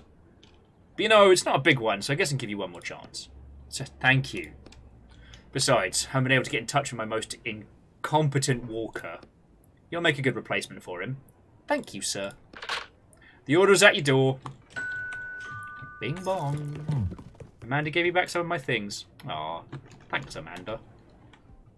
Now that I'm in writer's jail. And I don't have a functioning toilet. Alright. It's easy to get a new one. Oh, also, what have we got? Please ensure you're at home tomorrow from 8 AM until 8 PM. The furniture you ordered will be arriving from the Cozy Furniture Store. Mr. Quist, I am writing this letter to express how deeply grateful I am for your books. In all of modern literature, I never thought I'd find such an interesting, truly lifelike character with unique flaws and virtues. But in your novel, I don't even think I have the words to describe what makes me think. I just have to give it all of my friends and insist, no, demand that they read it. The world of books is truly worse off without you, and I hope the misadventure you're experiencing won't dull your desire to write. Our whole little book club is waiting expectantly for new works from you. Yours sincerely with love, Edna Reed. Okay, so what the fuck did we do to get banned from writing for 30 years?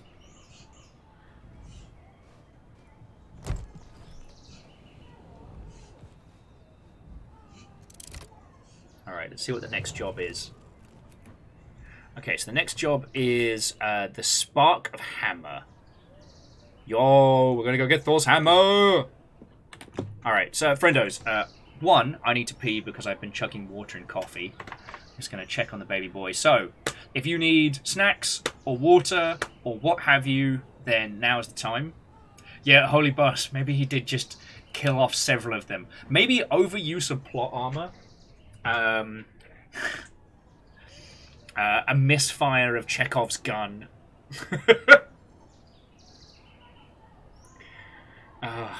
Yeah, so friends, sorry, I'll be back in just a second.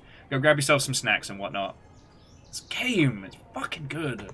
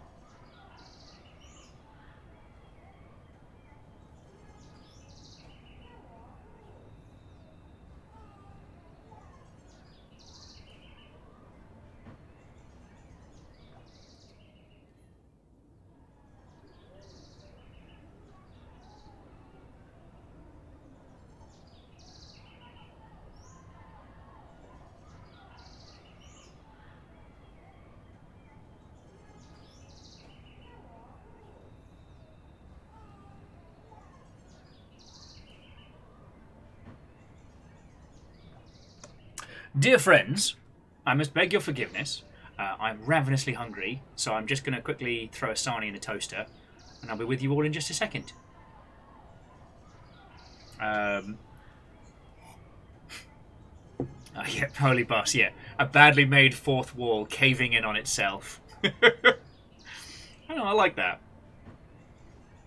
Yeah, well, it'll only take me a sec. I'll just go craft it up and I'll be with you all in just a moment.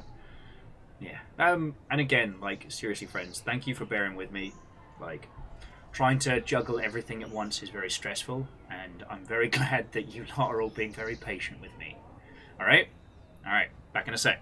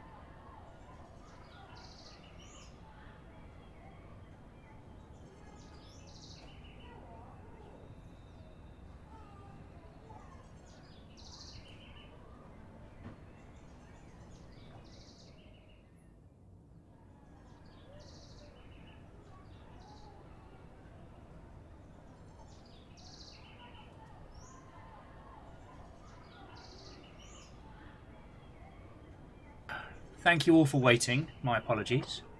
Right. So, let's go on a little explore around the nearby area, because if we can find a key to this downstairs, unless that's part of things. I think there's a lot more to this than just the immediate.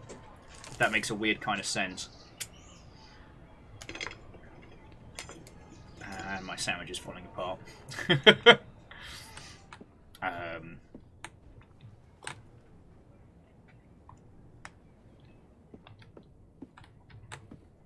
Oh, I should probably turn off the BRB needs tea. Oh, the kitchen's open. It's not really changed after the renovation, but it's pretty good. Alright, so tech-wise, we've got a busted telly. Oh. A fridge from the Apple. Oh, Kleptoparatarium.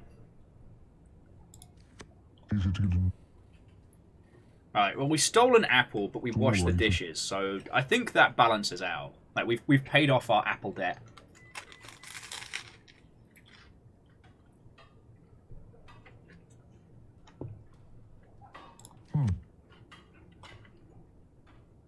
God, you must smell like feet wrapped in burnt, leathery bacon.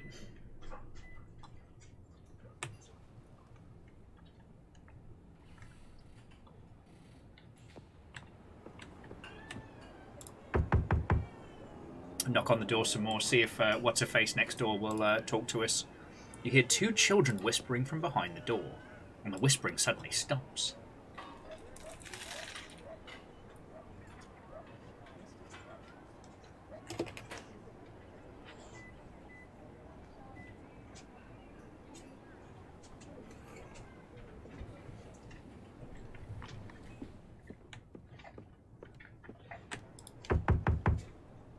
See if the old guy wants his sledgehammer back. I guess he's dead.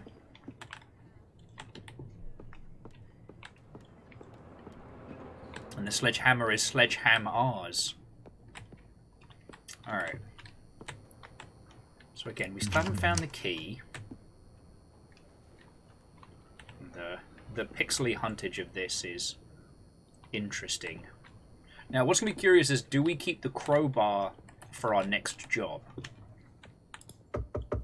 You know what I mean? Oh, all right. A note.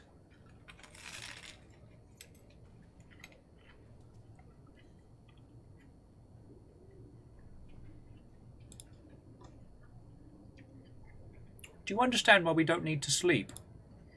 I mean, I need to feckin' sleep. Who's this fucking we?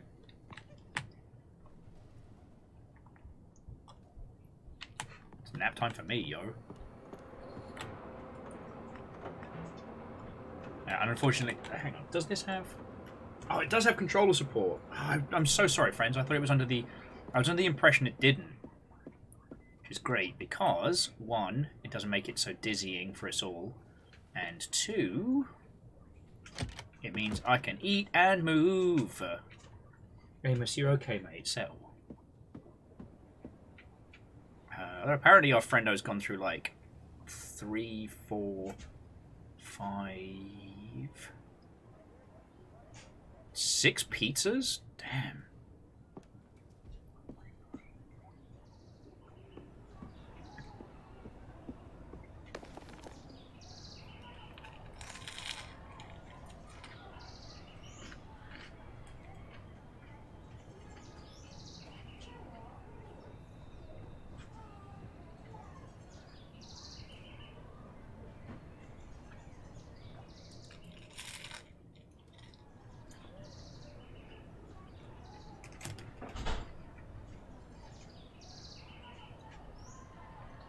Burden Flow, have yourself a lovely rest of your evening. I hope your headache dissipates.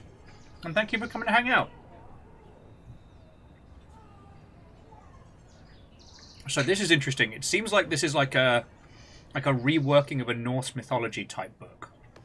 So yeah, the contract hereby agrees to infiltrate the Spark of the Hammer by Torbin Zukinski and extract the item, the Hammer of Thor. The client agrees to pay a negotiated sum upon fulfillment of contract.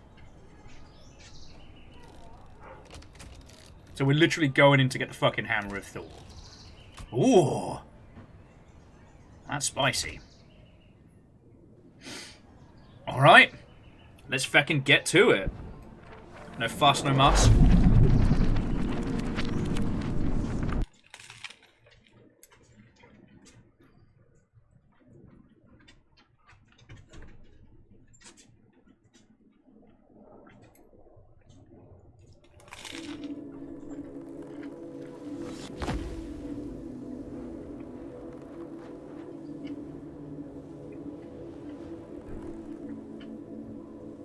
I do believe we are. Orion Pirate. I do believe we are.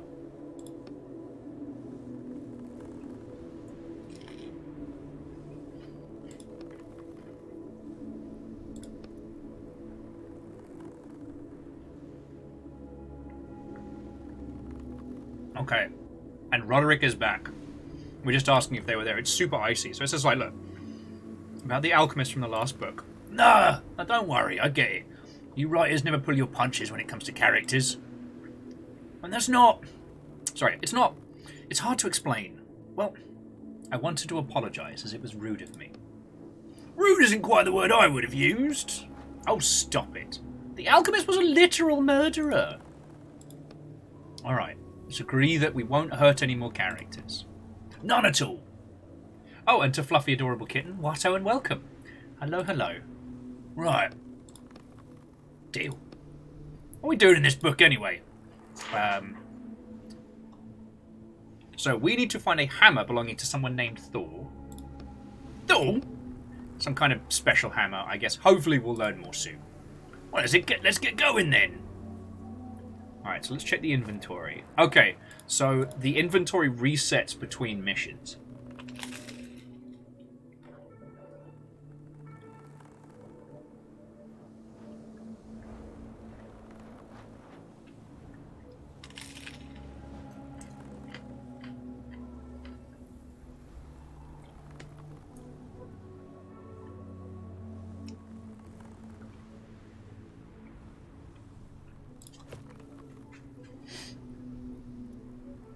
And sorry you're having a hard time with it. To my understanding, the Minecraft Worlds thing was predominantly to help people who were just wanted to play multiplayer with friendos, but also to stop less scrupulous servers that were like charging for resources and slots and whatnot.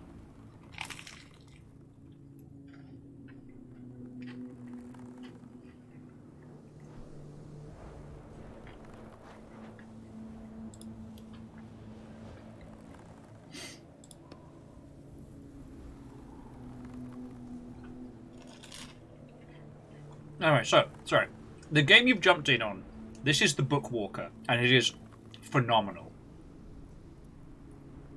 The game is quite simple. We play... Actually, you know what? No, it's not simple at all. Because I'm still not 100% sure everything that's going on. We are a writer who has been sentenced to 30 years writer's block. And so we're doing dodgy jobs on the side to try and potentially pay to have our shackles removed. So we dive into works of literature with the idea of stealing mystical objects, and it is brilliant. Absolutely brilliant.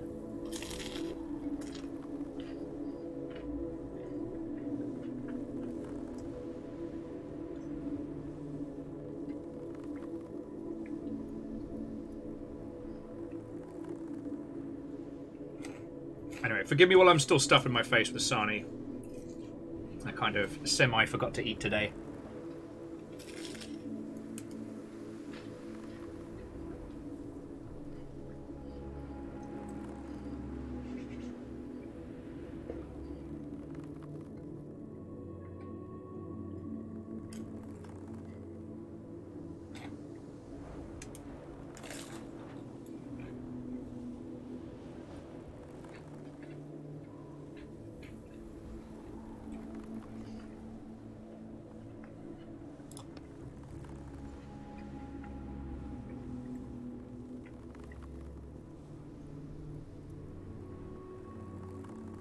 I don't know. So, Fluffy, I absolutely understand the frustrations. It's just like, I also understand why those servers were implemented. See, this is the problem, is like, with certain parts of game development, you can't go back to being a user. Like,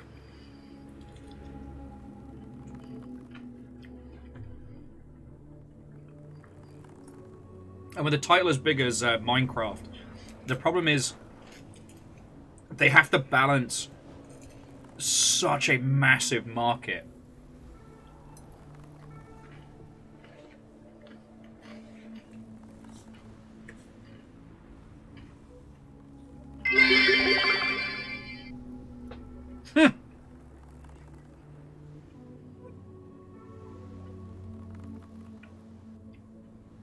Absolutely favorite 6.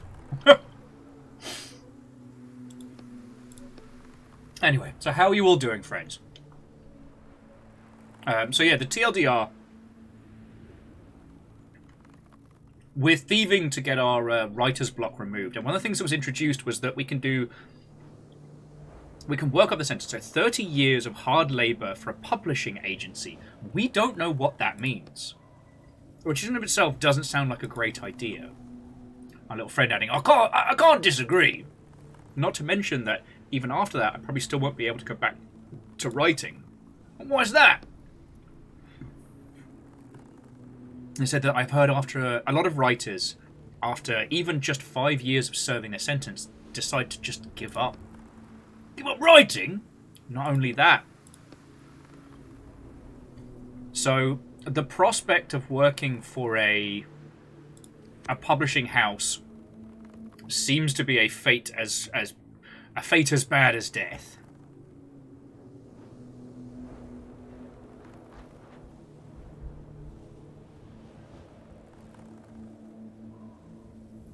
Huh. Feelers, it sounds like you've got like a cake heist on the go. Excuse me, hanging a robot? You alright? A strange sight catches your eye. A robot hanging from a tree with a noose around its neck. The robot's limbs creak slightly as they sway in the wind.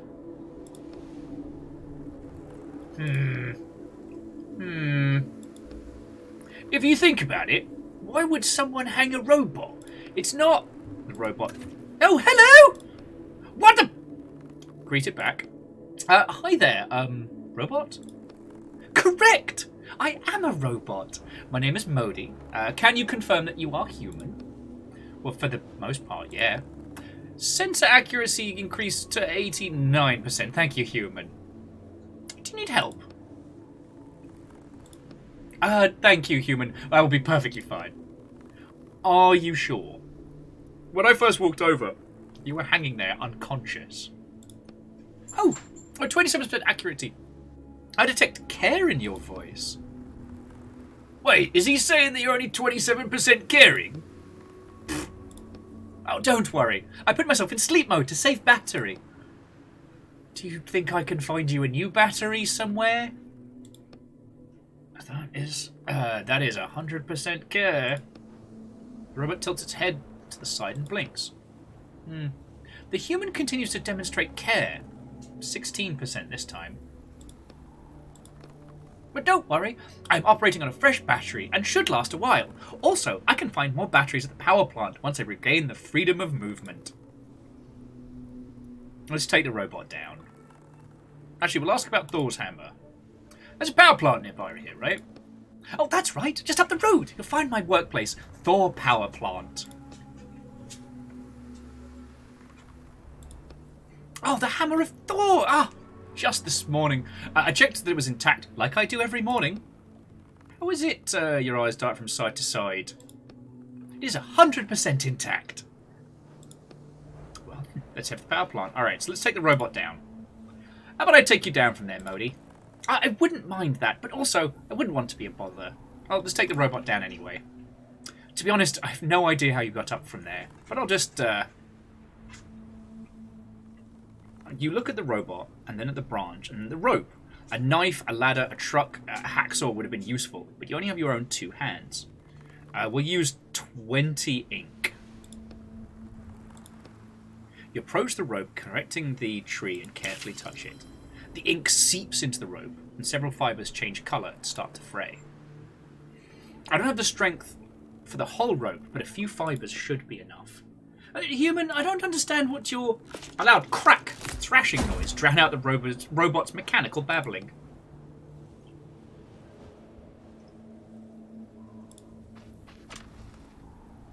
As though nothing happened, the robot starts petting the cat that has jumped out from a nearby bush. It doesn't seem to care about anything else. You okay, Modi? No damage? Oh, thank you, human. I'm fine. Now I am too performing care. The stray cat purrs contentedly under the robot's hand. Alright. See you later, kitty, I guess.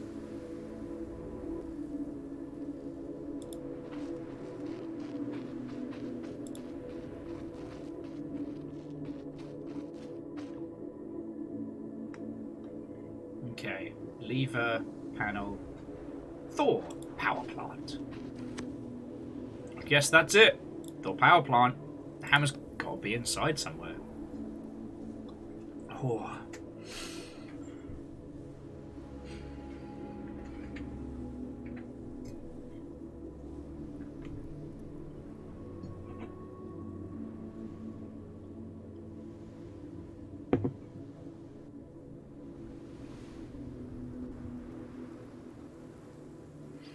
So, question: do we have to dig the power plant out of the snow? Sorry, friends. I keep losing my both my train of reading and my train of thought.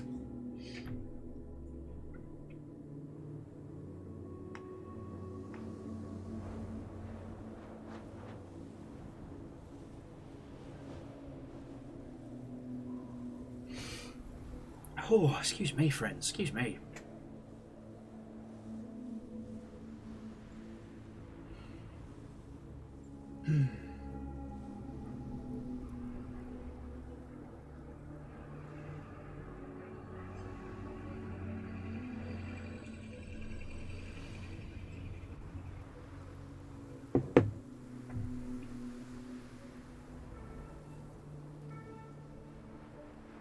God, I may have hit a... oh, forgive the pause in audio. God, I may have just hit an impasse of banter.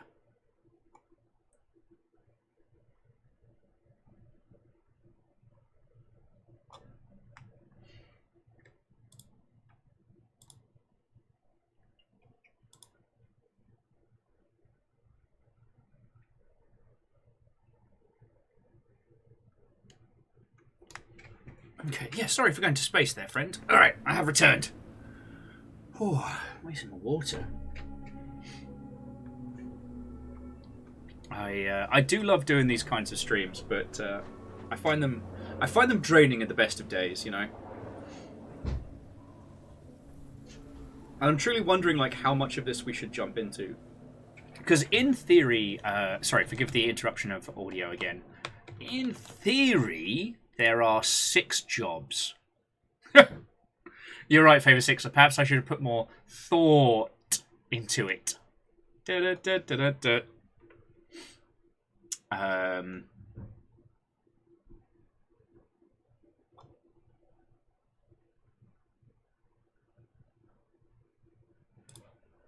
I'm just trying a vague understanding. So complete book 1. Okay. I don't want to look into the hidden achievements, but I'm just trying to get like a sense of like how large this game is. It's so good.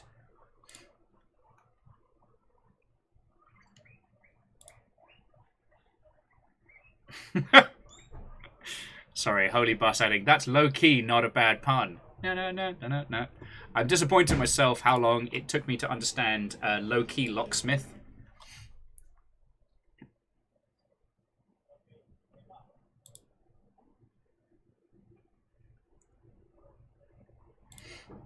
Oh.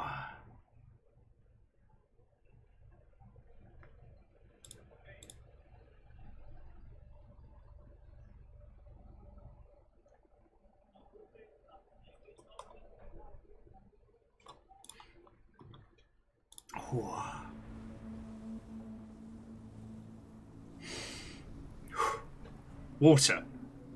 Right. Hydrate or die straight. That's what I'm going to do. Let me just... I'm not even going to be gone for more than 2 seconds. Grab some water. Keep going through. Maybe I am suffering from writer's block. What's the banterific equivocant? I think perhaps it's the amount of reading and voicing that stretches out before us. Yeah, give me 2 seconds, dear friends.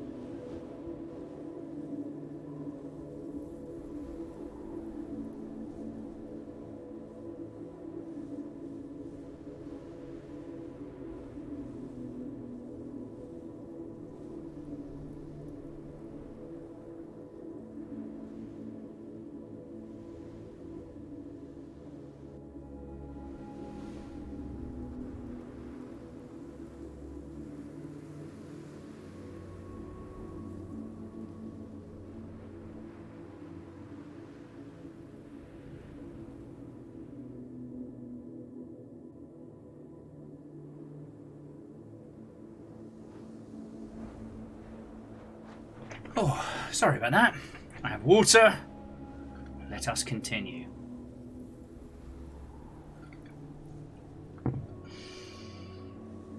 Oh.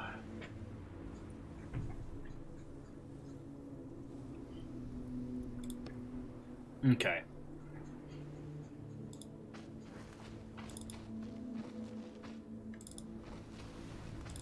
I'm curious. Sorry, I'm curious to see like how much of this we can explore, because I mean, as you can all see, it's a very carefully curated experience. All right, we don't need to go there. Why? I want to see what's down the road. The book says further down the road there was a town that an angry mob came from. The town sounds perfect, somewhere to explore, but it's not so damn cold there. You shiver as a weak gust of wind blows across your back. No, I mean, what I read is the entire description of the town. Oh, so the author didn't write in it. Right, and we can't go to a place that doesn't have a detailed description in the book. Fine, we'll head north then, I guess.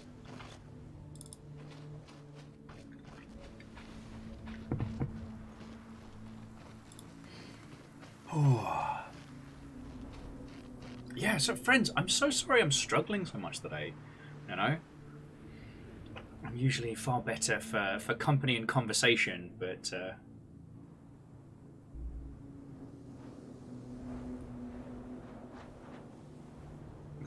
the challenge is real. The challenge is real. Oh.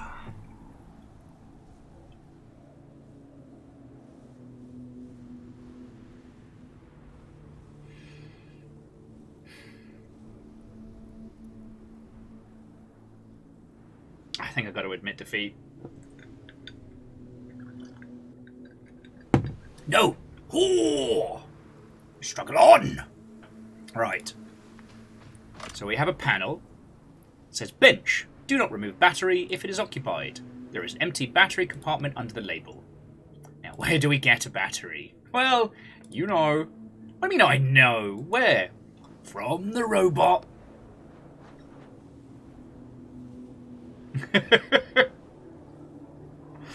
Sorry, Holy Bus Driver, I like that one. Can we get a town? No, we have a town at home. The town at home is non-existent except for a brief description. Say, hold on. You said we weren't doing any more killing. We're not killing it. We're just temporarily turning it off. Temporarily. Let's check this panel. Metal panel labeled power plant. There are 2 battery compartments in the panel. There's a label at the top that says power. Below that it says activate and deactivates the power plant anti-avalanche defenses. This lever is locked and does not budge.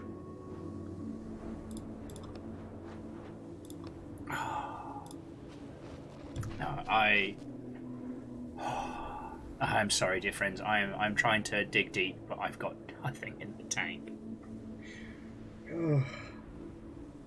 I do not know how I'm going to keep going. Alright. So I'm going to bring our adventures to a little bit of a close. Alright, I'm not going right this very second, but here's what I want to say. This game is fucking upset. See, I can't even... Frustration is real. Can't even speak. This game is exceptional. Alright? If you don't mind me being a massive shill, here is the partner link.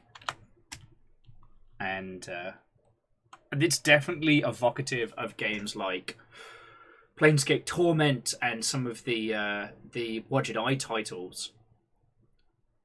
Much like, I guess the poster child for this is still currently Disco Elysium, but like this game has no qualms in just being itself. It does not vomit exposition at us. It does not make us go through like stupid drawn out nonsense. It throws terms and concepts at us like in their entirety and then goes, hang on, and then just trusts us to understand them. Like, I really, really respect that. Like, just considering the amount of titles we've had to deal with over the last few years that cannot help but fall over themselves trying to overtly explain everything. This goes, yeah, you did writer crimes. I'm sorry, what's a writing crime? Yeah, you got sentenced to 30 years, which is worse than 2. What's a writer crime? Also, you have special cufflinks that give you writer's block. What's a writer's crime? You know what I mean? It's content to give us this world that has enough grounding for us to understand, but is fantastical enough to that it begs investigation. Like, holy crap, that's cool. Holy crap, that's cool.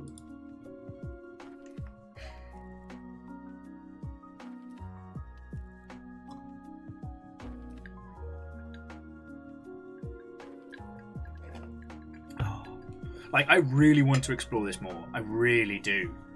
And I think that's the reason why I'm stressing out a little bit today, is because, like, I hate the idea of doing a game like this a disservice, an injustice, if you will.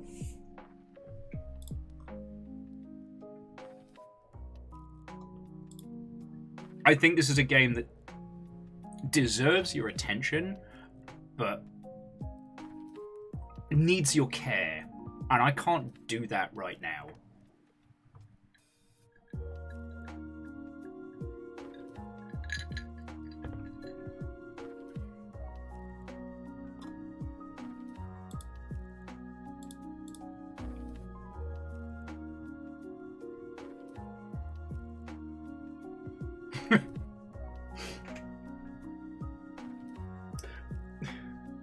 Hey, Meowkey Sucker, I'm glad you've enjoyed it. And Harmonious, I really do hope you've had a good day. I apologise, I do feel like I've done a shite job. So, tomorrow will be a very, very different beast. Tomorrow we're going to be doing Anacrusis, and I've got a full squad. Sagebell, Tobias, and possibly even Imperios will be joining us. And we're going to be taking on the devs at their very own game, which I am very looking forward to. Like, mainly because, like, I really enjoyed multiplayer Left 4 Dead, but it kind of developed its own strange quirks. And the idea that this has been slowly built with all the lessons learned from Left 4 Dead is something that I really, really, really want to, like, tear into. Plus, Matter Compiler.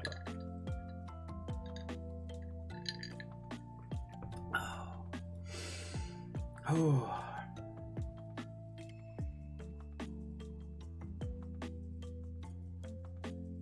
Hang on. So, Harmonious, what is the difference between soft and hard world building? Because, I mean, I'm not a linguist or a writer. I haven't heard that term before. I'm trying not to elbow all of my parts across the room. During my attempted downtime last week, all of these parts, before they got like primed and painted, were all just sitting in here. And I turned around to get something. I knocked it with my elbow, sent the parts all across the room. And I still want to pat myself on the back for not having just a rage out, a tantrum, or a meltdown. I just went, shucks, that sure is a thing that's happened, and just slowly picked it all up.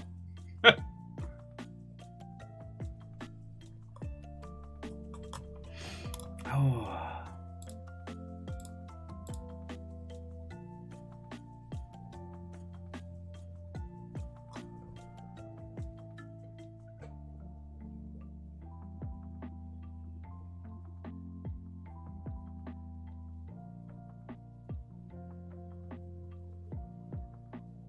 Okay, so Harmonious is saying that hard world building is, as it's described to them, methodical, detail-focused, and planned out, a la Lord of the Rings. Okay. I take it soft world building is the implied but not overtly stated. Interesting, interesting. I mean, all I can say is that Bookwalker paints the picture of a world where the fantastic is part of the mundane, and it trusts us as the reader, as the viewer, to pay attention. It trusts us to understand it. And God, you know what? In a twisted way, I'm really looking forward to that. What was it? Gilded Blando. What was it? Gold with a side of beige. Beige gilded gold. Fuck, I came up with a really good term for it. The weird first-person wizard game that's coming out in August. But apparently wants to just die on the hill next to Assassin's Creed. Next to Armored Core and Starfield. Whatever.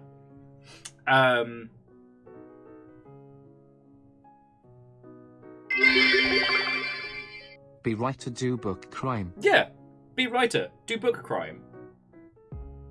But like what we've been shown so far is that our person was a writer. They did something so heinous they got a 30-year sentence, and currently, to work off their sentence, they need to go to a publishing house. We don't know what that entails, but we know the stakes.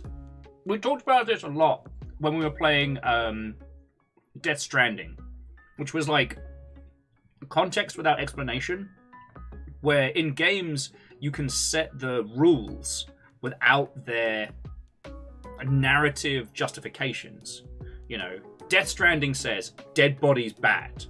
Dead body equal big bad. Big bada boom, right? So you take that and you carry that through the game, and the reason why dead body be bad isn't explained until like the last quarter of the game, right? When you really get to understand what the BTs are. In this, we know what a crime is, and we understand like the length of a sentence, but what this crime was. And apparently, like, we wrote something that people really enjoyed, or at least a little old ladies book club, but, you know, something that seems to have some real weight and impact to it. We're not the only person who can walk through literature like this.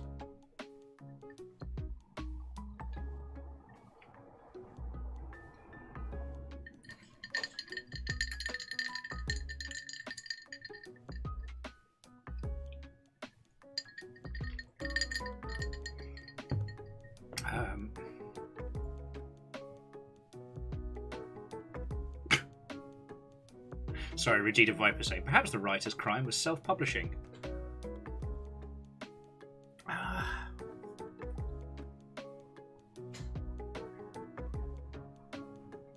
Oh no, sorry, Phyllis. I was reading what you're saying about like the missed comparisons, and it's one of those like, on paper I can see where you're going.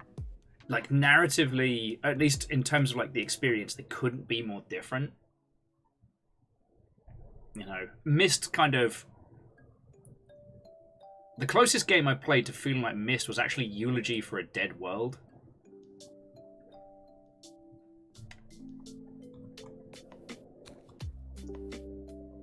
But that's a story for another day. Like that's a one to break down. Myst created something truly, truly unique.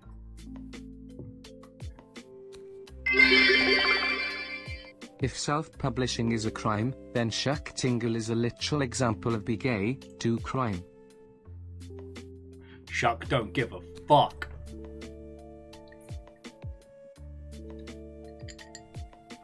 But there's other things that this has done that are really, really, really, are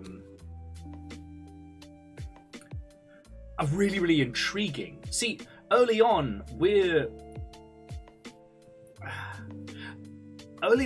informed that characters taken from one book and put into another become absorbed by the narrative. And we were also shown the stakes in the previous one that, like, if we remove the MacGuffin from the story, like, the events play out, right?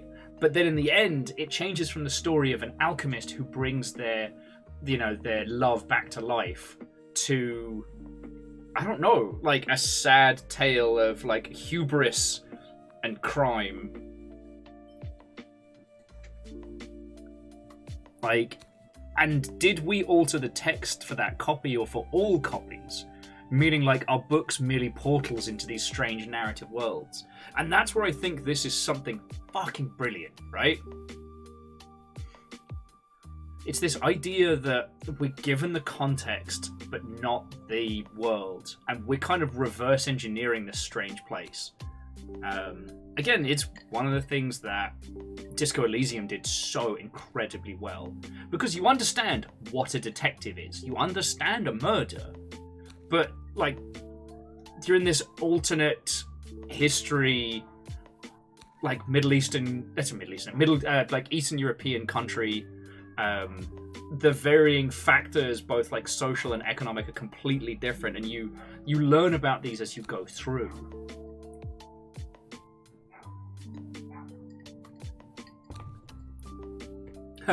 And actually, Fable 6, that's something I would feel Myst could be. Myst is what happened after Shadow of the Colossus. Everybody's gone now. Everybody's dead Dave, the video game.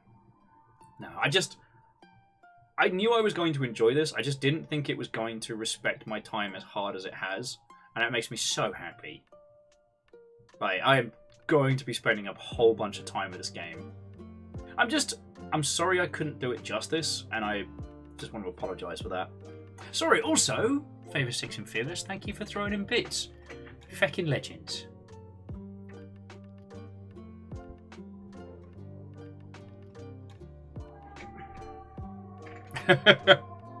That's the Will's disintegrating alarm.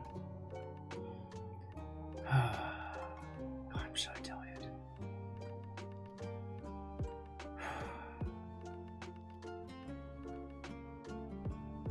Sorry. Okay. Friends, miscreants, ninjas. I will find a lovely Mother Hubbard to pass you all over to today.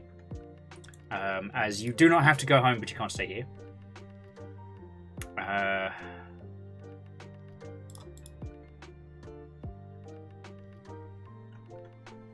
You know what?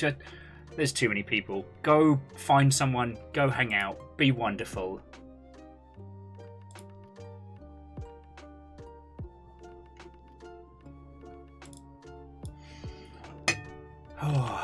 I'm going to roll credits, say my thank yous, and then I think I might just. Stop that incessant clicking.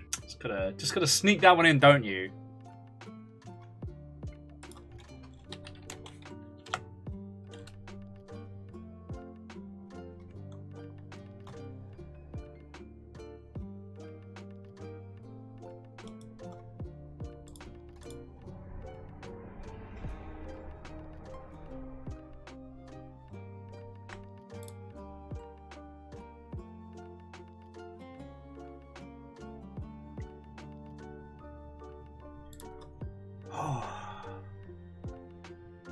Sorry, yeah.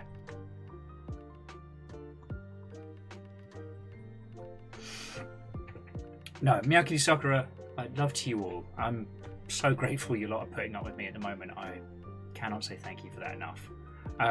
Just please, please, please, please, please, if you get the chance, do get stuck into Bookwalker. It's going to be one of those games that people will tell you about in like 2 or 3 years' time ad infinitum. Already the structure of it is so wonderful.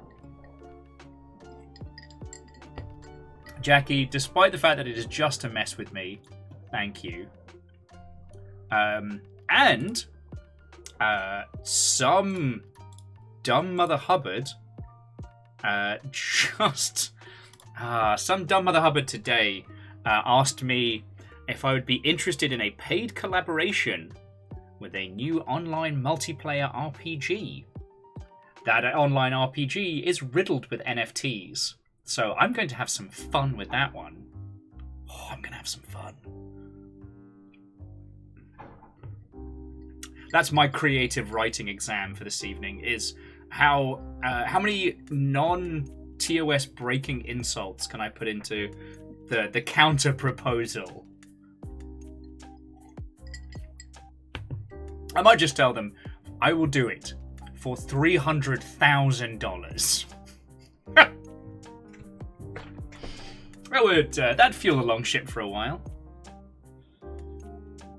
No,